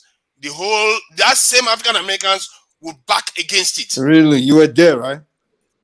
Jesus Christ. So Nigeria, We don't know talking the rubbish. the You've laws never are lived in being America, but you're telling us what African Americans do. You've never lived in America. You don't know these people. You're talking about them. You don't know them. I don't have to know everything about You America. don't know black about the Americans laws. because you've never lived in America and you've never visited America. So what are you talking about? Is your doctor part of your family, Mr. Mike? I've listened to you a lot on the internet. You talk about black Americans if you know them. You've never met black Americans before. The laws. You learn things. You learn everything from internet. Your reality is internet. You want me to based on internet. bring evidence now so you can dispute it? Have you lived in America before? Have you visited America before? You're telling me what black Americans do when you've never met them. To Niger, forget about this dude. He's just talking based on he's an internet fool. Forget about him for real. Yeah, Marcus Garvey said it for real. You are not good back at home in this country, and some of you keep I'm a fool for back at home in the continent. Hey, let me say this, bro. Let me say this. Yeah, you're a fool. You're a fool because you don't know your history, and you speak just like the white man. Exactly. Oh, I feel like a white man. It is people like you that share that continent over there. Marcus Garvey said what? Those of you in America or the diaspora that you are no good here. Marcus Garvey is dead. He's gone long ago. That was Why different. his principles still live alive? Did he free and you? It is his principle that free that We continent. are living. Listen, you listen. You are looking back. You are looking. You are fighting backwards. I'm looking forward. I'm thinking about future, not past. It is I'm still not his focusing principle. on someone that Marcus passed Garvey away is still years fighting. ago. What are you talking about? We live in a different era. We have to think forward. What have you done to yourself? You have to think talk forward. As if you know a lot. Of you know nothing. It is people like you that put that continent behind. It's people like you that drag that continent behind because you don't have any philosophy. You don't have any. Stop it. Who people that are dead? They're long gone. Show the link that I sent you in the back panel, please. Show the link. We live in a different age. We live in internet. We live in technology age. Instead of thinking about technological advancement, you're still talking about ideology of 1945. Mike, make me you listen a bit more than. No, Tuna, you are ridiculous. I don't want to hear you again. You are ridiculous. You've never lived in America, but you're an expert on what black Americans are doing. Use personal insults. Tunaja is an expert on anything apart from his own Ijo tribe and how they saw Thank you. Please show the link. That one is using the guy that hates Africans. This is the talking point like Nakmizi. No one Please, hates Africa, but Tunaja, show the link. Tunaja, if I am a Cameroonian and someone come and try to tell me how I should live in my country, the kind of laws I need, I'm gonna take it really offensive. You understand? Why would you take it offensive? If you can just what you know. You just look at them and say, you know what? He doesn't realize how ridiculous they always sound when it comes on the internet talking about black Americans. You would just say, well, you never lived in America. I don't buy what you are saying, but it doesn't mean that I shouldn't have the right to say it. You see what I mean? No, you have the right to say whatever you want, but if you are ridiculous, I will tell you are ridiculous. I have the right to let you know the fact that you are ridiculous. You can say I'm ridiculous, but look at the facts. It's going to be staring at you in the face. It's like a black American has never been to Nigeria. It's telling you about the law. Can you just shut up and look at the screen? No, you should be the one to shut up and start coming on the internet to talk. I don't know anything. No, it's all right. Okay, so what's your look at that point law here? So the point is that I don't know this. I'm not supposed to know this because the information is not available publicly. As if just because look at that, it says U.S. This proposed law to punish African countries for aligning with Russia. That law is being passed by Democrats that have a lot of black people in there. If that law was being passed against Israel today, that law is not going to pass. That's my point. These people are pro-European and pro their own people. Our own, the black people in America are not pro their own continent. That is what I'm saying. And it has a real consequence. Well, People are dying our time okay. because of this. Well, all right, wait, before you go forward, I have a bone to pick with some of the Pan-Africans on this panel today. As soon as one of your black brothers said something that you disagree with, then you insult them, you call them a fool, you call them a sellout, you call them a coon. But these are your I am same black brothers American. that you say you Call want me to a work black with. American. I get that point. I take I that don't point. understand The that. other Like, guy, why do you have to do I didn't personal call anybody any insults names. to them? They were the ones calling me names. The other guy called the other guy. Did I call anybody names? Tonight, no. You said this thing. You didn't call anyone name. I said he should be listening more. That's what I told him, that he should be listening more than just having a go at people. Because what I was saying has nothing to So do now with whether you're I telling agree somebody with to America listen or not. more. You don't listen at all. You talk way more than. What do you think? What do you think this link that I just sent you is? I don't. What is that You link can't over just there? say stuff. This guy, I don't know whether you even I connect said- whatever you say from your mouth. The fact of the matter is, if you've never lived in a You guys, society, the rhetoric you came on the panel with, the rhetoric you came on the panel is, we have to advise the Black Americans on what they have to do. Exactly. Don't you think that's like That's undermining gaslighting. their intelligence? That is simply not what I said. Hold on. No. Nobody can slander me like that. I didn't say we have to advise. I said, from my observation, there doesn't seem to be any coherent agenda. It's very simple concept. I don't understand how. Tunaja is a disgrace. Let me just say this, case all you men sorry. in this panel. Look at that link. It's telling you that there's no coherent agenda. That link you see in front of you, Tunaja, listen to you talk. Democrats will be full of Asians and they will pass laws against China. You think Democrats will be full of Asians and they will pass law against Asian, or full of Jews and pass law against Israel? All you the one advising us to listen more. But you're not listening. You're the only one talking. Tunisia, you're all bad. There's a lady. A Black There's a lady in American the came panel. to you and told you what Nigeria needs to do. Also, there's a lady in the panel, but you Did guys I not keep hear? talking. They say it all the time.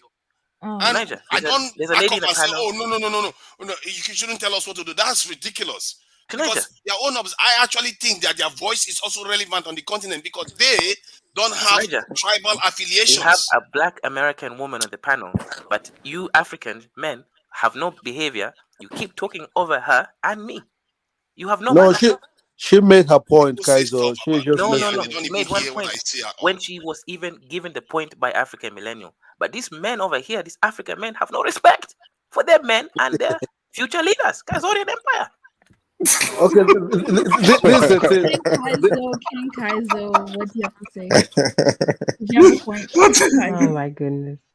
Kazu is right, though, This man. is the thing, Tunaja, you and I, we just make ourselves look bad, man. Come on, Tunaja, okay, stop I'm less. not looking bad. You are the one that is doing all Tunaja, Me and you Tunaja, kept talking. Let's let the ladies talk now, okay? All right, please. Okay. I'll give the mic to the lady if she wants to say something. No, the only thing I want to say is it's okay to have discourse. We're going to have discourse and disagreements and misunderstandings. We're getting to know each other all, I really feel that because we do not know enough about each other. And that's why we're making all these stereotypes and assumptions about each other. So, I just don't like to feed into anything that's not going to be productive. I'll just say that.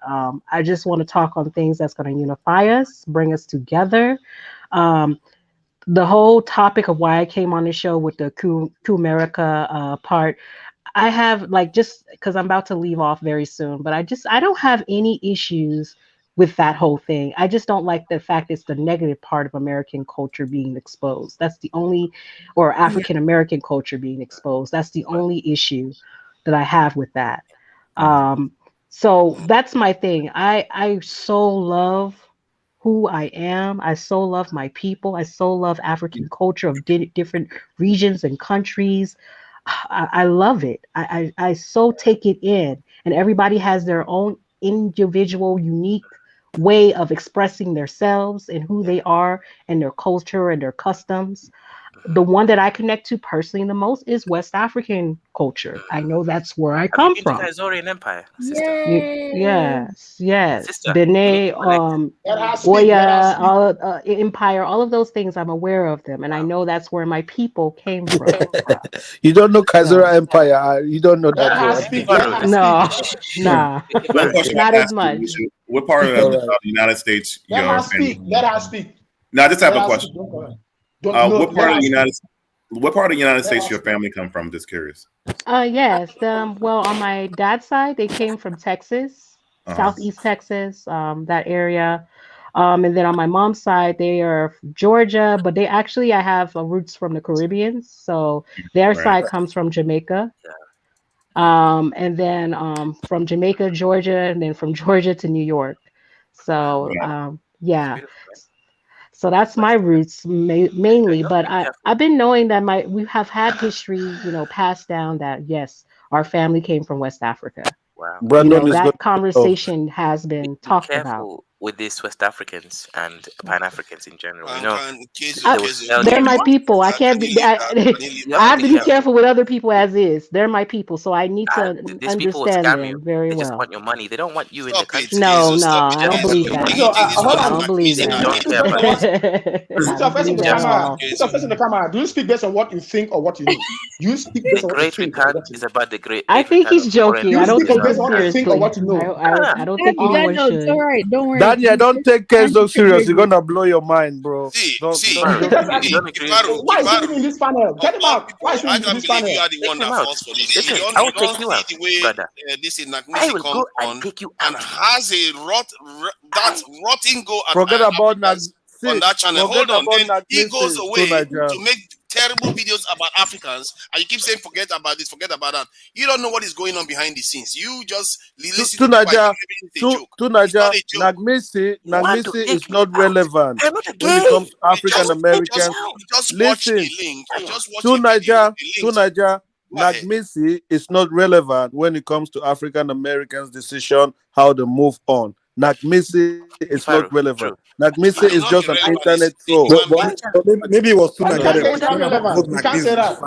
I disagree with that. I You've think we never do heard need to some of the find a vile way to things they've work said. together Yeah, you better. can't say Like, that. for Let the lady instance, what's talk. going on That is with not the relevant. issue with Russia, that whole issue with, of course, African countries not wanting to, I guess, kind of not backing America's agenda with Russia, with the whole thing with Ukraine and Russia. That's where that's all coming from. We do need to find a way to have some type of agenda that we all agree upon, because I don't want them to be going against any African countries because they're working with Russia. That's it's our choice as African people, or those individual countries. They have Your a choice microphone to is not dusty, want to sister. back America. Which is America is not Pan-Africanism. always right in everything that they're doing. Let's just put that out there.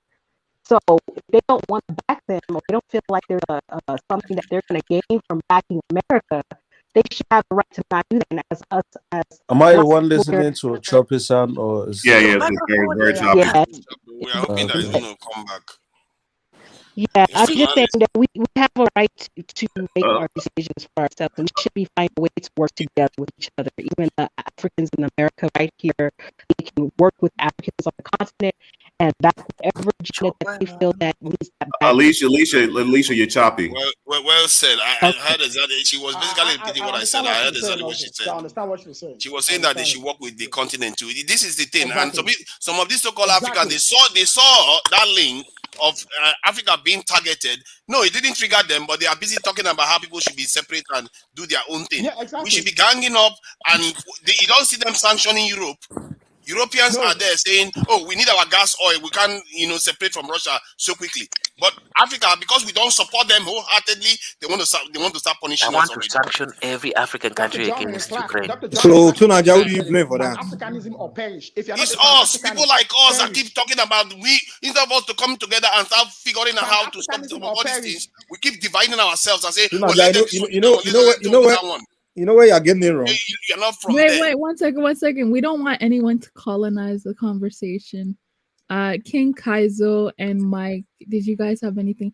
And Yes. Chitlin, we haven't heard from you guys in a while. Did you I guys have have a anything point. to say? Yeah, So- yeah. I'm gonna make a point later. Let Khazarian Empire Yes, speak. King Kaiser. Yeah. Please go ahead, Your So, Majesty. Border, you wanted to take me out. Bro, I'm not a gay. I'm not like you. You can't take me out. Wait. Okay? He said, let's take him out. No, you're not taking me out. Bro. God. Oh, Okay, God. that's one. The second point is this. Okay, look, to Niger, I believe that Africans should be sanctioned, heavily sanctioned. And I'm not even trolling here. Let me explain why. Africa cannot keep playing this weird geopolitical game that they have no intellectual and or the know-how of how to play. Africa needs to be so sanctioned until Africa is more dusty than my left toes girlfriend, so that Africa can come back together and realize, hey, let's just not deal with these Western countries. Let's go and deal with ourselves and China. To Niger, unless you've been forced into the ends and the depths of destruction, you cannot rise from the ashes like a phoenix. These dusty Jews, right, got sanctioned by the gases. They came back stronger. Now they own the banks. You Africans need to go through the same situation so that you can be refined. This whole pseudo America is our master. Why stop there now? Let them Let him finish. These Africans have no manners. They don't let people finish their points. Yeah, you're correct, Kaiser. You're correct. You're correct. You one of the first that will go down in that continent. I'll be the first to make sure you go down for real. Because we are coming together to sacrifice our lives in that continent. You're talking as if this is a joke. This is not a joke. I'll be the first to make sure you go down. Trust me. Trust me. Trust me. Trust me. You think this is a joke? You come and talk talking your crazy man, you talk bullshit over here. You speak based on what you think, not based on what you know. No, there's a point here. You see, Africans, no, we got to kill some of these Africans in that continent. We have to kill some of them in that continent. If not, that continent will not move forward. He's a coon. He's a coon. No, Daniel. Listen, they can sanction me all they want. I don't mind. I have my accounts. Kazu, let's go to pick, man. Kazu, let me help you out. Let me help what you say. You see, Tunaja, listen. Tunaja and Daniel, listen, man. We understand where you guys are coming from. You guys want to fight, right? You want this policy and that policy. Where's the mistake you guys are making? Instead of coming on the internet to fight me and Kaiser to go and do it, where you guys are supposed to be going is to go to your president there in Nigeria, to Abuja. Go to the AU, the African rulers, and go talk to them. Go fight them to this fight. You don't come to me and Kaiser on the internet. I'm insulting us, telling us we're not doing this, we're not doing that. And then you're telling Black Americans on the internet that they are not in Congress doing this, doing that. Why don't you go and call the people in the Congress there? They're actually there to make the policy and fight them. You come on the internet to fight us, they don't have power to do anything. Not fighting. Okay, maybe I'm fighting you, but the point is we are having a this man is threatening me that I'm the reason Africa is not moving forward. What power do I have to make Africa move forward? I don't have power, man. Last week I was speaking to a presidential candidate of Nigeria. And I actually accused him of lying to people, and I talked about the security situation. And so, don't tell me that I don't try to talk to our own people. Mr. Mike, you go to Abuja. Mike, he came online, and I spoke to a presidential candidate, and I told him that look at our country that is not secure and all the rest of it. And he tried to wishy-washy. I told him, no, don't lie to the people because you know this situation is what it is. So. What I say here is what I don't put my mouth somewhere else when I'm saying something here. It's just that's it. But do you agree with me that Mike, are you an African? Yes or no? Say it again. Are you an African? Yes or no? Yeah, an African. Me, I'm just myself. I'm just. You see what we are talking about here. I can only do what I can do. But here's the deal, to be an African. Listen, if you want policies. Listen, why he put his religion in front of his race. I'm an African, but I can't. He put himself in front of his race. This is what has happened in that continent. You put your religion in front of your race. You put yourself in front of your race, which means you are more important than everybody. Your religion is more important than our own identity, our own self, our own livelihood. If we don't come together, guess what? The white man, before you want to kill me, you will be the first that the white man will wipe you out. Trust me. If I tell you that rugged individualism is a crab mentality. Most black people that I know, most black people that I know, they were harmed or killed or something bad happened to them. It was done to them by other black people. So why are you telling me about to be watching my back for a white man? Listen, the fact of the matter is this. these things you guys are talking about, I understand they're very important, policies and coming together and doing things like that. But it's your leadership that's supposed to be doing that, not regular people. You understand? There's no way every black man on this planet can be on the same page at the same time. Even these Europeans are talking about, when the Europeans wanted to do so-called pan-Europeanism, get together to colonize the world, they didn't go knock on every white man, every white woman's door to all come out together and kumbaya. It was a group of them that came together and make it happen. If you want something to happen, go find people that you can do it with and make it happen. Go, and people I think you should be going after is your leaders in Africa. Go knock on their door, go on their platform if they do have one, and go fight them. Don't come on the internet and be fighting an individual black man that has no power. Material, Trying to shame me for not coming together. It's not my fault the black race is not together. It's not my fault. Are you saying So don't come and be yelling at me about we need to come together. I don't have the power. I don't even trust you. I probably trust my white friend next to you before I trust you. So, Yeah, that too, Naja. because I don't know you. Because I don't know you. At least I know my white. You can't say because my skin is black. Not all Jewish people come together to accept Israel and Palestine. Okay. Not all Jewish people come together and accept Jewish land in Palestine. Not all. They are divided. But when it comes to the mutual interests of their race, they put their differences aside. They come together in order to build. You cannot use your differences against Jewish man on the planet did it. It was just group no, of them not all Jewish people accept the lie. Jewish people to have homeland in Palestine. Right now, you want me to send you a link? You want me to send a link? But let me say this all the millions of Jews came together, right? That's what you're telling me. All of them came and they put their, really? they put their differences and you were aside. there, you They put count their all the, you differences count them, aside. right? You did a head count. You count them, right? Listen, he's talking based on what he think, not based on what he knows. That's a problem right there. You speak like the white man for real. You are the same enemy.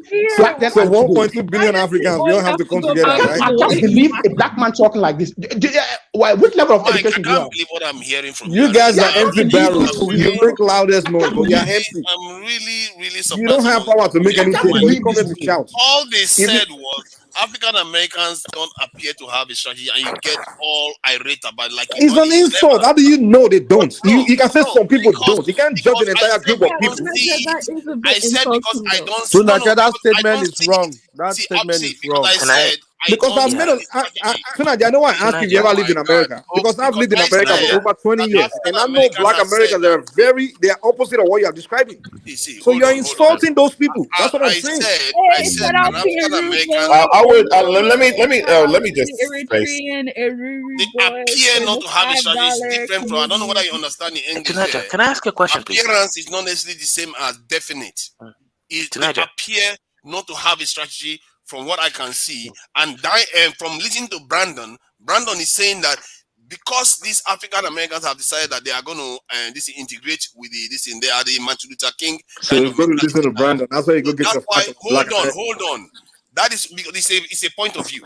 That's why they believe. That's why you see African Americans campaigning for Democrats like crazy, because they believe that is a part that they are going to. That's the agenda they believe in.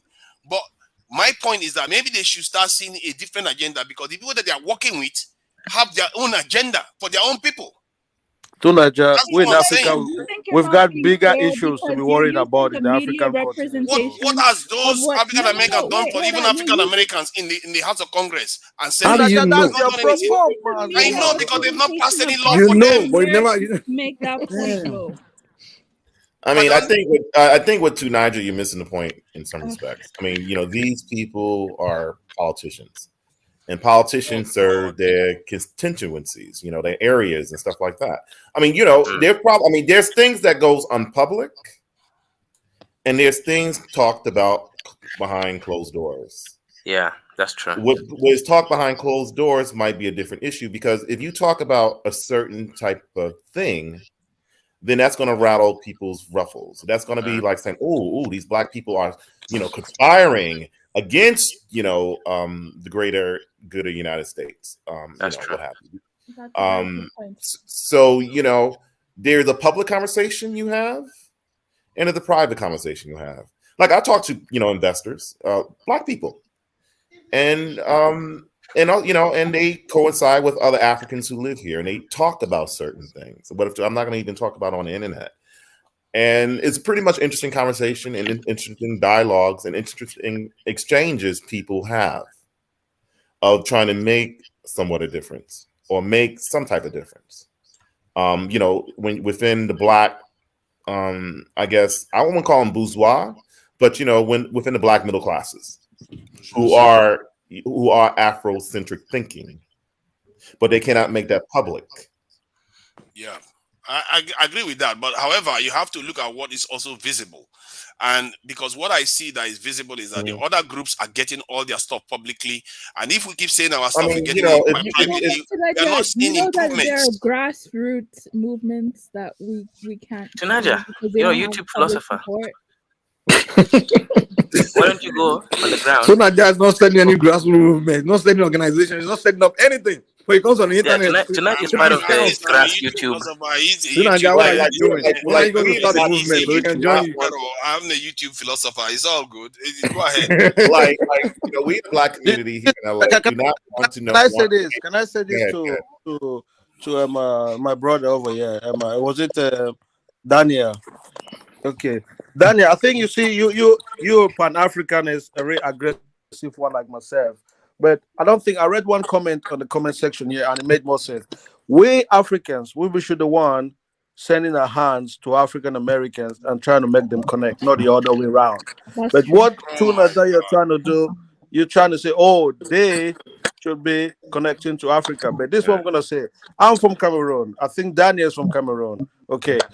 If you look at these people doing all these your DNA tests, vast majority of them Cameroon. What has the Cameroonian government do, okay, to reach out to these people like Ghana? Even the Nigerian government. Wait, let me. I don't know about this Cameroon. What difference does it make who reaches out to who?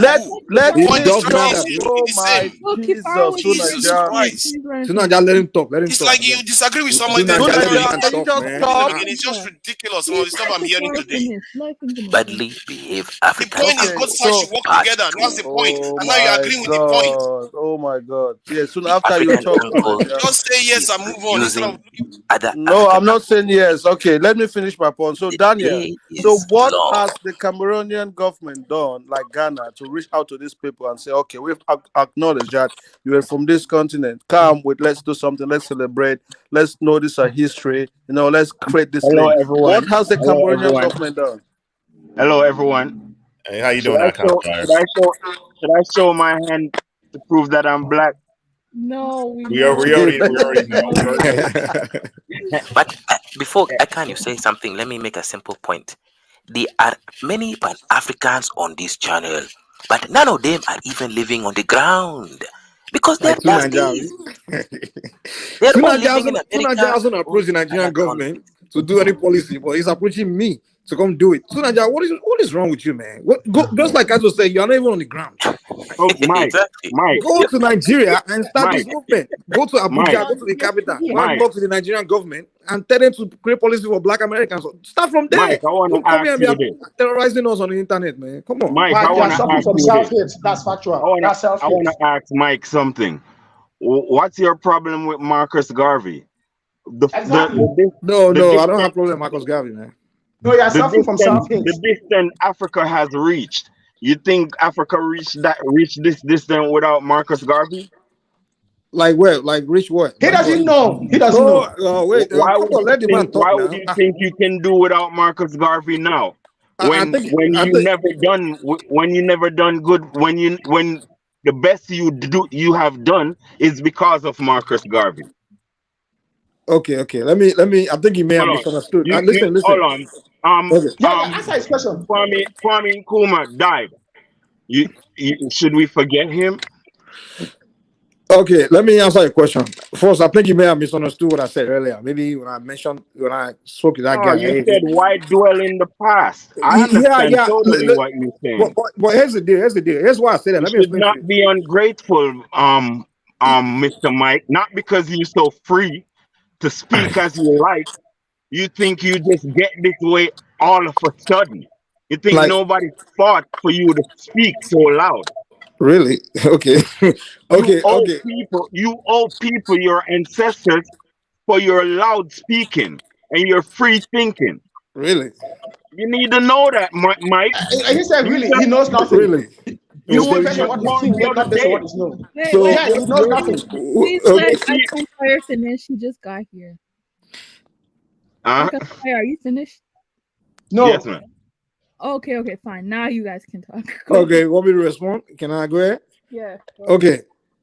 First of all, I never said I don't like those guys or I have issue with them as far as Marcus Garvey and all those guys in the past. I respect what they did. But the point I'm making is this. When black people talk, we tend to dwell on them, on what they did, their experience, their life, but we never discuss the way forward. You understand? See, there's three elements in life. There's the past, present, and future. You understand? The past is history. It's gone. There's nothing you can do about it. The present is a gift. You have to use your present choices to make in your present to determine your So future. you What's more can't important? learn from What's history. more important is the future. And what I see a lot is So all you of this. can't learn from But history. wait now. Well, wait. You can learn from history. But what I see a lot with people like this, Daniel, and so many people that call themselves Pan-Africanists, all they do is get on the internet and start talking about all these Marcus Garvey. That's all they talk about. That's all they talk about. They never spend a minute. Wait. They never spend a minute to tell you that. Wait. Listen. They will sit down here and give you 3-hour lecture on what happened 50 years ago, and they won't spend 3 minutes to give you a lecture where we're going to be in 50 years from now. So what's more important to me? Is it 50 years from now? Is it 50 years ago or 50 years from now? Mike, What's more important? Listen, what's more important to me is hold on. Speak the why I truth, keep. Mike. Speak the truth, Mike. You want us to predict the future, bitch? No, Are we you have to serious? discuss where we are going, not constantly talking about what happened 50 years ago or the How past you or know where slavery, you're misery. going? How you know where you're going, Mike? What happened in tomorrow? Go ahead, tell me what's going My on brother, tomorrow. listen. What I'm saying is, I'm so-called asking you, Mike. black people What's that say going they to are leading happen people like. tomorrow? I'm asking you, Mike. We talking in the future now. What's going to happen tomorrow, Mike? Well, it depends on the choices you make today. No, That's what I will think determine. you are. Listen, the choice you're making is nuts. You see me? Just listen, Mike. You only know about today, and it's the past, bro. Today is not the past, man. Let me tell you this. Today's the present. In Mauritania, people have to use their minds as a map, and fathers of the fathers be telling them where the water hole is. You see me? They're using history not to make mistakes in the future, because it can cost them their lives in the goddamn desert. And you're right. History is important, but the Hold on, future is Mr. equally important, Goddamn or Mike. even more Hold on, important. Mr. Goddamn Mike. Hold on, Mr. Goddamn Mike. I'll tell you this, man. You need to go reference your present life with the future, with the history, with the history. If you are going out of line with the history of your people, then tighten yourself up. See me? That's how you go in the future. You can't just blanket. You can't just block the past and think you going anywhere in the future. You and your people gonna get destroyed. Okay, Are you are guys you? listening I want to to ask me? this question to Mike. Okay. No, there's a woman on the panel. You guys have to let her speak. Okay. Okay. I'm going to do a response to this video because I don't want to have my hypertension get any higher. But it's very interesting how a lot of these Africans who are not in Africa are on this panel trying to dictate what Black Americans are going to be doing for Africa, and they're not doing shit. True Very Nigeria, that's you. how you guys can have a lot to say about the direction that Black Americans should go, but you're not going. So I want you to know, I will be doing responses. A whole lot of bitches on this panel. The representations of Black Americans is a fucking lie outright. Brian don't represent real indigenous Black Americans. He's a fucking sellout. He's an agent, whatever the fuck you Why you are. cussing Fuck like you. that, nice lady? And all the others, such as Tunija, I believe part of ADO past slave trade bullshit, sitting his prissy bitch ass up in UK talking shit to Black Americans. I got words for you later too. Okay? I'm not gonna fail you, dude. I'm not gonna leave you out, none of y'all. So I'm gonna go with that. So understand, you don't represent real Black indigenous Americans about who they are. I don't give a fuck what you think I should be. You're not me. So your Let bitch her ass talk, is man. worried Guys, about let her taking your finish, man. ass Let to her finish. Africa She not and hearing do what the nobody. fuck She you on the talking about. recording. Get that shit on. We're not your slaves, motherfucker. We're not your hoes or bitches. Catch up. You're a bad. Catch Sunanja, up. have you You heard? bitch ass niggas. Catch up. You got me? I You're got a really response bad video later or tomorrow for sure. Sunanja, I don't hear. Goodbye. First of all, Hey, you're a guys, lady. watch You're the not video. supposed to be She's gonna speaking to respond. Yeah, men that let her way. finish, please. You're a bad Let her example for She, African American. first of all, Pharaoh. she a lady. She not supposed to be speaking to men that way. Ah, really? That In Mike, America? you listen to what she said. you know Kifaru, she's you listen to single. what she said, Mike and Kifaru. I hope you listen to She what she She's said. telling you She's what she correct. feels, man. No, but No, that's she's so. correct. She's She's telling you talking how she based on feels. disability. She's That's talking how based they on feel. That's disability. how she feels, man. Come on, get it. That's You reality. should not Mike, assume that Mike, way. she's You don't talking have based on to. disability. You And should that is what not you are assume. promoting. You fight for yourself. Relax. one at a time. One at a time. Yeah, what I'm trying to say is what she said, she speak exactly just like Mike, just like Kifaru. Yeah, they No, speak based on individualism. No. And some of them speak based. Yeah, that's what but Mike that's said. the Mike said reality what of he this doesn't life. trust True Niger or me. Most people He don't, Yeah, are she's can I going finish? to Can I people finish? out. Can I finish? Can I finish? You say you don't trust True Niger no me. You don't trust nobody in the panel. Even your own wife. That's what because you I say. don't You know don't you. trust nobody. I cannot trust Yeah, you. I don't exactly, know you. exactly. You don't Mike, know me. calm But we down, are Mike. talking, we Pan-Africans. Listen to me. Listen to me. The only thing that Oh, you has worked Pan-Africanist. is Pan-Africanism. Osaje for Kwankuma was a Pan-Africanist. Thomas Sankara was a Which is beautiful. Pan-Africanist. Which is beautiful. Listen. You are Mike, talking over me. quiet What the hell down, is wrong with this Mike. guy? Oh, yeah, What your finish emotion? now. Calm Finish. down, man. Calm down. Osaje for Kwame Nkrumah was a Pan-Africanist. You saw what he did in Ghana. Thomas Isidore Sankara was a Pan-Africanist. Patrice Emery Lumumba was a Pan-Africanist. Nelson Mandela was a Pan-Africanist. Steve Biko, Robert Mangalisha Sebuke was a Pan-Africanist. Amilcar Cabral, Ame Sekou, I can go on and on, was a Pan-Africanist. They came through Marcus Garvey. It is through Marcus Garvey that we have discovered that it is working. Marcus Garvey never stepped his leg in Africa. Really? But he fought more than everybody in that continent combined. Everybody in that continent combined. Even Julius Nyerere. Let me finish. I'm talking what I know, not what I think. Okay? It's history that I'm trying to give you. What I know. The lady who just spoke, she is talking exactly just like you. Let me say this. As Marcus Garvey said it to them to America, I'm talking to that lady. Some of you are not good here in America. We don't need some of your ass in that continent. Just like Mike and Kifaru and the rest. Those of you in that continent, you are not good. No, Some of you Kifaru, make sure Mike. in order for us to move forward, as simple as that. An African who does not step on the continent, brother. Why do you not live in Africa? I actually live in Africa, brother. Do you know what I'm doing in that continent? Listen, brother, I listen to you. Kaizo, Africa don't I deserve live you, Kaizo. on the continent, but you Pan-Africans are living in Europe or America. Just like that dusty Pan-African king, Gavi. A real Pan-African is Mugabe. Mugabe lived in the continent. Mugabe even allowed that dusty guy called Mariam Haile Selassie, whatever his name was, from Ethiopia to come and live there without being prosecuted. That's a real Pan-African. Kazu, can I go after you, please? When you're done, Yeah, let go me go ahead. after you. Okay. See, Daniel. See what Daniel and Fire. What's his name? Jamaican brother. I can fire. Okay. Listen. Let me tell you guys something. See, let me tell you one thing about life, right? These guys you mentioned, all these all these names you mentioned, right? Kwame, all these guys you mentioned, right? Go ahead, Peter. There's a name you failed to mention, but I will mention later. Now, one thing I understand about life is this: if I gotta pick my, if I want to be like somebody, and I assume you guys are telling me to be like those guys you just mentioned, right? Now, if I want to be like somebody, I first of all want to know if you succeeded or you failed, right? All these guys you mentioned, I respect their efforts. I honor them for what they did, but the fact of the matter is, they all failed. If you would have mentioned listen, if you would have mentioned a name like Jean-Jacques Dessalines of 80, they fought the French and actually won the war, succeeded. If you're telling me to be like someone like that, I would tell you, yeah, you're making sense to me.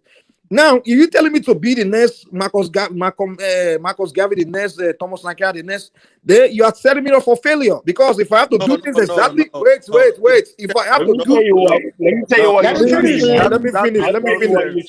Mike, let him finish. Let me listen. Mike, hold on. You should be the Sheikh of Sokoto. Listen. The mistake all you guys are making, you Pan-African, all you guys, To fail is different from fighting. The thing is, you guys keep failing because you keep following the leaders that failed. They did great. Because why did they fail? I honor their efforts, but they didn't succeed. They all got killed by the white man. That does not mean they did not have the intention. We're talking about and that's what I'm saying. That's why I say I respect their intention. I respect their effort. But that's what we need everything to they follow. do. Failing does not mean that they be like them. Mike, you are a coward. I have to be Mike, better. you are a coward. You don't want to die for anything.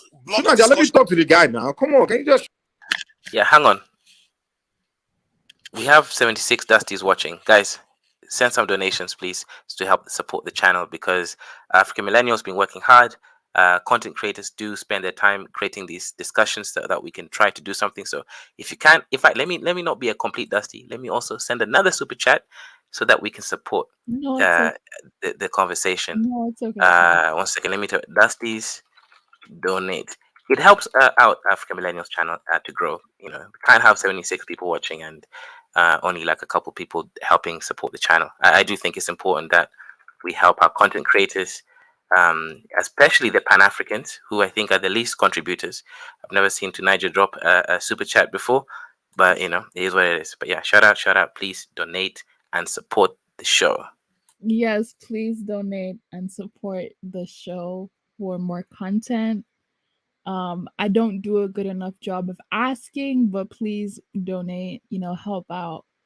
You know, let us know that you agree with this type of stuff. Let us know that you appreciate these spaces, not only mine, but Kaizoria's, Tunaija's, so on and so forth, Swahili Nation. Yeah, let's really put our someone asked for Cash App. Do you have Cash App? They can send it to yours, but unfortunately, there's no Cash App in Canada. You know, yeah, if you send it to my Cash App, just make sure you put African Millennial next to it, so I know it's not for mine. But Cash App is, yeah. You can send it to Kaizo's Cash App. Just make sure you put African Millennial there, because I don't want to get someone's dusty money in my account. But yeah, please, guys, look, donate the show, support the show, and help keep the content creators for making these discussions. Sometimes people do have to do research, etc. So it's good. So shout out to all the supporters: Crenshaw, Grinder, Rangolese, Black Brian, whatever his name is. Just call me Brian. Who else has been there? Also, Artifact of War. Yeah, and also Kaizoria. Also, oh yeah, I forgot myself.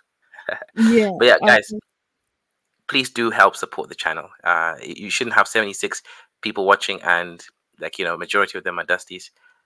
Especially, you know, we know the Dusties. We know who they are. Dua, Dahar. Let's see what's another Dusty. Yeah, it's alright. It's okay. So wait, did you have? Oh, and also Henry Rude Boy. Shout out to Henry Rude Boy for the $5 Canadian PayPal. Right, did you have like something that you wanted to say about the panel? Yeah, before I put them back on.